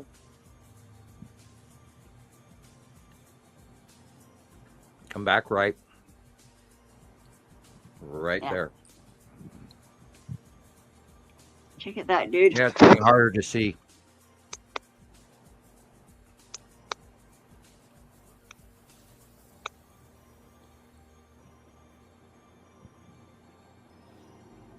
Wow. It's not very big. No. I have seen it much, much bigger before when it rounds out the backside of Atu. And Atu is, of course, the dark blue area more over to the right. And then the rest of that is Uri behind it. And it's in between Atu and Uri. And that white line going straight up to the center there is probably the planet line up at the back end of Atu. Leading to Uri. Because Atu is probably the majority. Real quick.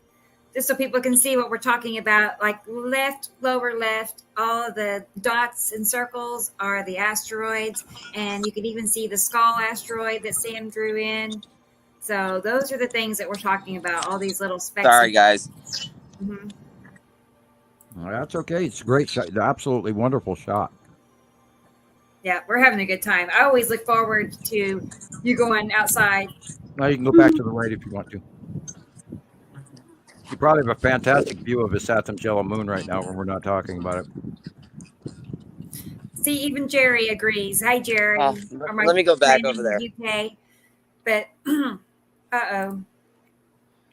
we don't want that. But yeah, even Jerry agrees that it's a great feature to have Chris out walking around. It could be anybody if you want to, but we're all enjoying whoever's got a cool sky, but I'm in the dark, so. Then take your camera and get outside. I was waiting to see if we got the aurora. That would be cool. Yeah, Zabrina feels the same way. So he's already got a big fan base building, so when he creates his own YouTube channel and TikTok channel, we'll already be, lined up to watch. Yeah. Let's see. Pull that down. Yeah, I can't wait to see be right back. Interviews or not. Yeah. I know I'm pushing him. I felt guilty about what I said last week, but he's definitely building up towards that. No question. I see him each week getting a little bit more and more comfortable, going out in public and talking about it. And yeah, we're getting there. Yeah, so it's not an easy. Yeah, you could call it Chris going for a walk. Yeah, walk with me. Something like that. Yeah, something to do with walking. Oh, I thought I saw something where they were doing like Skywatcher in Nevada or something like that. I don't know if that's them. I briefly right that. Yeah, I'm curious. Watchers walk in the podcast. Walk with a podster. Yeah, right.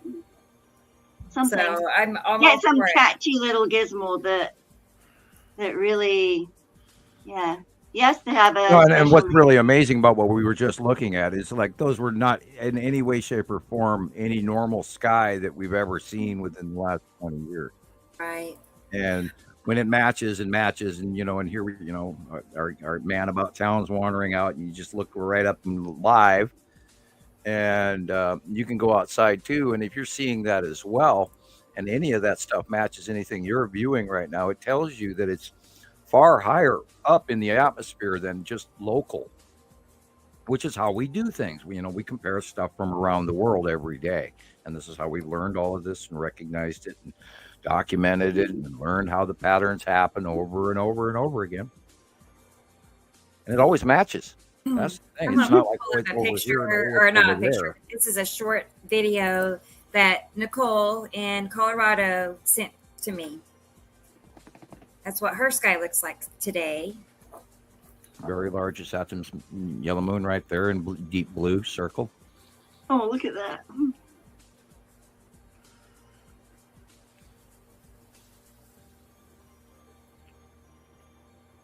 Oh, look at it. It's even got a little companion sky scribbler. Very possibly Nepacity in front of us there.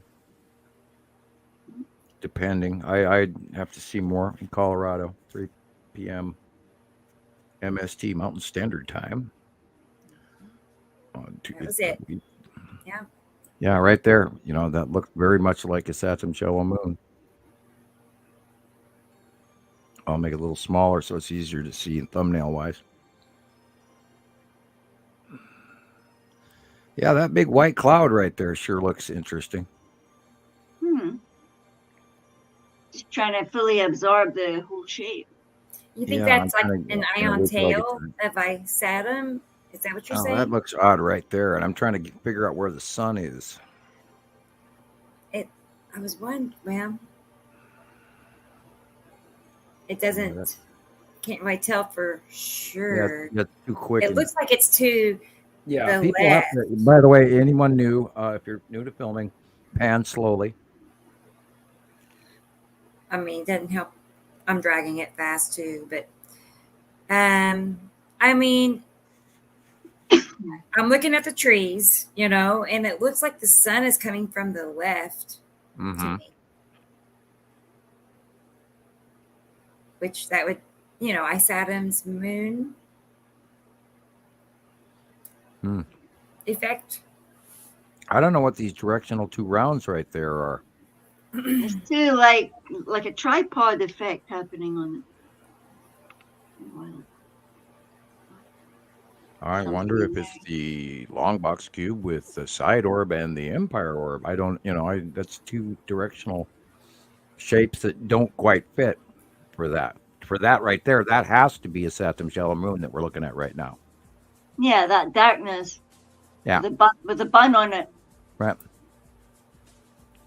And then you see this white clouded edge here on the lower left of this shot here where it's locked. And that's the edge of a Saturn. Wow. Okay. Well, that was cool. Thanks, Nicole, for that one. I trying to get video together. I may not be able to show it till the next show, but of my sky from the other day, it was really crazy. I mean, there was like lots of asteroids just in, how it gets to where you have all these streaks. I see me some planets behind your head. Yeah. Hey, that's a country song. Back to Chris. Let's go back to Chris in a second. Oh, you guys are back on it? We're back. Oh, I had the microphone off because the traffic's a little loud. I'm just walking back home. Yeah. Awesome. Look at that. Look, Oh, look, okay. look at the, Wow, look at that. edge of planet right there, that whole white bar line. And there's some sort of asteroid right there to the left. Coming in at the heart. Yeah, that's probably the edge of Uri right there. Oh, yeah, I was just going to say that looks like the edge of something right there. And yeah, right there. Look at the spiral asteroid going under around the edge of Uri. I'm loving this. Yes. Wow. That's just cool. And boy, that's changed a lot just in the last few minutes even. Yep. Yeah, look at that straight line there going at the downward angle. That's the spiral asteroid. Oh, wow. Let me see if I can back up a little bit for that one. Yeah, it's got don't the get run over by a car or anything. It's got a streak underneath it as well. Oh, look at that. Yeah. Wait. Sorry, guys. Yeah, I'm awesome. not the most... No, it works. You know, we're seeing it. Okay. Now you can definitely see a cube up there, too. But the spiral asteroid Sam's talking about, yeah. Down the lower area horizon going from left down towards the right. Oh my gosh, That look big at that, you guys. This is so spiral cool. cloud scenario. So that is probably the side of Attu, and Attu's moon is probably upper middle. Yeah, I think maybe right up there somewhere. Yeah, partially facially in front, and yet dark because it's partially behind Attu. And we know Attu and Attu's moon is just to the upper right, upper left of the sun. For weeks. You know, and walking back home, I was trying to follow the skull asteroid Sam pointed out. I don't know if you could still see it, but I think it might be like at the far edge of the right of, you know, the No, it would be more. It would be more to the left, at the back end of Attu. Yeah. Go farther up. Let me turn that mic off. Okay. Go. Well, you might have. I don't know if you can hear me still or not. Go more to the upper left, and the skull asteroid should be behind that light pole.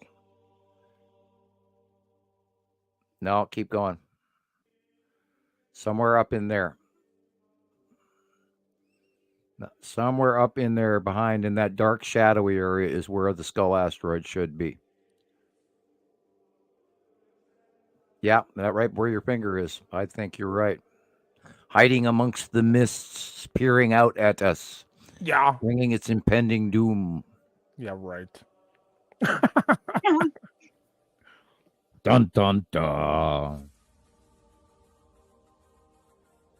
Yeah, I tell you, watching that skull asteroid is unbelievable. When you see it come out of the darkness around the backside of Attu, and when I saw it in 2015, it was massive. And that's because Attu was mostly directly over the top of us, yet it was in the south, mostly east sky, but just up. And then it popped out into the light illumination. Then I watched all those cold, misty clouds come out of the nose and the eyes, and then that jaw broke in last into the light, and it was like, it's real, you know. We'd had captures coming in from around the world, and I was pretty skeptical. And I thought, okay, maybe it's pareidolia. And then I saw it by eye myself, and it was just like, oh shit. And then like 4 years later, NASA finally came through about it, which I find amazing that they did. So yeah, those look like the rings bottom base of Uri behind you there over.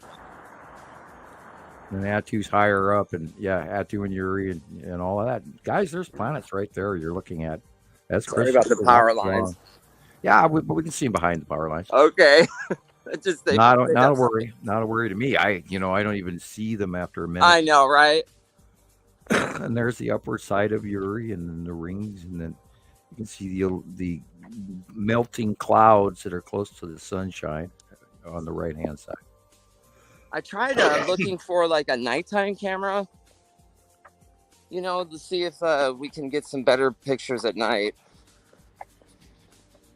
Yeah, there's lots of cool stuff happens right at sunset and just past sunset as well. Yeah. Last night was incredible. I thought maybe we might see something like that again, but we had some awesome sightings going on from 2000. Oh God, what was it? I think it was 18, 19, and It was here light until almost midnight up here in Montana because the sunlight was shining off the bottom of Nibiru so strongly that it was just, like not even full sunset, but all night long. And then about midnight, it got dark. And it was so weird. And everybody kept commenting about it, and yet nobody put it together. Yeah, that's one of the wild things that I've been looking at. If I go to like other groups, I kind of just read what everybody's talking about, and nobody seems to be putting any of this together. Yeah, and then they're buried. Now, granted, it just depends on the level of homework you do, right? And they've got a handful of pieces they don't know what to do with. Right, exactly, and that's why when I came upon this information with Sam and Rebecca, and everything just clicked, and really it was a sense of relief because I had no idea what was going on. And it was pretty freaky. Oh, now that you got your steps in, right? Yeah, no kidding.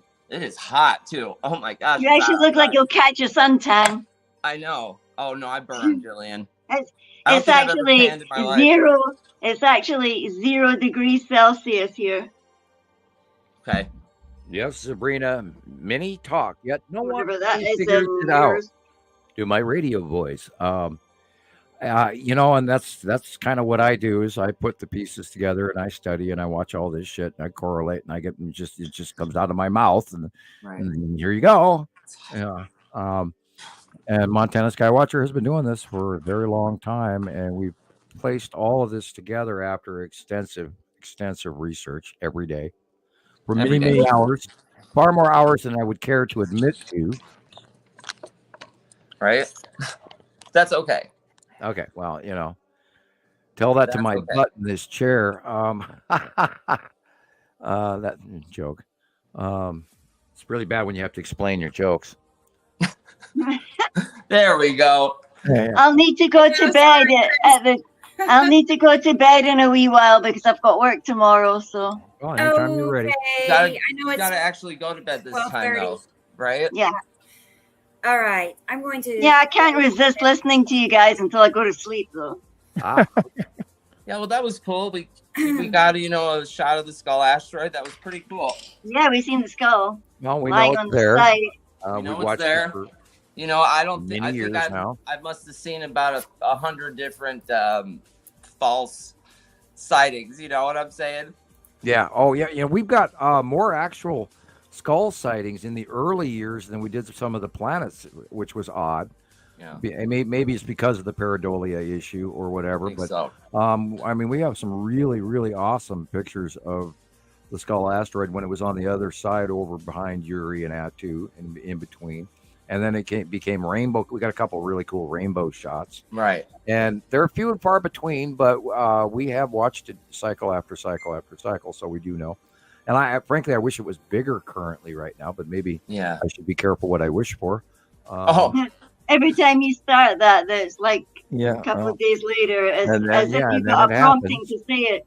And it happens, yeah. And I knew we were going to start seeing it more. Because if Atu is going above us and we're seeing, the side face of Uri in between Atu and Uri as we look straight up or outward up to the north sky, then I knew we would be seeing it. And lo and behold, we are. Wow. You can show my pictures, and there was a peachy chappy sitting in the middle of the darkness. It looked like Atu and its moon. But it was quite a heavy morning, and it was an hour early. Usually I see the sun shining like that later, and suddenly it's now 7:25. Yeah, I noticed that we've already moved in orbit from our winter orbit into, I can't even describe to you what the orbit this is. And it suddenly changed with an hour, at least an hour. Well, there's something about when spring comes, you sort of kind of feel it. You sort of kind of know your eyes are telling you, hey, the sun is different. And the angle of light is different. And I kind of noticed that the other day where I was looking at it, the time of day, and it was afternoon, and I'm staring at the sun. It's still in the southeast, and it shouldn't have been. It should have been more, currently it should have been sort of south-southwest, and it way wasn't. And I did notice that, and I thought, wow, it's weirdly east for this time of day. So I chalked it up to, well, okay, maybe we're going into our headed toward our summer orbit way early, and I left it with that. And no telling what's going to happen with the move. Now, if the second star is separating and moving, then that's going to change the whole ball game view as well. So, we can't even imagine what's going to happen. Everything we know what's supposed to happen isn't. So it's kind of it's like, put this together if we can. I've got the Elmer's glue. Here we go.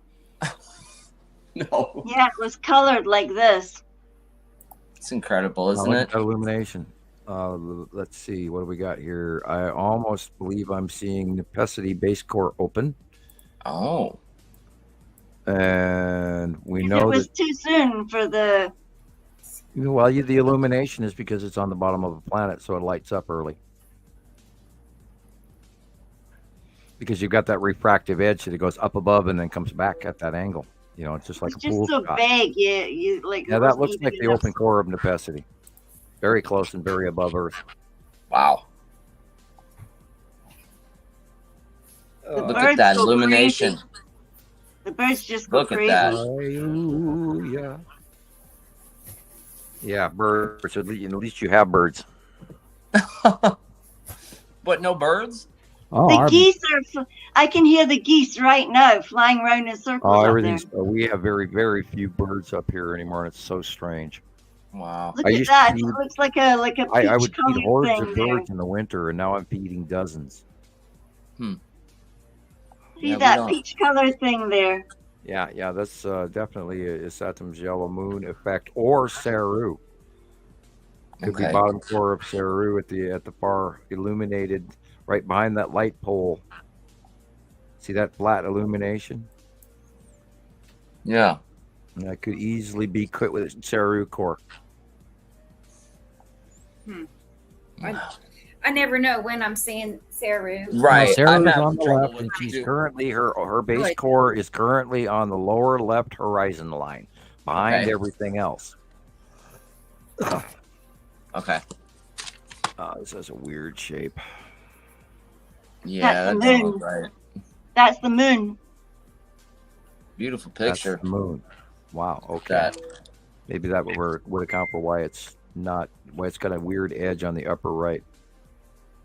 Okay, it's my eyes. I'm messed up. That's a good picture for the moon. Yeah, definitely. Man. And it looks like the Is it always that big? The surface is in the right spots. Yeah, but is it always that big where you are? No, it was enormous. It was really enormous, and it was early, and it was just huge. What time was that? I noticed it was north. 6 p.m. p.m. It was very north. 6 p.m. Yeah. Oh, and that was in the east. I have pictures of the super moon from last year, and it doesn't come anything close to the size of this one. Yeah, you could see all the craters on it. It was just ridiculous when I. That's cool. Yeah, that's great. If you can zoom into it, look at the detail you got in that look photo. how little that moon is. That's tiny moon. Right? Yeah, that's what it looks like now. Right. As if it's moved away from us. Yeah. Usually it's just it just gets smaller as it rises into the sky. But that really looks like it's rising but moving away, Very strange.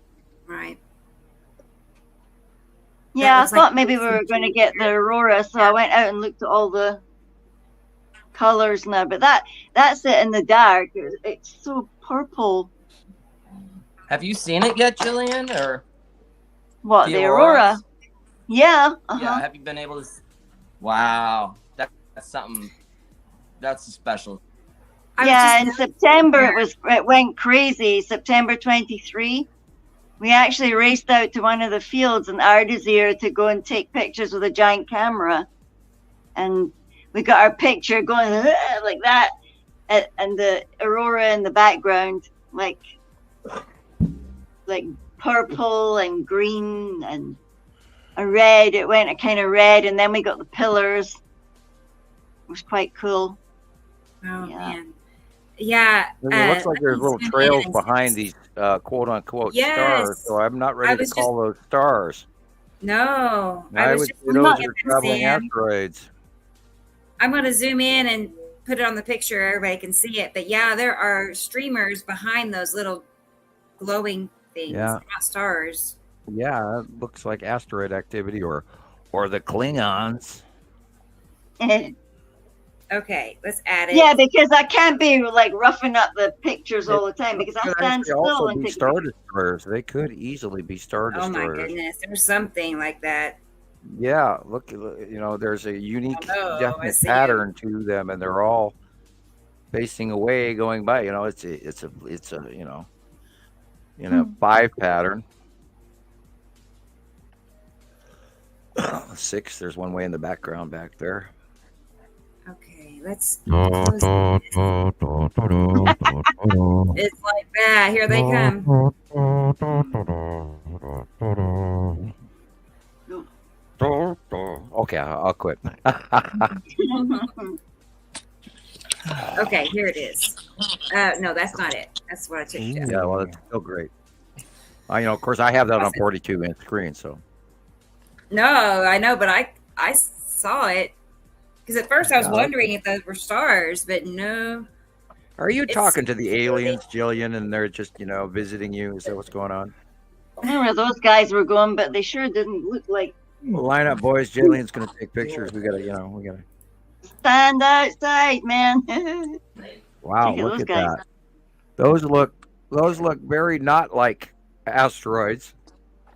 Yeah. They're Cylons. Cylons. No, I think we're seeing dark-sided bottoms of Star Destroyers.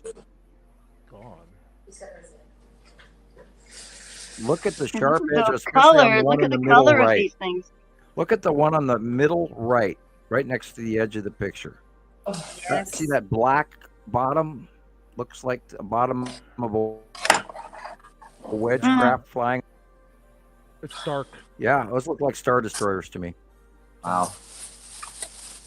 I must see if I can get in closer. God. I mean, I know I can. There's a hum outside. My head hurts.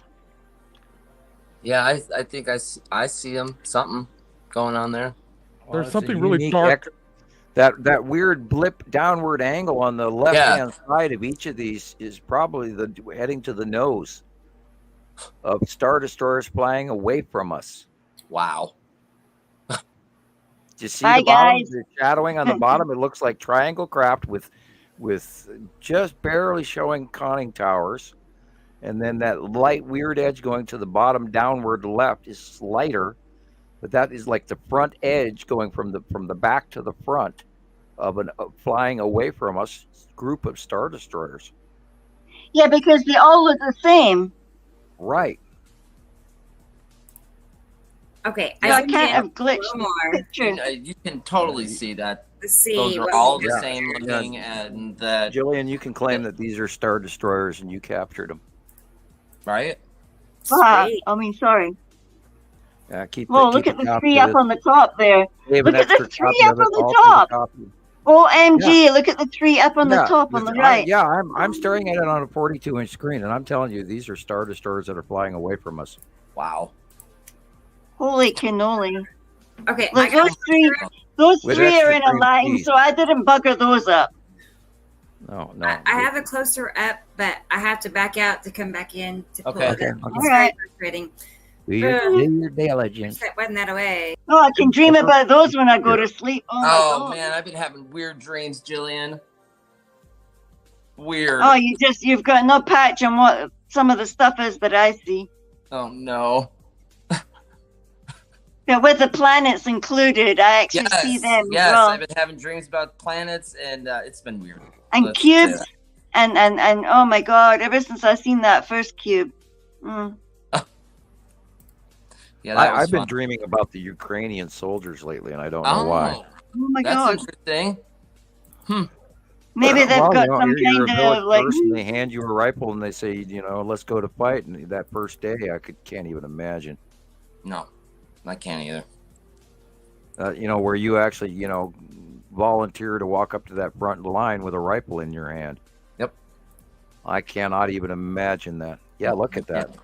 Star Destroyer flying away from us. Wow. It's got ribs and shit on it. Look at that. And the white, nice job, Gillian. That's the upper great. white thing is the back end of it, and the grayer thing that goes down to the downward left is the side edge, and there's something underneath it and something on like the conning tower or whatever showing in the middle. I can't believe it. Yeah, Look at that. It's really something. Yeah, and they're all really the same, and that leads me to believe that it's uniform fleet. Yeah. If they were different, then we'd say asteroids. Yeah. Are they good guys? I hope they're good guys. Object there. Yeah. Are they good or bad, Sam? This is the factual force from the Federation that is here showing us that we are here and you need to comply with the sharing of the commodities. Yeah. And the show of force, that way the U.S. governments don't even, or the world governments, excuse me, don't argue with it, and they provide what's asked for. Otherwise, they will invade. And you don't want that. Of course, we don't know if anybody's about to break the treaty or not or get stupid. And that would be being stupid. That would be really stupid. Well, I think I need to take... The last time anybody said no to these guys, just ask the Nephilim how they feel today. Huh. Because that was the I was last getting ready to ask. I was like, what happens if you don't cooperate? Bye-bye. All you have to do is look back at the you can send me those pictures of the close-ups.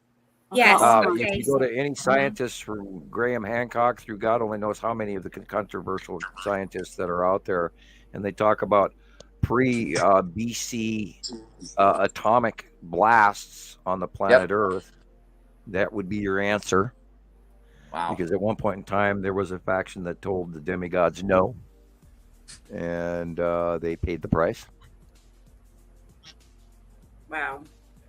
Because you don't have the opportunity to say no to the demigods because they have technology way above everybody else's. Yeah. And there's a description of that. Why? Good. Look at how big those things are. I mean, well, they have all the technology in the world, and they're vastly advanced beyond ours. And they have so many of them. It's like, wow. And if you have the capability to mine one planet, who's to say that you don't mine many? And then you've got all the metal and hardware and technology and all this shit that we can't even think about it, they probably would. I mean, they need to keep that system going, that whatever protects the planet. I try not to underestimate our creators and allow that they might be far more advanced than we even imagine. So there's probably a lot more. I mean, and then I've often said that I don't think we're the only project in this quadrant that is going like this. We might not be the only factory planet mining facility on a rock type planet. That is just mind blowing.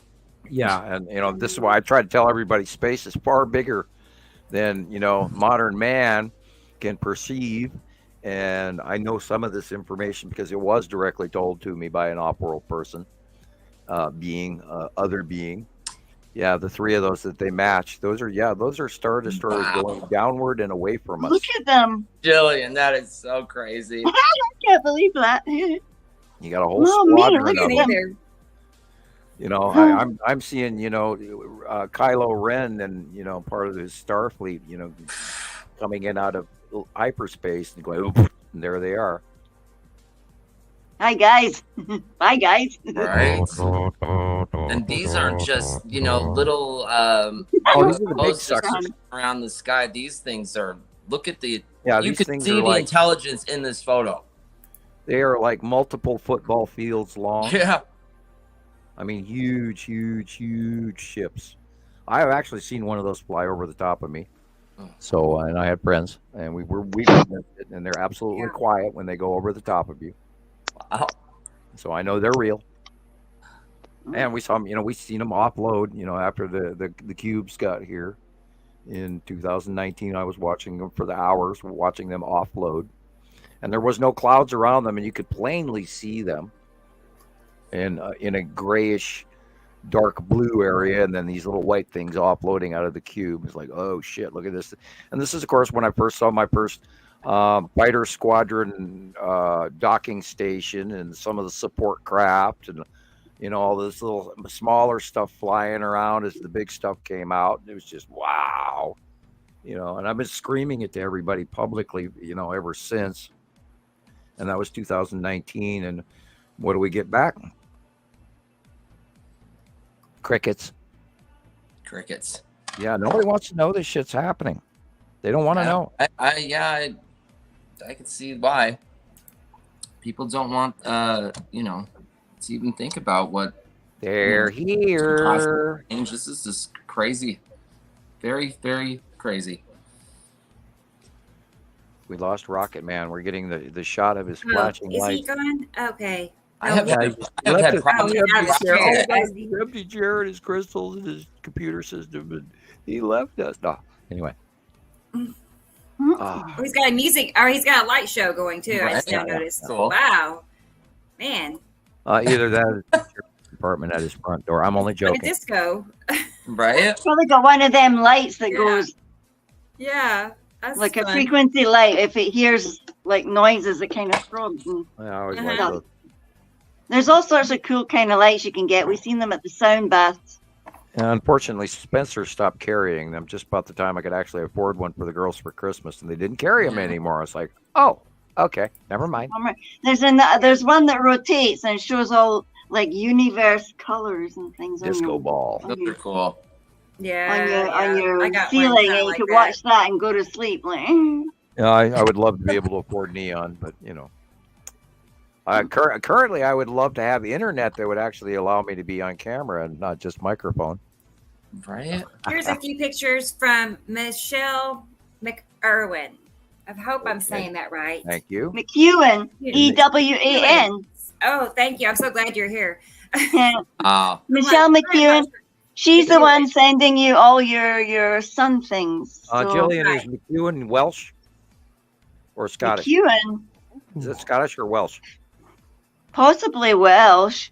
Yeah, but we had friends that were called McEwen, so I think it could be Scottish. Welsh, but, it could be over the border kind of deals, Well, I'm a thoroughly uninformed American, so I was taking a stab. I think it can be both. It can be both. Yeah, well, if it's got a Mac in it, depends on which time they went across the Roman line in the early years. Depends on she was in South Africa as well. Hadrian's Wall, or Hadrian's Wall. Hadrian's Wall, yeah. Hadrian's Wall and all. Hadrian. Yeah. Yeah. And well, the battles, always fighting trying to break the Welsh over many governing kingships.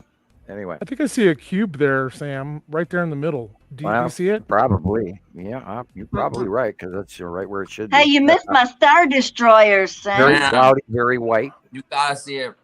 He wasn't here. Yeah. Go back. Was Go he back. Here? Oh, okay. Yeah. I was. That's fine. Look at those. The cats. Oh, God. Do you see these little lights? Oh wait, let's go back. Oh, look at that. Yeah. Wait. Star Destroyers flying away from us. Look at that. Oh my God. There they are. Oh, those look like they're kind of like. Yeah, they look like something out of Battlestar Galactica. Like a Battlestar Galactica. Or X-Wing fighters or whatever. Yeah, but yeah. No. It looks like they have. Look at the shadowing underneath. They look like the slices of cheese again. That one's a good one. Look at that one. And it looks like a dragonfly butt. It looks like that ship from Guardians of the Galaxy. Okay. That one dude's ship that I don't. You got to see the movie Guardians of the Galaxy. Be starfighters. We don't know. We don't know. We don't have. Hey, I love those ones. Those are my favorite. They look like those Jax things that you throw. Yeah. Well, that's if you take them at face value, as in 2D instead of 3D. Right. Yeah. And there it was, thinking that I'd done something daft to my camera. But look how Even the clouds have got like their multiple colors. That's how it goes. goes. Shaky hand. That's all it is your shaky hand. God, right? I'm joking. Yeah, it's my shaky hand, Sam. And we can all sit there and imagine. But I thought, I'll do that so we can all imagine ships, you know. Well, you know, the point with it is they are up there. Yeah. Mm-hmm. And we know it, and we see it all the time. I see it every day. Wow. I was going to People tell look at Dennis us and congratulations. shake their heads and go, "Oh, look at the nut jobs! Oh dear! Oh no!" Yeah, that guy's, you know, that guy says this, and oh, he's so full of shit. It doesn't matter. What it's just like we're presenting you with the facts. We're not here to change anybody's beliefs. We're not here to argue. We're here to present you with the facts. We give examples, not proof. Day by day. We do proof. That's it. It's incredible.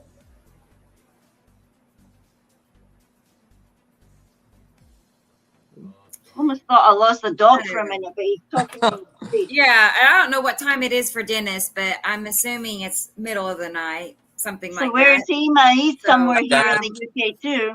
Well, I think he's in the UK. Maybe it's about what your time is, right? What time is it, Dennis?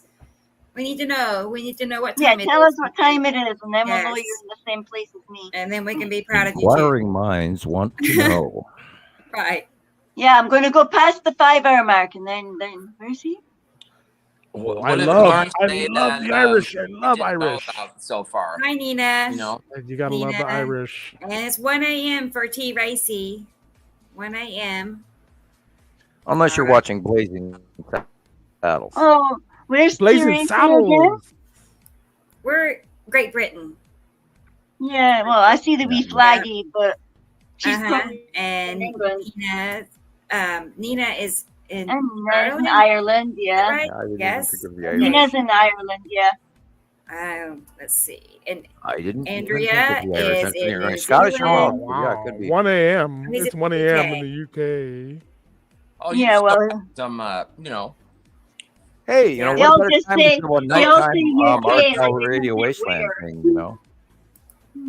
What's Sam? I said, Sorry, you know, what Sam? a better way to be like Art Bell or Radio Wasteland than it being in the middle of the night for some people. And they're probably going, oh, Yeah. awesome information. And, you know, taking notes like some of us do. And Southeast it London. would be a nice late night show. This is why I've often thought that, you know, we should go radio in market. But, you know, we'll see what happens. Okay. Because radio is Andrea's the old medium. at And 2 you know, now a.m. medium Oh my is God. new. How long are you guys going to stay up? Well, you probably don't work tomorrow. I've got to go work tomorrow. At least I'm not torturing eggs, so, you know. The other people will be happy I'm not torturing their eggs tomorrow. We understand. So you just let us know. I know, but I know you don't want to. So. Well, you can tell me. Yeah, well, you're Yeah. already fighting to keep your eyes open. What time do you have to get up in the morning? 7. Yeah, early. And Tony's in Yeah, London. Tony's in London. Wow. Yeah, my boss, he's from London. Okay. Yeah, That's cool. That boss at the EPA. 2 p.m. I love his shame, accent. man. Oh my God. This is the fun part where you get to see where everybody is, and then you're like, oh, I can put pins in my map on the wall now. I think I've got enough pins. Audrey. And Audrey, of course, is in. Don't forget Audrey. Because Oh, man, Audrey's that's on all we this need. season. We need to just go 24/7. South Because Dennis would watch if we did. Yeah.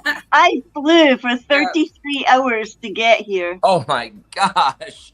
33 hours. 33 Because hours. when I started in Cape Town, there was like load shedding or something at the airport. Okay. Probably shouldn't say this on TV. They're probably going to freak out about my 3 bags now. But the guy just looked at me and said, "Have you got any of these things in your bags, lady?" And I said, "No." And he says, "Right, go that way." Oh. And my brother was waving like, "Don't come back." See you. Yeah, Cape Town's pretty rough out there. It's pretty bad. It's been I heard about the water shortage. Oh wow. And everything. The one year when Nancy and Carol Ann found me and another guy called John, they actually tried to find me by satellite because there was a fire, a really bad wildfire. Wow. And they couldn't, then it burned down everything. It just trashed everything. It burned down all the wires and the poles and the electricity, and it blew up the substation. It incinerated the substation, so it took them days to put everything back on again. Cape Town's not that, it's pretty tough down there. Well, I believe the drought is over now. The drought's apparently over now because by the time I left, the dams were starting to fill up, but it was still horrifically hot. It was bad. It was ocean waves. It was bad. It was bad. Well, weather all over the world right now is completely different than it was even just a few years ago. It just changed so much in that time because that was back when I realized there was something wrong with the sun. It wasn't in the right place anymore, and the place that it did at the top of the day burn into the garden like a great big thing, a giant yellow circle, like a crop circle, and nothing would grow there. Nothing. So, yeah, I'm glad I'm here now, but you can still, in the 5 years that I've been here, see the changes that it's done here are so dramatic as well. So dramatic. No, I guess I just didn't notice any changes because it's always 118 here or more in the summer. You know, same day every day. Extreme heat, so I'm just not. I'm worried. We'll see. Yeah, it's my 5-year anniversary just passed on the 24th of January, and when I came that year, we drove past something and it was a little white puffball in a cloud, and they said, "Right, that's the snow. We'll keep driving," and and we kept looking. I was like, "Where's the snow? Where's the snow?" No, there's not been any snow. Sorry, And the one thing I thought when I land here, when we flew over the Cairngorms, there was snow. That's the big mountains. Flew over them. There was like dusting on the top. About was it the 24th? 2 days later, there was snow. When we woke up in the morning, Lindsay said to me, "Look out the window." And it was purple outside. The sky was purple. Oh, I think it's so cool. It snowed. It was snow everywhere. It was snow. When that then I seen snow. Purple, it is something else. Yeah. And I only started noticing the purple about 3 weeks ago, and now it's just weird. You can't not see the purple anymore, can you? It's so neat. Yeah, I had dreams about the purple. Okay. I remember before I left South Africa, it said, when you see the purple animals in the sky, you'll know that time is here. Oh. I was like, cool, that's a nice one. There's other parts to that one. I'll tell you another time, Chris. Okay. Yeah, but dreams, like, I've had weird dreams, but I think we all do. I think we're the ones with the really active, the fully active brains. I don't remember much. I'll know if I had a weird dream, but I usually can't remember what I'm dreaming about. But lately, it's like, yeah, I can remember most of it now. It's just weird. Yeah, these are some of the things I want to talk about when. Well, we are in the year of the dragon. New changes. Yeah. New changes. Yeah. What about you, Rebecca? Can you remember your dreams? Not very many, no. And Rocket Man? Rocket Man. Oh, sorry. Oh, yeah. I remember all my dreams vividly. Oh, really? Oh, cool. Oh, you're like me then. You also remember your dreams. They're all lucid. Oh, okay. Do you write down stuff? Like lucid dream like that, Yeah, it's like I'm there. Wow. Yeah. Have you seen the planets when you sleep and dream? Yeah, I see the planets. I'm in space. I'm on ships. I'm on space platforms. Oh, cool. I'm all over the place. Me too. Uh-huh. That's cool. We won't ask Sam because we know that Sam sees stuff beyond what we. Yeah, and be careful where you look. I sleep really, really good. I sleep like a baby. It's so nice. But yeah, I don't have too many dreams that I can just say I remember so well. So it's been a long time since I've had one like that. Yeah, it's called astral travel. Okay. Yeah, I remember dreaming about that for the first time when you see the silver cord and stuff. Thank you, Sammy. Yeah, the silver you. That's cord. wonderful. You know about the silver cord, don't you? Mm-hmm. I know about it. Silver I cord, just, yeah, I know about it. Yeah, But that's about it. just don't cut your silver cord, because that'll be the No. end of you. Wow. Well, when I was a teenager, we went to this concert and it was weird. I had like I wasn't drinking or doing weird things, but music my body, does that to you. Frequency harmonic music does that. Oh my gosh, it was weird. I totally left my body, and nothing's like that. Nothing has ever happened to me like that since. But I was like 14. What concert was that? I can't remember. I've been to so many. I just don't remember. But I remember that happening. Yeah, it was weird. I could totally see my body in the seat. And yeah, that was weird. And I couldn't find my way back. And then all of a sudden I was like back in my body. It was a very strange experience. Yeah, there's all sorts of things connected to this, isn't there? Mm-hmm. And you're absolutely right about sound and frequency. Yeah, it's very strange. I know, because when Lindsay does the sound bath, and you go and you meditate for an hour on the mat, and she does the sound frequency harmonics, and she does the gong as well, and the gong sounds like planets. It is really cool. It sounds like because we heard one of the big planets in space, one of the 3 big ones in our own solar system, sounds almost like a certain part of her gong when she touches it. Wow, that's incredible. It really is. It's something. If you just lie there, and the Highland sound bath place that we go to had special ceiling, so it could encapsulate you inside the sound experience. Acoustic rhythm. Yeah. It was totally acoustic. It would boost everything. It was just so special. I mean, she had bookings waiting lists as long as her arm to get people in. She didn't have to worry. If somebody cancelled, then somebody else would take the place. Sure. It shows you how much people need it. Mm-hmm. Hopefully she does them in her cabin now, so yeah. Yeah, people need to start, implementing all sorts of alternative ways for healing, because, I mean, I'm a medical professional by trade, and I've seen some very crazy stuff. Our medical system is messed up right now, and I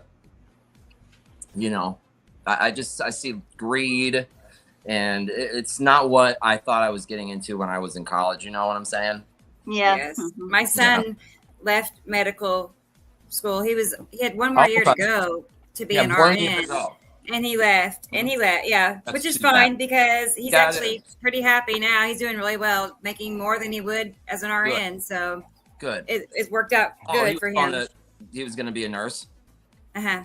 Yeah, that's Yeah. hard work. It's hard work, man. You make your money. It is really, really hard work, because when I was in the hospital for the emergency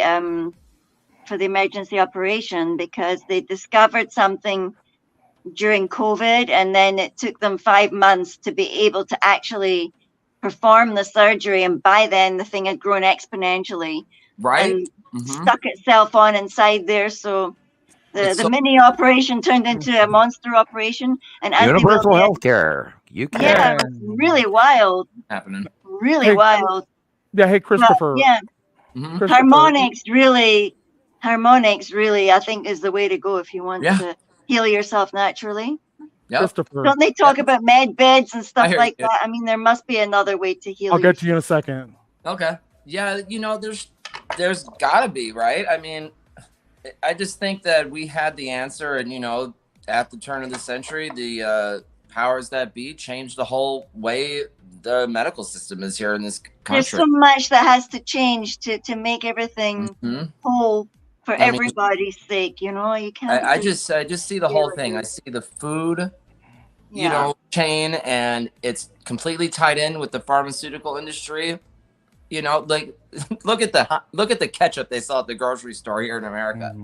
They can't sell that ketchup in Canada or anywhere else. Literally, it's the same brand. I'm not going to say brands because we don't need to do that. But look at the ingredients in America on our ketchup, and then look at Canada's ingredients.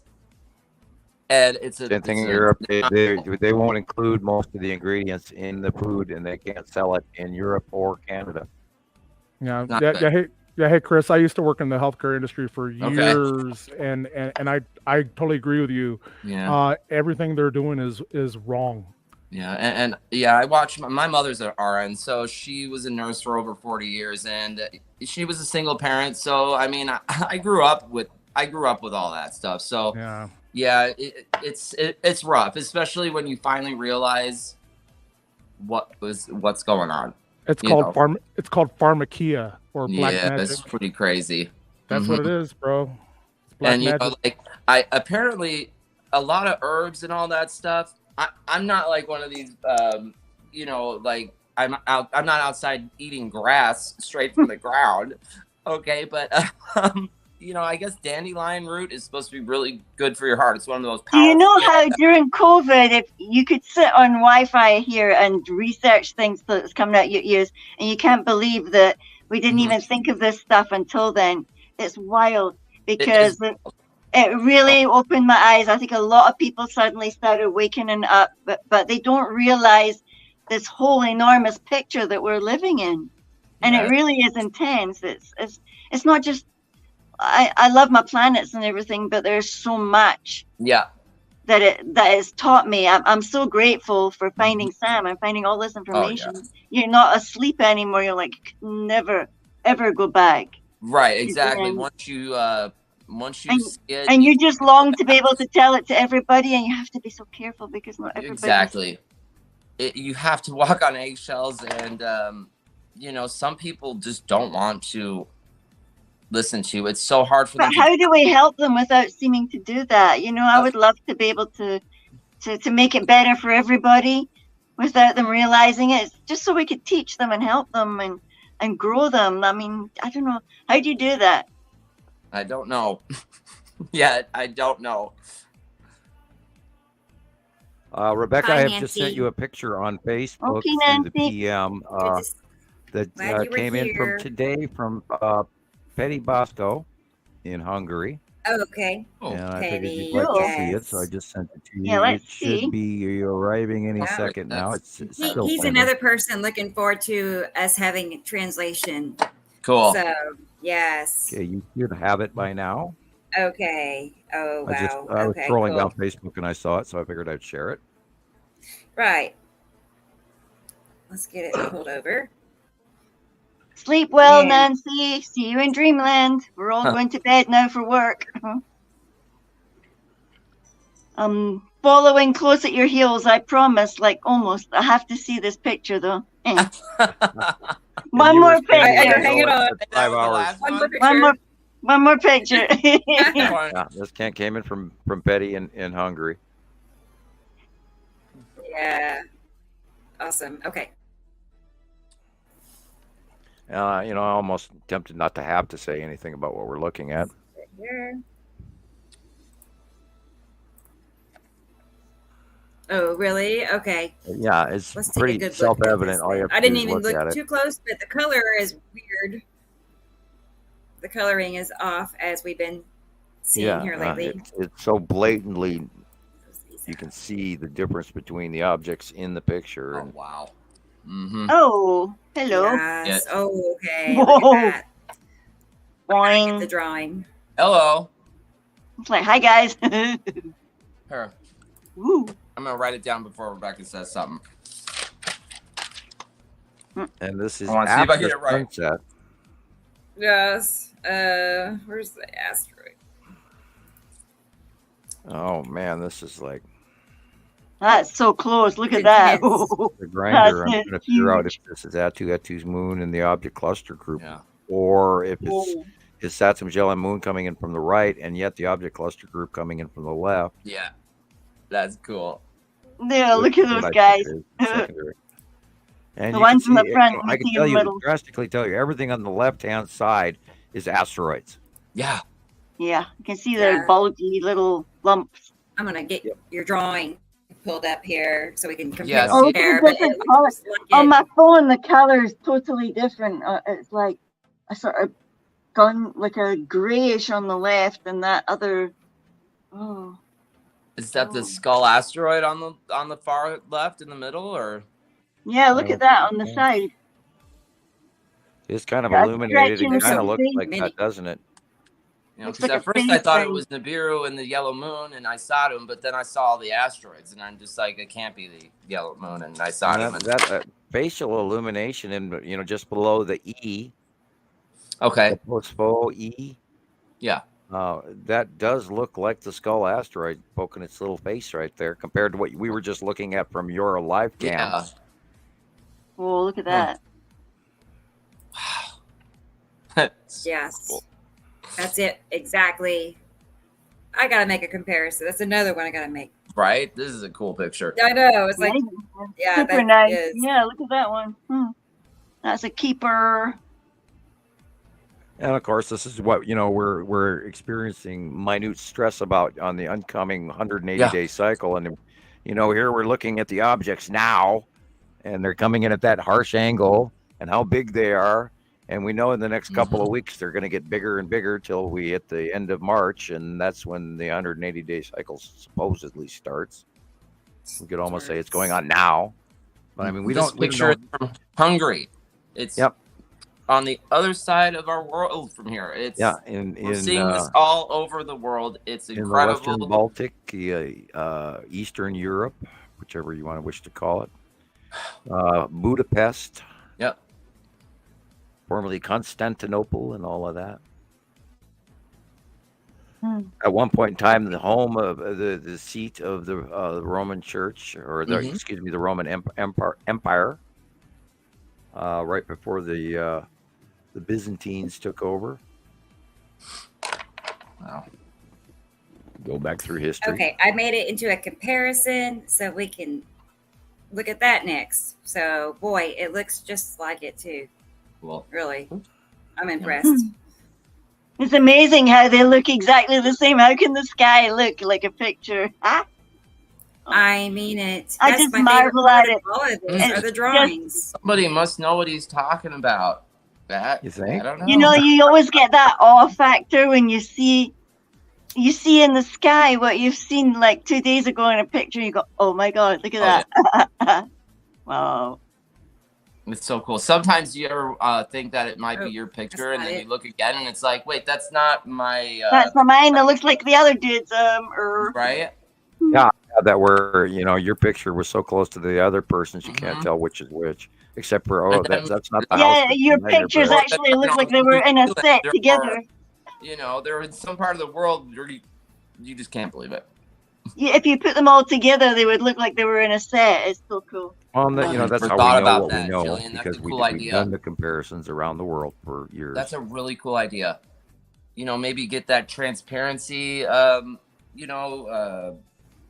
We should do that one time. Put them all next to each other. Oh, that'd be cool. Yeah. Do what? Like put what? You know what I'm talking about? When everybody takes a picture that's the same thing, and then you put them there, and then you see like the progression from who's seen it first, all to who's seen it next. And we've done that with some. When the close pass asteroid storms were occurring, we did that a couple of different times, going from literally. Yeah, remember, Sam? We did that. Yeah, we did that. We were able to call those freak storms, which what we called a close pass asteroid storm, and we've documented those going on from 2020 on. What? I'm sorry, I need glasses, but someone's asking what happens after the 180-day cycle. Well, the activity changes and they're less volatile. We don't see as many electrical discharges and freak storms. It just reduces. That's right. And then when it starts back up again, there's a segment of increased activity, and then the activity sort of just stays generally catastrophic. And then right before the end of it, it gets really bad again. And then it sort of fades out. And then we watch different winter orbit patterns, and then this is of course where the planets move, and it's a pretty it's a scheduled thing where we watched it from one cycle, right, where the planets were on the right, and then they were on the left, and then they were on the right, and then they are on the left, and so we watched this occurrence, as they got closer and moved up from underneath us, and then beside us, and then axis angle tip past us from 18, 19, 20, 21, 22, 23, and now they're going beyond us. So and we watched them get bigger and bigger, and now they're sky pillars everywhere you look. And even just a year and a half ago, that wasn't the case. It's incredible. Surely is. And Well, guys, I'm gonna love and leave you. I have to go to bed now. Okay, you going? All right. Okay, We'll see you girl. Night. Yeah, I've got to get these good night. animals into. Yeah, I have to get some sleep. Right. All right. Good night. You do- Night, you night, do. Well, guys. good Good night. week. We'll see you in a few days, Jillian. Okay, Bye-bye. dokie. Bye. Bye. Bye. If I can figure out where the little, Okay, yeah. bye. So funny. I do that too, especially when I go live. I'm telling everybody, okay, like if I'm at the field, all I can do is shut my phone off. I can't always figure miss out how to it. go live. Yeah, I just have to shut down my phone practically. Did you went live the other day, right? Like on Wednesday, or? I did on Facebook. Yes. Yeah, I for totally about 30 missed it. minutes or so. Yeah, I totally missed it. I was like, I had missed it. Ellen out in the car. I was like, I couldn't stay too long, but Oh, and then I was going to do it again that afternoon because the sky looked so great. But no, Right. it was too hot. I mean, it wasn't hot. It was 60 something, but serious. My cheeks were just burning. just right now, just from being outside Good. for what 20 minutes, I was out there. I'm like burning up. Yes, How I about know. that I know. large standard red star that none of us are used to? Oh man, it's I'm gonna- just crazy. This is just too much. It's just a lot of it's a lot to take in. And after yesterday, though, after what I saw yesterday, you can't deny this at all. I mean, and that's what I think a lot of people need to understand. Everybody's got a lot of questions. I understand that. I had a lot of questions in the beginning too, but once you see this with your own eyes and you just allow it to show you its total magnificence, it's just like earlier somebody asked about how far are the planets from us, and let them tell you, like go. Well, there's a outside lot and of room look between at us it, and 93 you million will- miles. You'll be able to feel it. Like you'll be able to tell that your whole existence, all of it is just going to be right there in front of you. Let them tell the tale, pretty much, is how I saw it last night, and it's incredible. I'm telling Ron over on TikTok is asking when Nibiru is going to be here. So Here. I'm giving him the lowdown. Yeah, It I'm is giving him the here. lowdown. It's already here, Ron. Already here. So, right. So I have some videos of just some current events if you'd like to Yeah. check that out real Yes, quick. please. Yeah, Yeah. go ahead and get that. Here it is. Some random things on TikTok. It's loading. Yeah, well, while we're waiting for it to load, Rebecca and I were talking about prior to the show how I am going through a new level of stress that I hadn't expected. So that may come out in my words. Algeria. Yeah. Northern Africa. Yep. My gosh. Yeah, they got the jet stream going over the top of them in ways that we haven't seen in many years. Oh, look at that. And the climate change in Africa is in effect. And they're seeing far more water than they've seen in many, many years. Wow. And so, this will be climate changing for them permanently for a while. And you're about to see it grow lush and green, and things will start growing all over maybe, depending on the angle of the sun, depending on the location. We could be seeing, much, much hotter temperatures this entire year. So, oh yeah, and did you see the pictures of? I was just going to say of the L.A. River, and I looked down and there it says L.A. River. By the way, the L.A. River is generically completely dry. I think I had that on this clip. Someone talking about that. Yeah, this was happening in 2023 and 2022 in the United States. Nonstop trees falling out. Yep. Because of the weather and the water and how the mountain slides and the landslides happen. Right. This is a landslide happening right before our very eyes. I swear there's got to be a planet over the top of us. I got a minor headache going here. Oh. Yeah, that guy got buried in trees. Kazakhstan, yeah, this is that winter thing I was telling you about that's been going on. They are in the great Arctic now in Kazakhstan. Oh my gosh. I mean, nobody told them that they moved to Antarctica, did they? All right, Nope. guys, this is what's happening all across the United States right now.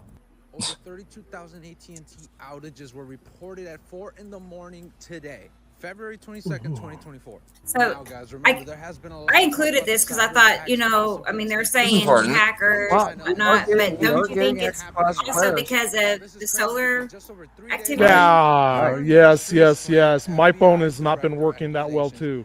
And let's Really? imagine Today's been the first day I've had a problem with it. well, let's I've had imagine problems. that we're watching information from our star, and we're not being told about the coronal mass ejections from a much larger star. So, I mean, what material is actually hitting Earth right now? What is our magnetosphere going through? If you're interested, go look up the magnetosphere of the Earth. And T-Mobile, I got T-Mobile. Coincidence to me. Now, I'm very interested in hear what all of you have to I can't really hear him. Yeah. say. I really do want you guys to comment and let me know what you think. Yeah, everything's crazy. Get ready for, I mean, we should also Sure, it's include choppy. the possibility of a Carrington event. Yes. And Wow. It's entirely possible that we could be driven back to the Stone Age in one foul swoop. is reporting more than 32,000 outages for AT&T. Now, keep in mind, that was at T-Mobile, 4 in the yep. morning. It went up all the way to 72,000 cell phone outages. Do y'all know how Plus, crazy there was a that whole is? bunch of corporations that went down as well as television. Yeah. Yeah, networks. it did happen. It did happen because my phone was out for a while. I saw Really? YouTube announcements Yes, on it my as well. my T-Mobile phone was down. That's why I have two phones. This is my T-Mobile Wow. and this is my Google Pixel Plus.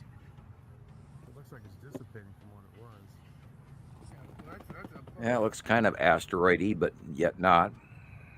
You gotta have two phones. I do have two phones too. You have to have two phones, and a Uh-huh. landline. Yeah. And a Spiral landline. asteroid. I wonder. Kind of looks like there's two. It's not really spiraling, but then again, look, it's Mr. BB 333. Right. I mean, Yeah, that could easily be the spiral asteroid, or an asteroid coming in and crossing in that we don't have documented or listed. It's Could not be a even a sea smaller trail. one. It's not a sea trail. And we is can it? expect anytime now more of that. Wouldn't that be intense this year if we did have some peel-off asteroids? Yeah. That'd be spooky. a little bit. I mean, we got everything else. Why not that? Right? Yeah, that is something for sure. Yeah, I remember when this happened. Anything's possible. This is a long- look at this the is a long Charlie time ago. Binsk event in Russia when that Yep. asteroid blew up before hitting the Earth, and all the blown out windows and injured people from That was- shattered glass, and 4.2 on the Richter scale. Look at that. Look at that. Jeez. And those people are running for cover and hiding in a matter of 5 minutes, and they it was dark skies, and then all of a sudden in comes this thing, and next thing in it they don't have a building to be in. Wow. Ecuador. Yeah, look, people, this is what the stuff we've been talking about. February 2024. Oh boy, where are you going to put that? Oh, that's sad. That's a better boat right now than a coffin. Where are you going to bury that? You're not going I to. don't know. I don't know. They got a problem. In a tree?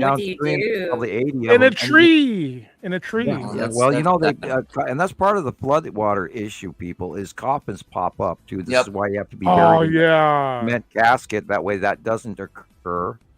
And if you live in a third world country, then in that water you're swimming in can be having all kinds of nasty things in it. And you're going to be a regimen of antibiotics for the next 6 months after walking in That's the water. Death Valley? I plan to be incinerated. That's the flat I was talking about, this brine water that was forming in Death Valley at the southern end of California now. That whole area is returning back into a lake. That's crazy. That's low. That's like to the east of LA. The lowest spot below sea level, right? Yeah, there's people kayaking in it now. Oh, nice. And it's a very salty content. You can see that Look on the at white salt. soil Yeah, right you there can on the see it ground. all That's over. Oh, it's all salty. Look at that. Yeah. Yeah, it's a brine water, and that's the southern lake of California. In the 30s and the 20s and the 10s, there was a massive, huge lake in the center of California, and they drained it to grow all the crops and everything that we fed everybody around the world They did through so World much, War II. They did such horrible things to Whoa. Yeah, I saw this one on to video. the world, to the states by robbing the water. You know, and people don't even go back through history, you know, even to the turn of the century of how things used to be. Yeah, California took all the water. That was crazy. California and Las Vegas. California and Las Pumped it Vegas. to LA, pumped it to Yep. Vegas, and pumped it to, and so much so that the Salton Sea area, which is the normal ending. Yeah, that's what I wanted to ask you. The Salton Sea, that's the one. Yeah, and that water used to go all the way into the Gulf of I know. Mexico in the Sea of Cortez. They cut the water off from going into it. And now it's turned into a swampy, nasty, rotten, toxic puddle. It's and nobody went, and their property values went way down because the place stinks so bad. You go outside during the day and you want to puke. I know.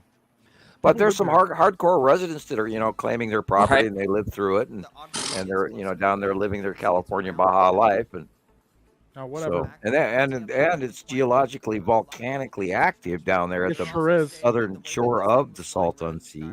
Always, it's always. Well, they've had volcanic mounting going on for over a decade there. You're so right. And mud lava and all of that hot lava mud burping up for years now down there. They also have a thermal power plant down there, Right, which is and which proves to you that there's a Thermal. lava dome there. Yeah, look at Yes, this. you're so This right. is about an F2, F3 tornado. Wow. Now the Fujita scale can be judged by or down the tree it gets ripped off. Okay. That's just a Branches crazy removed, scale. Come leaves on. removed is F2. Halfway down the tree removed F3. 3/4 to all the way down, ripped off down to the ground is F4 and F5. Wow. Oh yeah, I've seen those big ones, man. Never seen a tornado before. Oh, I've seen them only on video. What's freaky weird about it is it comes on so fast and so quickly, and people don't expect to have all the air sucked out of their lungs. Wow. See, I never realized that either. That And it picks you up and throws you. pressure will mess up your lungs like that. That's scary. Yeah, you exhale, but Yeah. you don't have the strength to actually draw in your next breath. Oh God. Wow. Yeah, I live in And that- tornado alley. Oh my so to God. speak, but I mean, thankfully I've never seen a tornado. Thank so, God.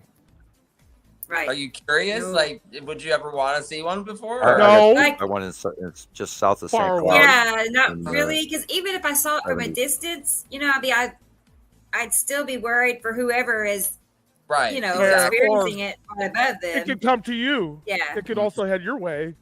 You know, I've always been like, oh, I want to see a Yes. tornado. Yeah, definitely. And then until Yes. Sam said, you're not going to be able to breathe. You know. Yeah. Well, right. it just depends on how close you are But, to one. You know, I had one chase me down the highway, Oh no. and this guy, I was hitchhiking in Minnesota, and I was south of St. Cloud heading for Little Falls, and he comes rolling up to me and he screams, get in the car, there's a tornado coming. And I look up behind the car, and that damn thing's less than a mile away, and it chased us down the highway as fast as we could drive. And then it was a small, like Toyota smaller car back in the 70s. And then he couldn't keep it on the road because the back end kept whipping from side to side. And so he pulled off near this bridge and underneath the bridge, and we ran out of the car and went behind the big cement columns on the far side of the overpass. And we were there holding on to the poles, the metal beams of the overpass, as our legs are being ripped out from underneath us. And we're holding on for dear life as we're flapping in the wind like a flag on a flagpole. And it went over the top of us, around the overpass, and then past us. And within a 2-minute period of time, I was attempting to breathe. And wow, I did not think I was going to live through it. But I mean, I've been up close and personal with a tornado. So thank you, and, Dennis. Total sky, tornado chaser ever since. Really nice. That's cool. Right. He's here with us till the end, he says. Great. So I think that with all of us, really, we kind of all got each other till whatever the end today, is. Yes. Everybody in the comments, like, what have you learned today that you didn't know about, or is there something you want to know about still? Share it with a friend, subscribe, like, hit the notification bell. Yeah. And I'm saving a video. I have some of my video from the week I was going to share. Cool. And then also, I saw Andy in the comments, and he has sent me something, and Robert in New Zealand. Andy's Great. In the UK. So I got my list going here. It's down as I go along. But seriously, there's been 1, 2, 3, 4, 5, 6, 7, 8, at least 12 or 13 people send in pictures today. Right. That's great. A lot. Yeah, a lot. So, and all right, let's see. It's almost the same. Yeah, my week, as far as the sky goes, was pretty interesting, at least for a couple of days. So I'm going to load that here in a minute. Y'all can see. I've just been too busy to turn it into a video. I haven't even shared it on Facebook. I mean, I'm taking pictures and I'm not even sure. Go there. It's not easy. It's not easy doing all that editing, and it's not. It takes time. Yeah, I had somebody tell me something like, she said to me something about not wanting to. I don't want to help newbies out or something like that, and I don't. She said, I know obviously you don't have the time to help out newbies. And I'm like, oh, okay. Well, I just tried to, send her, I tried. We do try to help newbies out. I tried answering all her questions, and that's all I could do. So I often wonder where they have been for the last decade. Yeah, I was thinking that too. I'm like, well, you don't have to get weird. Just, ask the question and, I'll be happy to answer it, but I don't know. To Racy, you don't want to know. Right. I was just avoiding discussing that, but yeah. My mother used to say, if you don't have anything nice to say about someone, say nothing at all. Right. I know. Okay. And I'm sitting here all of a sudden, I'm kind of hungry, wondering what the heck kind of munchie I can have. Pizza. Well, now the girls already went through it. I did have one piece. I had one slice of pepperoni, and that sounded apparently so good. nobody heard me chewing. That's a good thing. That's so but I was like, I had to eat it. I ate a piece of fruit. That sound good. I want pizza. I got mangoes and yeah, we buy a mango here, and we have to wait a week for it to actually, or 2, to get ripe. Right? Yeah. Yeah, I've had these not I've ripe had these about mango. 6 days. They're finally edible. But I try to eat fruit, and trying to eat a lot better. Yeah, I found these things, and they're so good. What's that? They're cool. Okay. They're freeze dried, and it's this one's 3-bean chili and cornbread. Oh. And it's 2 servings. I love cornbread. And it makes a big bowl of yumminess. It's got a big bowl of yumminess. It's got veggie chili doing a topped commercial. with sweet Right? chili cornbread. Oh my God, it is so good. That, and then this one is Thai red curry. Oh, curry. I've never seen that brand before. But Yeah, no, it's only local to Durango. Oh, okay. Good night. Nina's off to bed in Ireland. Okay. Here is 3 pictures that Andy Pull from the UK sent me. Get those pulled up. And as far as I know, they're all his. Let's make sure. Oh, sponsor. I just have an idea for a sponsor. There you go.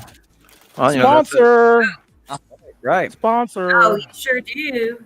Sure do. Yeah, 'Cause they're if local. you do already know about a product, then you can contact them. And they're local. They're local here. They're right close to where I and live. all of us don't mind some real good free samples. And Right. God, it's so good. Love any kind of food. And That they're is, you know. I am a little leery about getting food through the mail, but if I know who $14 sends visa, it to me, it's a different story. I've eaten one already, and it's so. Oh God, it's so good. So healthy. Chris, this is this is a screenshot that Andy took of your video when you were out. No walking. way. That's cool. Yes. Thank you for doing that. So Is that right. the skull? He's Oh, asking, my is that God. the skull, or he thinks it's the skull? What do you think, Sam? Is that what? Maybe get something. I was on mute. Oh, okay. From when I was walking It's, outside. the skull is just to the lower right of the center object. So what's that oval shape? Yeah, what is that? Probably one of the asteroids that it peels out as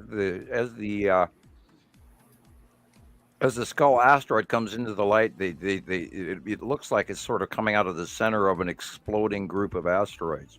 You can see. You can we've been see. drawing to that. We're going back a few years. You can see it wisping, like the whatever. It's wisping as it's like turning. It's lightly in the background, and we're staring at its eyes and the nose socket and the skull, but not its lower jaw. Okay. And you caught me munching on potato chips, and so I was like having to swallow real fast before I unmuted. No pressure. Okay, so then he is saying that this is one of his captures. Yeah, wispy. And Wispy he believes ion that tails. this is the same thing. He believes that was. I have a picture like that too, Andy. I got it at sunset. I'm not good with the asteroids yet, but Okay. Dead center of this, the black circle in the bottom is the side orb. Oh, okay.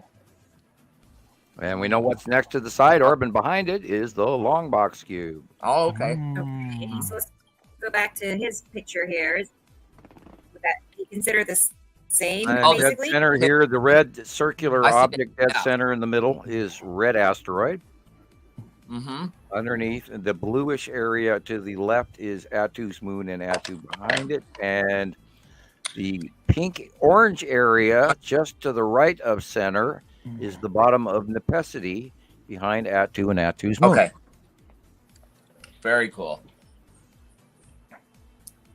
Wow. Awesome. I would love to see these All from right, the beach. cool, Andy. Thanks. Totally. Like, I would just love to see this view from the beach. No, totally yes. you, right? Like, Oh, wait a minute. I said the center with little blip at the bottom was red asteroid. That's actually a little sister in front of much larger red asteroid. oh, okay.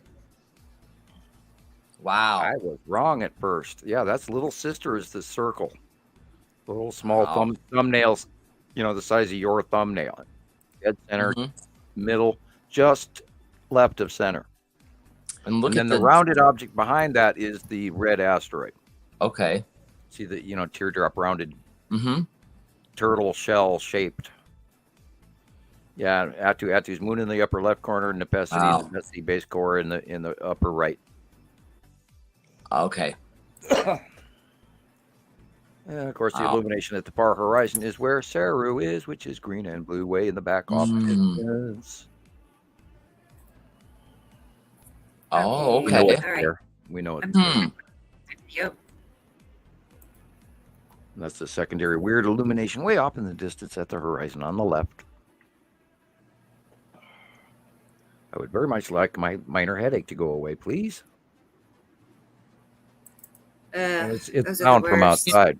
Thanks, I Sam. can hear it. I can hum. There's a hum outside. Like Tylenol or anything, or oh God, no! I wouldn't eat that stuff if you gave it to me for free. Good. I don't do no.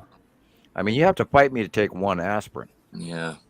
And I will not. I mean, I get headaches so bad that I get debilitating headaches. If I get a headache, it's bad.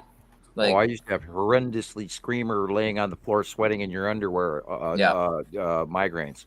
Yeah. And I learned how to make mine go away. No, it was a couple of combination between self chiropractic and actually speaking about things that I was suppressing for the last 40 years. Yep. And once I started talking about the planets, my migraine level dropped dramatically. But it took me a long time to get there. When I first started talking, even typing anything about the planets and what I was not supposed to talk about, I sweated bullets. I mean, I actually got so nervous that my entire T-shirt would end up wet. I'm not kidding you. I sweated bullets. And I would have to wear a headband so I could just sit here and type. Wow. Oh, it made me horrendously nervous. I mean, when you got a threat from the government over the top of your head, you listen. Man, I can't imagine.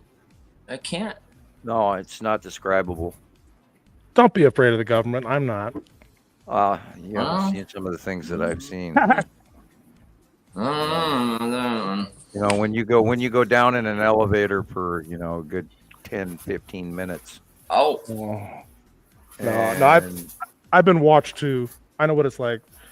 Wow. And you're in an underground base. It's a different story. You realize that's different severity, and the fact that they're in bed with the other entities, aliens. Actions. Yeah, no shit. Sorry. It leads you to the point where you don't know who you can trust.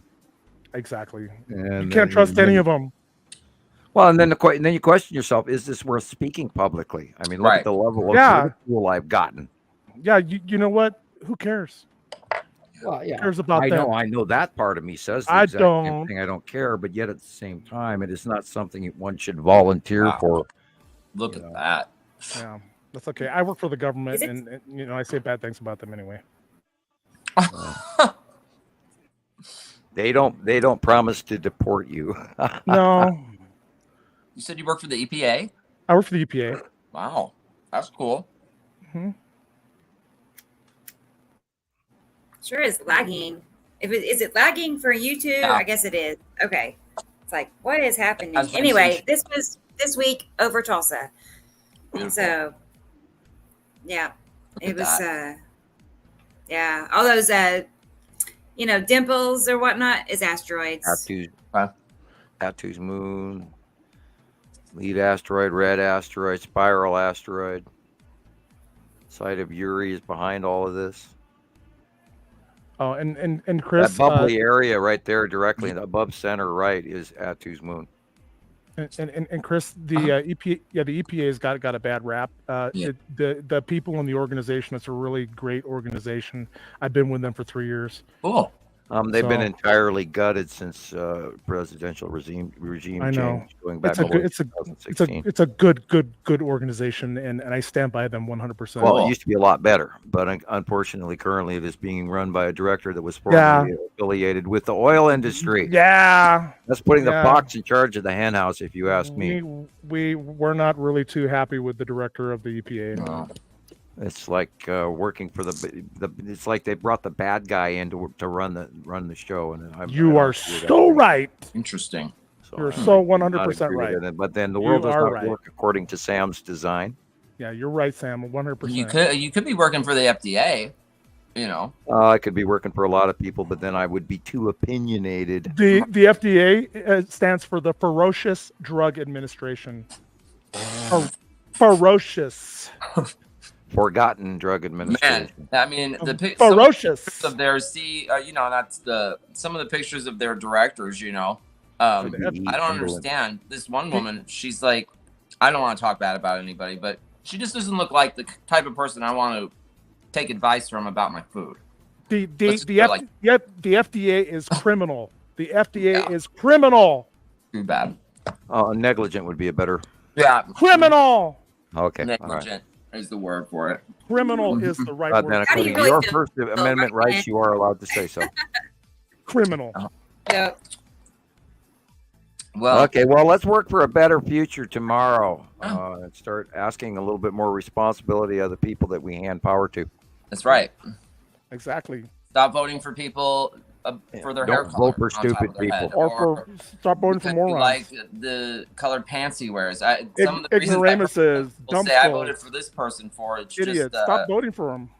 It's crazy, you know. Have we developed our line of tennis shoes yet? I'm joking. Right, exactly. I just say, And look, like, Sam. you know? I say, do away with the government. No. Period. No. We We need can government. govern ourselves. No, we need government, and Yeah. because without government, we have feudalism.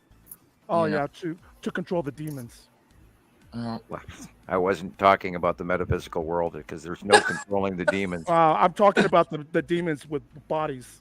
Right. Oh, those guys. Oh, Yeah, those guys. ones. Okay. Yeah. I was married to one. Remember?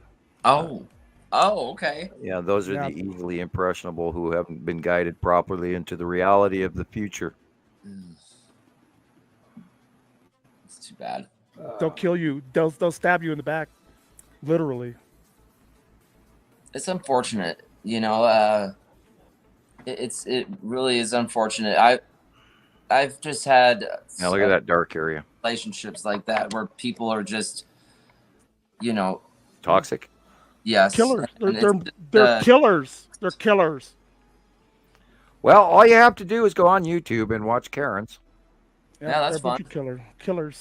My daughters watch far too much of that. I do not. Right. I do not wish to see people in the behavior challenges. No, it's not fun. So I Not don't watch a all. lot of that. But They should it's all on be in YouTube. insane. It's on It's YouTube. just not Everything fun. you ever wanted is on YouTube.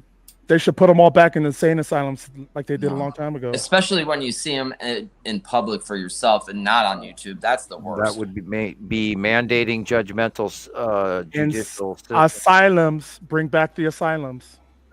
Yeah, but we cannot be jumping across the street trying to dictate how other people should right. live. That's right. We do live in a democratic voted society, Mm-hmm. and we're the society to overwhelmingly Unfortunately. urge some more mental health applications in our society. That would be a good thing. Yes, that would be a good thing. But not mandate our judgment over someone to slap them in a padded room as easily. Not that easily. Otherwise, I'd There's- be in one right now. No, no, I don't think so. No, I'm. You should see what I'm going through at home just now. I mean, you know, I'm dealing with stress levels that I've never experienced, and of course, it could Oh, be man. because of the full moon. I had a horrible morning for about 4:00 this morning. I was just really uncomfortable, and that was, of course, the full moon. Oh, I was angry yesterday. Yesterday, I was angry. I was just all of a sudden I just that felt can this. be moon influence as well. I was so like, and it wasn't just me. It was also Pamela too. She was also. Really? Okay, so the grumpies. Yeah. Yeah, planets and moons can affect us, and we are in a high tidal influx from our natural moon, and plus we've got two other moons close by. So yeah, it's entirely possible. Yeah, you're so right. And people that, I mean, you know, you can see these repeated patterns in this dark blue above everything that she's filming here. You are looking at planets and asteroids underneath them. I love it. And these are not skies that we've ever had in our lives. And you can see objects cutting into the sun. The size of the sun is too big. Look at that. How beautiful. Sky filler. Sky fillers. Mm-hmm.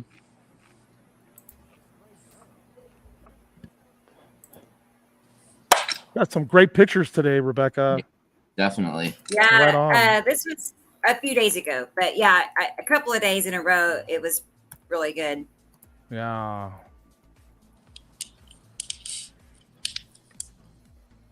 Look at that little sun disk. Parking lot 360. The sun disk. The solar disk. And no matter where you look, you're seeing planets here, guys. And there's an I asteroid know, I was right like there to in the all left. directions. All that dark area is planets. And people have to get Lagging. in their head, this is real. They couldn't handle the truth, Sam. Well, some people can't. But we're hoping and we're hopeful that people get on board with this so we can move the science forward to accept it. Well, we're on our way. Yep. Worn away. You'll see. What percentage do you think you'd have to get to make a difference? You know. Wow. Like, Good question. God, I mean, you know, well, when you consider how many scientists have actually debunked Einstein over the years, you're so right. You know, and we're still talking about Einstein, and there's been 5 or 6 major scientists that were, you know, so much more intelligent than he was. Of course, and they're not even famous yet.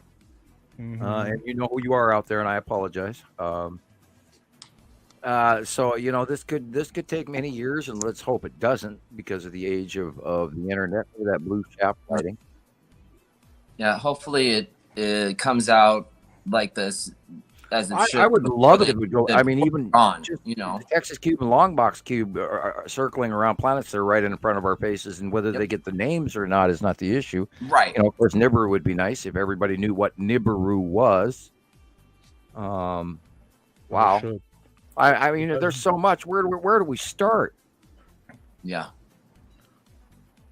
Other than one day at a time and talk about it as a group, and you know, try and share it with as many people as it can grab hold of this passing bus, or you know, the train car. You know, grab the handle on the train car as it's flying past you, and you know, it's kind of difficult. It's insane. I mean, we say this every week. It is batshit crazy that this is happening, but guess what? It's real and it's happening. And these guys are not anything we've ever seen before in our entire lives. I mean, look at it. You can't. Too many people. Why would you want to argue with this? This is what I don't understand. The people that just don't want to see it, they don't want to look at the information. They're just indoctrinated. Chris. Argue with that sky. Look at that. Why? And then there's the people that fear it, and they're immediately ready to jump and say, "Well, this guy's full of shit." That's the bottom. They're indoctrinated right there. Yes, they are absolutely. They're indoctrinated, and most of the generation that are on this planet today, Chris, they did not see the skies the way we did. So they grew up seeing these guys. Nor did they have the science education that I grew up. Exactly. They're not going to know anything different than us. So we are a special generation that, and those who are younger that are coming, they're awake. They're waking up to it. But we got to hit those guys. The younger generation. Yeah, definitely. And it's hard. It's hard to get through to them. You know. Yeah. Optic blast just meant after 2011. I know I started having ear issues again. Rebecca, can you pull your Sky Sounds video up again? You guys will meet my son. Yes. Let me get that. You guys will meet my son one day. They allowed you to have offspring? Where does he live? I'm teasing. I'm joking. He's in. Jackson. Oh no. He's in Jacksonville, Florida. Oh, getting a tan and chasing the surfboard. Okay. Mm-hmm. Of course, I don't know how the waves are on the. Which side is Jacksonville on? Is that on the west coast of Florida? It's on the east coast. Oh, okay. I'm so full of shit. Yeah. Okay. So then he is getting waves, and then you'll have the Atlantic waves. Yeah. Optic blast. This started in 2011. He's 29. This is in Australia, and it started in 2011. And this is what I hear now here. I guess it's my internet that's lagging. Yeah, which is strange. Work. I magically order you to work.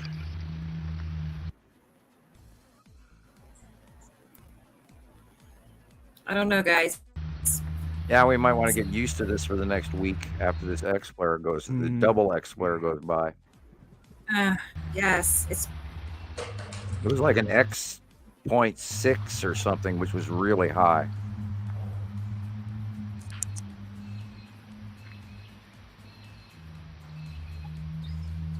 Is that coming from the clouds? I don't know, it's somewhere up there. God. It's the ships. The long box, I bet you. Yeah, we have no way of definitively saying it's either tectonic plates. It's either that or the sound of the planets, or it is a lot of those have sounded like star destroyers going whoop, whoop in the sky. Yeah, I bet you. Sighted around the world. And all you have to do is type in Strange Sky Sounds 2012, Strange Sky Sounds 2013, 14, 16, 18, Listen to 20. that. That is so And they've come in a couple year groupings. And of course, it's also been talked about for many, many years in the 30 to 83 hertz zone as a planetary sound that's been going on for many years. So there's lots of other reasons and sightings been going on. You know, of course, that doesn't make mainstream news or science. I know who it is. It's Bigfoot. Oh, just kidding. That movie. Bunch of gnomes underground humming, waiting for the beer to get ready. The Slee Stack. On my tongue. I'll think of it. But there's a movie where the ships are making these noises. Slee Stacks. No. The Slee Stacks is from Land of the Lost. Close Encounters. My ears are Yes, I constantly I hear it know in my who ear. Slee Stacks My are. ear bulb tips, my eardrums are sore all the time, and I feel it in my feet, and I feel it in my butt, and all of that. And your teeth? Yeah, that, and sometimes my hands. you Yeah, know, my I- teeth hurt. I- My teeth hurt. Oh, yeah, no. when your inner ear is affected, your jaw Yeah, go on that. yeah. Yep, it's happening, folks. It's going on right now. It's quite real. Everybody needs to get on board with this. We're not guessing.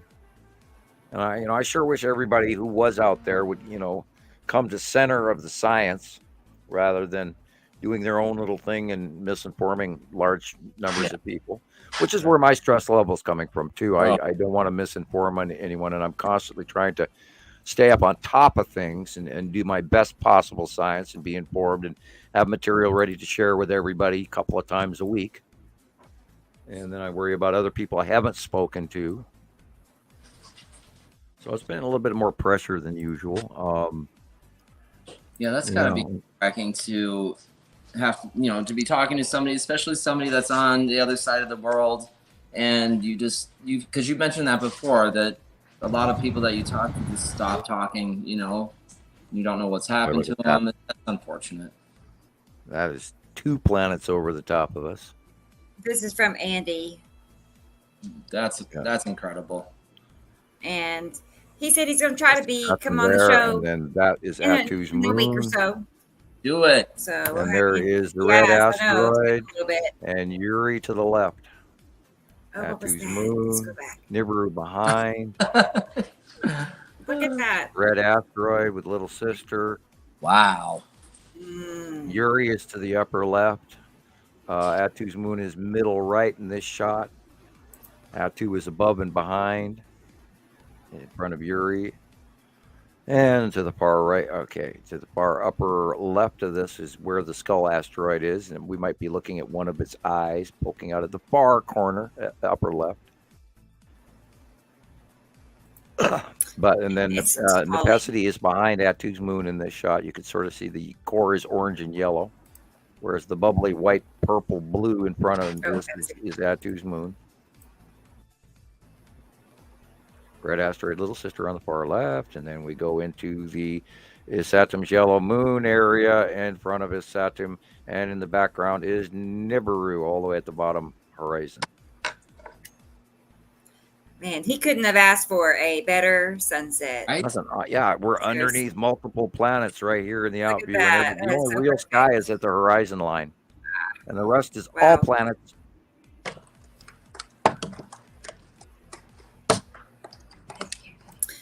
Okay, and then Robbie in Australia sent me a video clip, so let's pull that up real quick.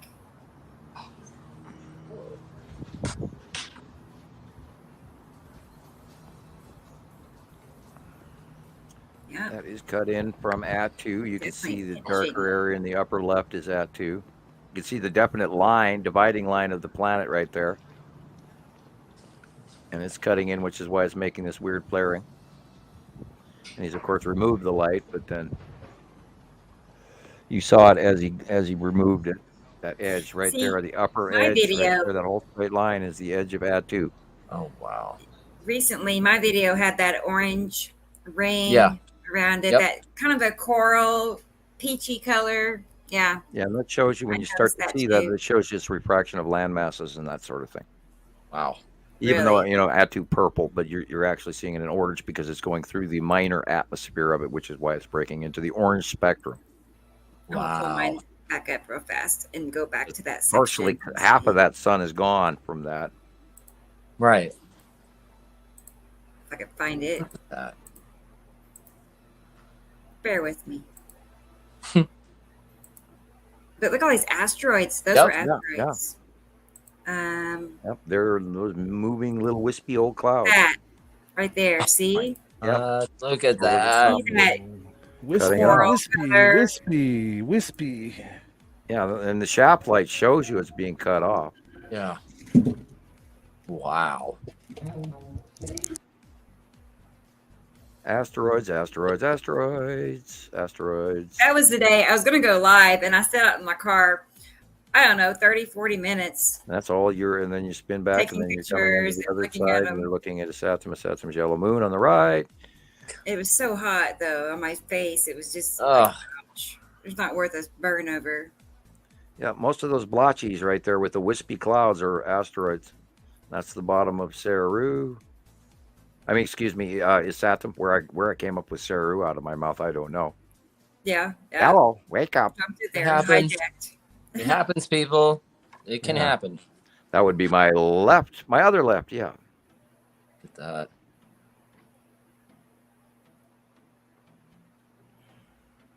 Yeah.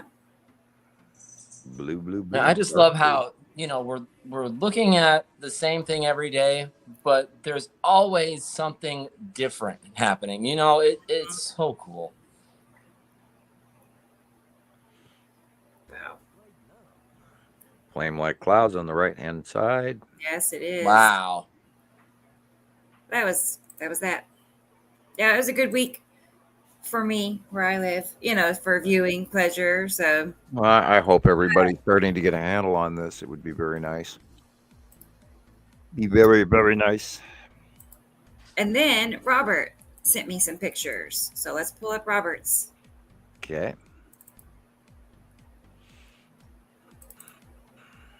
It's been a full show. I'm already starting to wind down.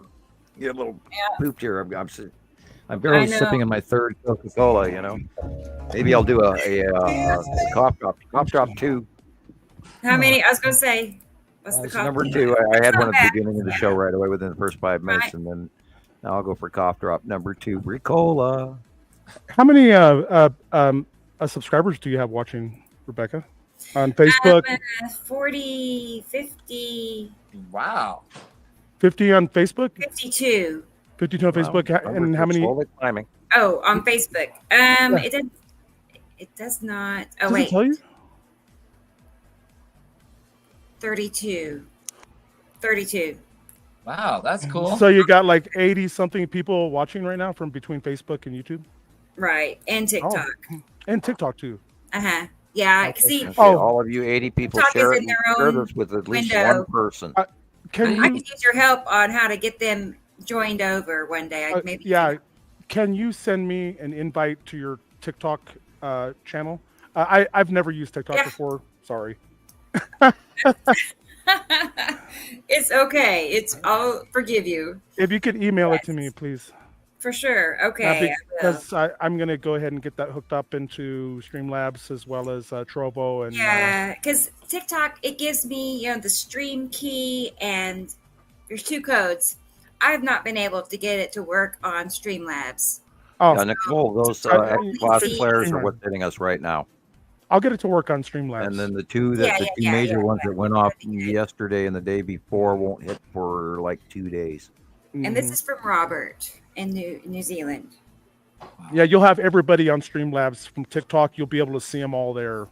So everybody should expect that their phone and their cell service and other things are not going to be working so well in the next 2 days. You're going to see, and we could even this X-Class was high enough. It is going to actually create some aurora borealis, and actually possibly a small amount is going to break through our magnetosphere and actually cause some actual electrical damage, which we've also been seeing evidence of, where they're talking about all the television, radio, and cell phones and stuff being disrupted, because there is probably more going on than just what we are talking about from our sun alone.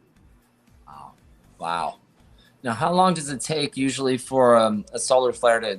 It depends on the direction and if it's a spiral flaring or if it's a direct toward Earth blow. A direct toward Earth blow can take a day and a half or a day. And if it's a spiraling rotational burst, because the sun it bursts and it has this, it's like an octopus arm, and then it turns, and then it goes over, wakes over the top of Earth. And then our magnetosphere, for the most part, repels, as it goes past us. The more directional toward us, the stronger impact it can have. And if you're in the X-class flare zone, M-class is one thing, but when you hit X-class, then you're talking significant possibility of actually breaking through Earth's personal magnetosphere and actually causing damage to our electrical systems. Computers, you name it. Traffic lights, you name it. Cell phones, all, systems. Light. That's, jeez. Be careful, everybody. Be careful out there. We had Daniel on the phone, and he's a welder, and he was talking how electricity and even his welding, and I've noticed this too, in my electric stove burning out and all these changes, and I'm noticing like my microwave is not working the same way. Normally you'd put my coffee in for 2 minutes, when I reheat, I'll make a pot of coffee and I'll drink 1 cup. So rather than pour it down the drain, I'll drink it over time. And then I microwave and reheat it, which is not necessarily healthy, but anyway. And I've noticed that what used to heat up my cup of coffee to very hot is not currently doing it on the 2-minute setting. And it's oddly changed. Now, it could be because of the aging of my microwave, perhaps, but I'm noticing there's a different electrical behavior from normal. And even Daniel was talking about how his arc welding is not like it used to be. It's like the rods are burning off oddly. Yep. In arc welding. And so that could be, we could be seeing brownout scenarios from magnetosphere intrusion inside our atmosphere, which will affect our use and transuse of electrical systems, including water heaters burning out, or stoves, or other heat elements like dryers burning out, or all of this. Electrical grids dimming, which affects like electric water heaters and things like that. They call that brownout. Brownout.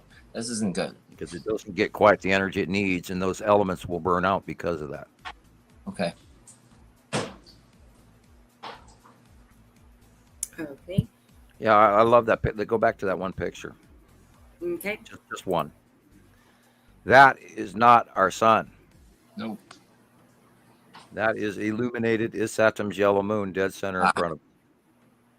What a great picture. Look at that. And you can see it on the water wave. Yep. It's showing you that there's this illuminated thing right there in front of our faces. And everybody's brain goes, oh, it's the sun, but there's clouds in front of it. No.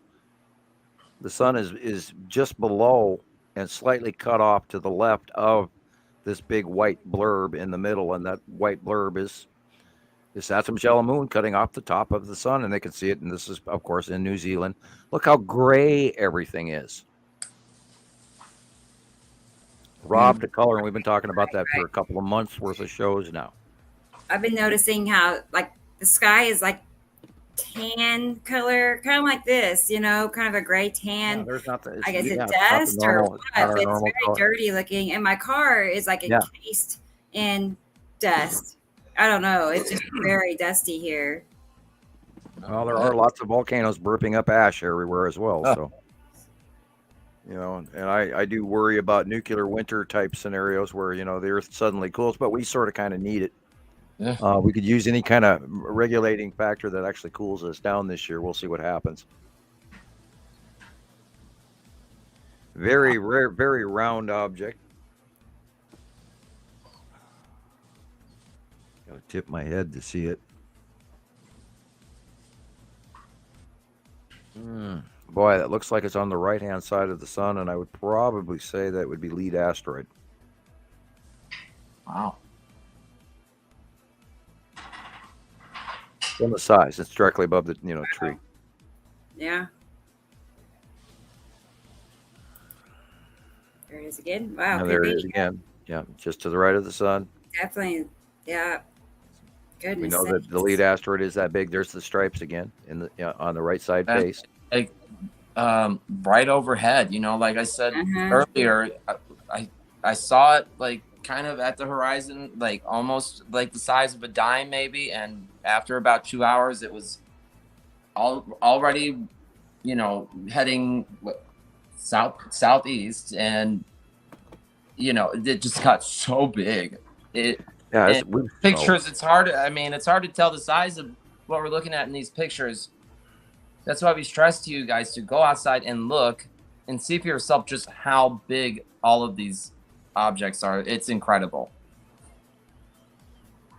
Well, it's part of how we document current drawings, and we know what is what because we watch it over time and we see the transition over again over time, and then they get bigger and smaller, bigger and smaller. Dennis mentioned the reflection. Did I miss a reflection? Water. Oh, Yeah. I see. Look at that. Yeah. And, again, everything on the right-hand side is in dark. And that's because literally everything blue that you see in this picture on the right-hand side is part of Isatim and Nibiru. Because they are on the left, making everything a dark gray. And if you look all the way at the horizon line at the water, between the sky and the ocean, it's literally dark there. And yet the rest of the light is going to the left.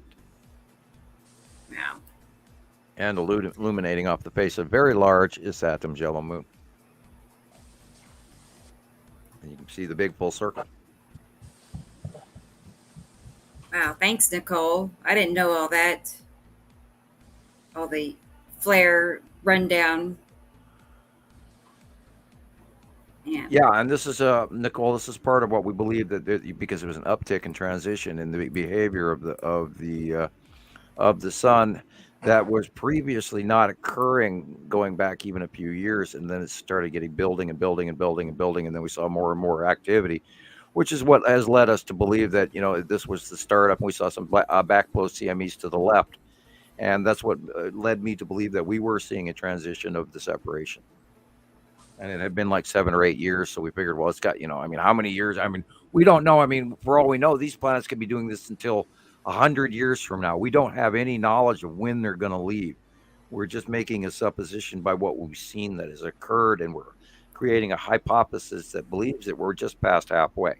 And this would be conclusively showing if we are actually seeing the sun separate.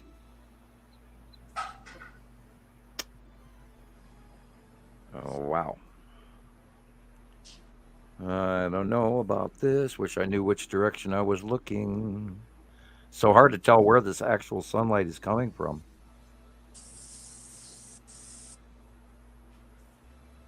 Yeah, that's. We know there's stuff up there. Yeah. I'm getting silly. I don't know. I feel like it's Atu's moon and Atu, but probably only because the clouds above the trees, those particular clouds, are what I see when Atu's moon. Reminiscent of that. If you can pass the sun, if the sun is behind us, then yeah. And that would mean we would be early part of the day. Okay, let's look at the clock. 13:40. That would be 1 o'clock in the afternoon. So we're probably looking northwest. Okay, right. My best guess,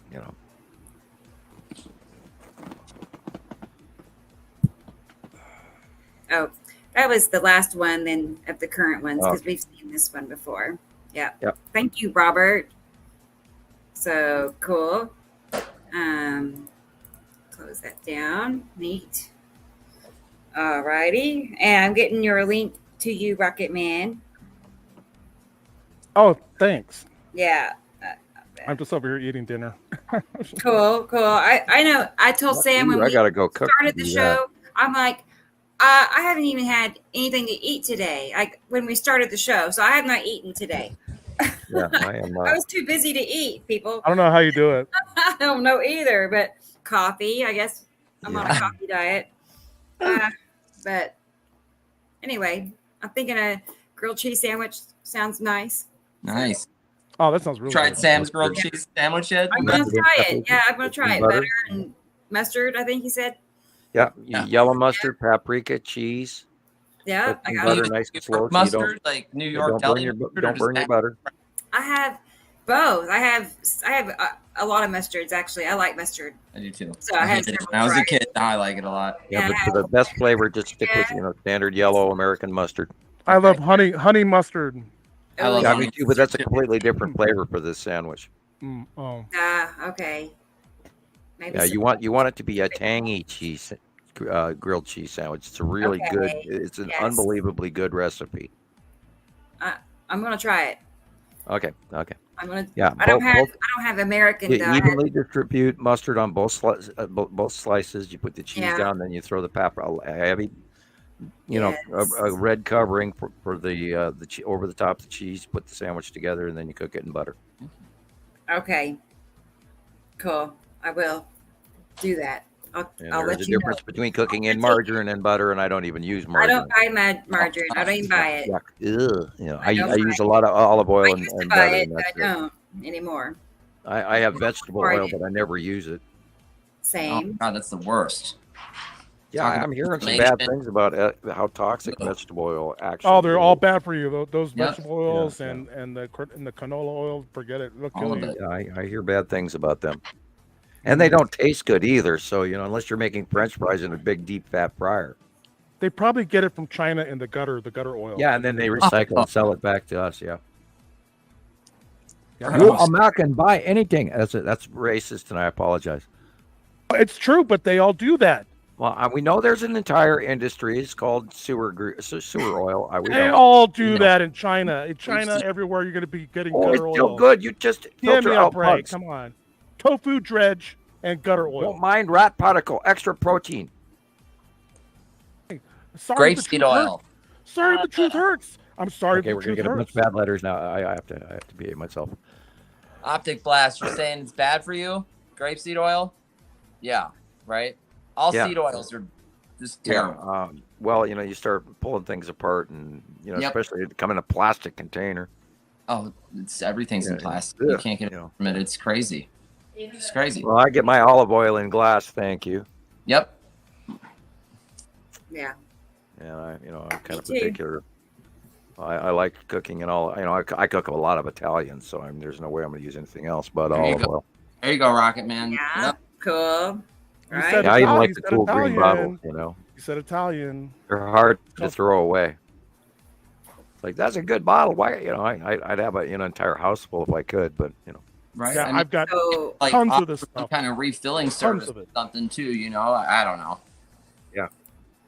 Yeah, we could go back to the days where we had our own natural clay pots that we would bring down to the river as well. But yeah, I like learning about clay and how to make all the new archaeological, technological advances that we've come since the Bronze Age. Yep, I've studied all of that and how to tell what pot is what when you dig it up. It's the Bronze Age or the Iron Age or medieval or Edwardian or whatever. But anyway. Oh, and by the way, it's truffle infused. Truffle. Oh, yeah, more money. Okay. Yeah, I've never been a fan of truffles. Thank you. I've never had a truffle before. I've never had a truffle either. It's a little too earthy for me to actually plop in my mouth and consume. I am curious. Yeah, they're expensive. They're expensive. Oh, they're expensive. Yeah, I know that much. Doesn't mean I want to eat it. Well, because dogs are the ones that find them. I thought it was pigs. Right, or pigs. Or pigs. Pigs and dogs. I have been watching that show we talked about on Tuesday's show. Now We Feast, which is like Hot Ones, where these people from Ireland are eating all of these foods, and I loved every second of it. Watching them, I was watching them eat all these jalapenos and all of these super hot, spicy nuts and the nut challenge and everything, and I'm sitting there sweating watching them eat this stuff, and I'm having a brain reaction, actually sweating watching them eat it, and cool stuff. And of course, Beard Meets Food and all of that, man versus food and all of those shows. Anyhow, I digress out of science into so it's like a mushroom, right? No, I don't think it's like a mushroom. I think it's more like it's a an root. underground mushroom. Oh, okay. Kind of like a root. Yeah. Fungus. Okay.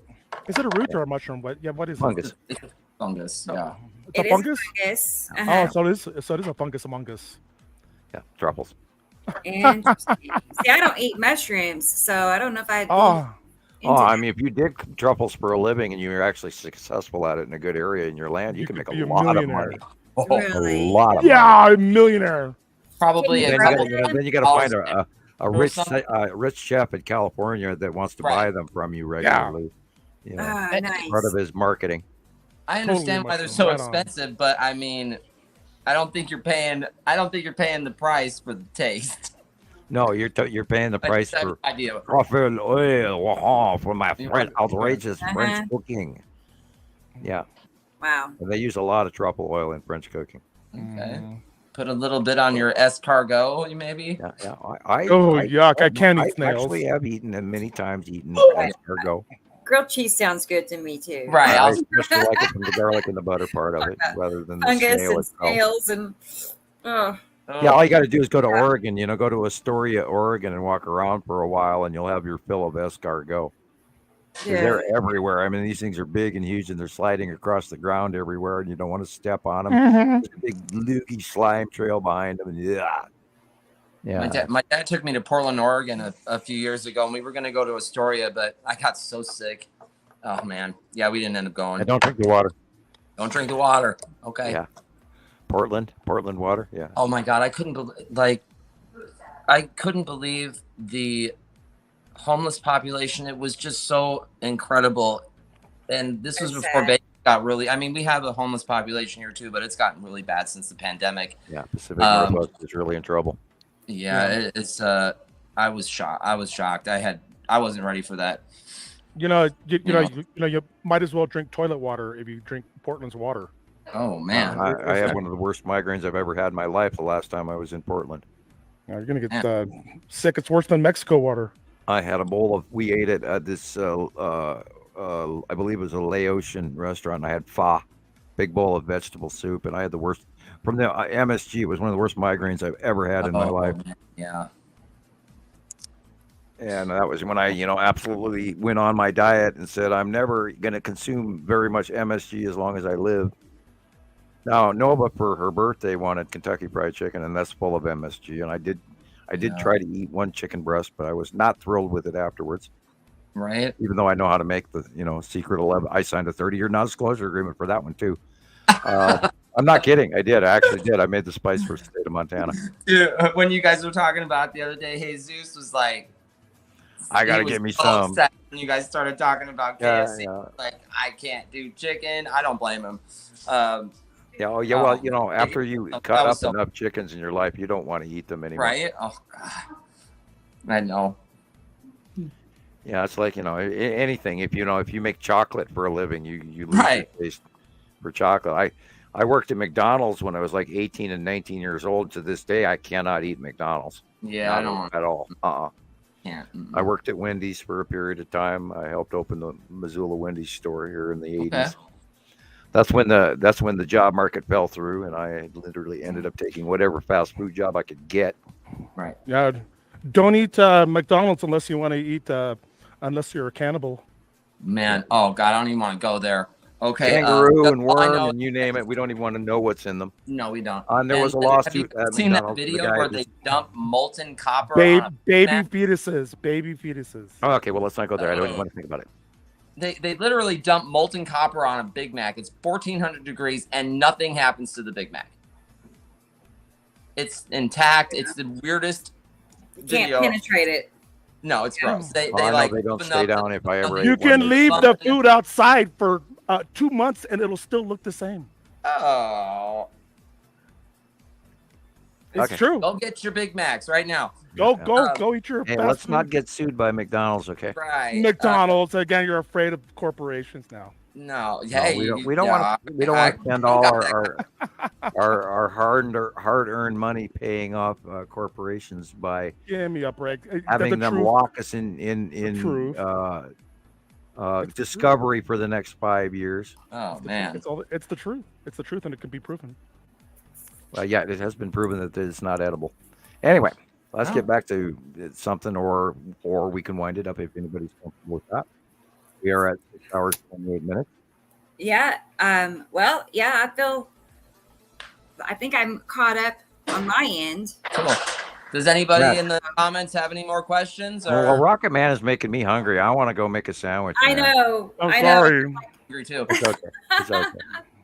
Yeah, I want to cook. I'm hungry. To go eat too. So maybe we should wrap it up here. Okay. Again, guys. Good idea. Good What idea. do you think? Well, I'm glad everybody's listening. Please donate. Please like. Please subscribe. All the above. Tell your friends. Send somebody a copy of this once it hits YouTube, which is usually immediately right after the moment we close the show. It's available on YouTube. Right. Please comment in the YouTube videos if you after the fact if you liked the show, or whatever you want to talk to us about, and we'd love to hear from you. Think about joining a sister site scenario, starting your own Facebook skywatching page from where you live, and get a few members of your friends together or whatever. And then we are going to keep doing our jobs, and we hope you do your job by being part of the Citizen Science project. Yep. For sure. I'm excited. I know Rocket Man said we're about a month or two away from our new home. It's So growing I two cannot now. wait.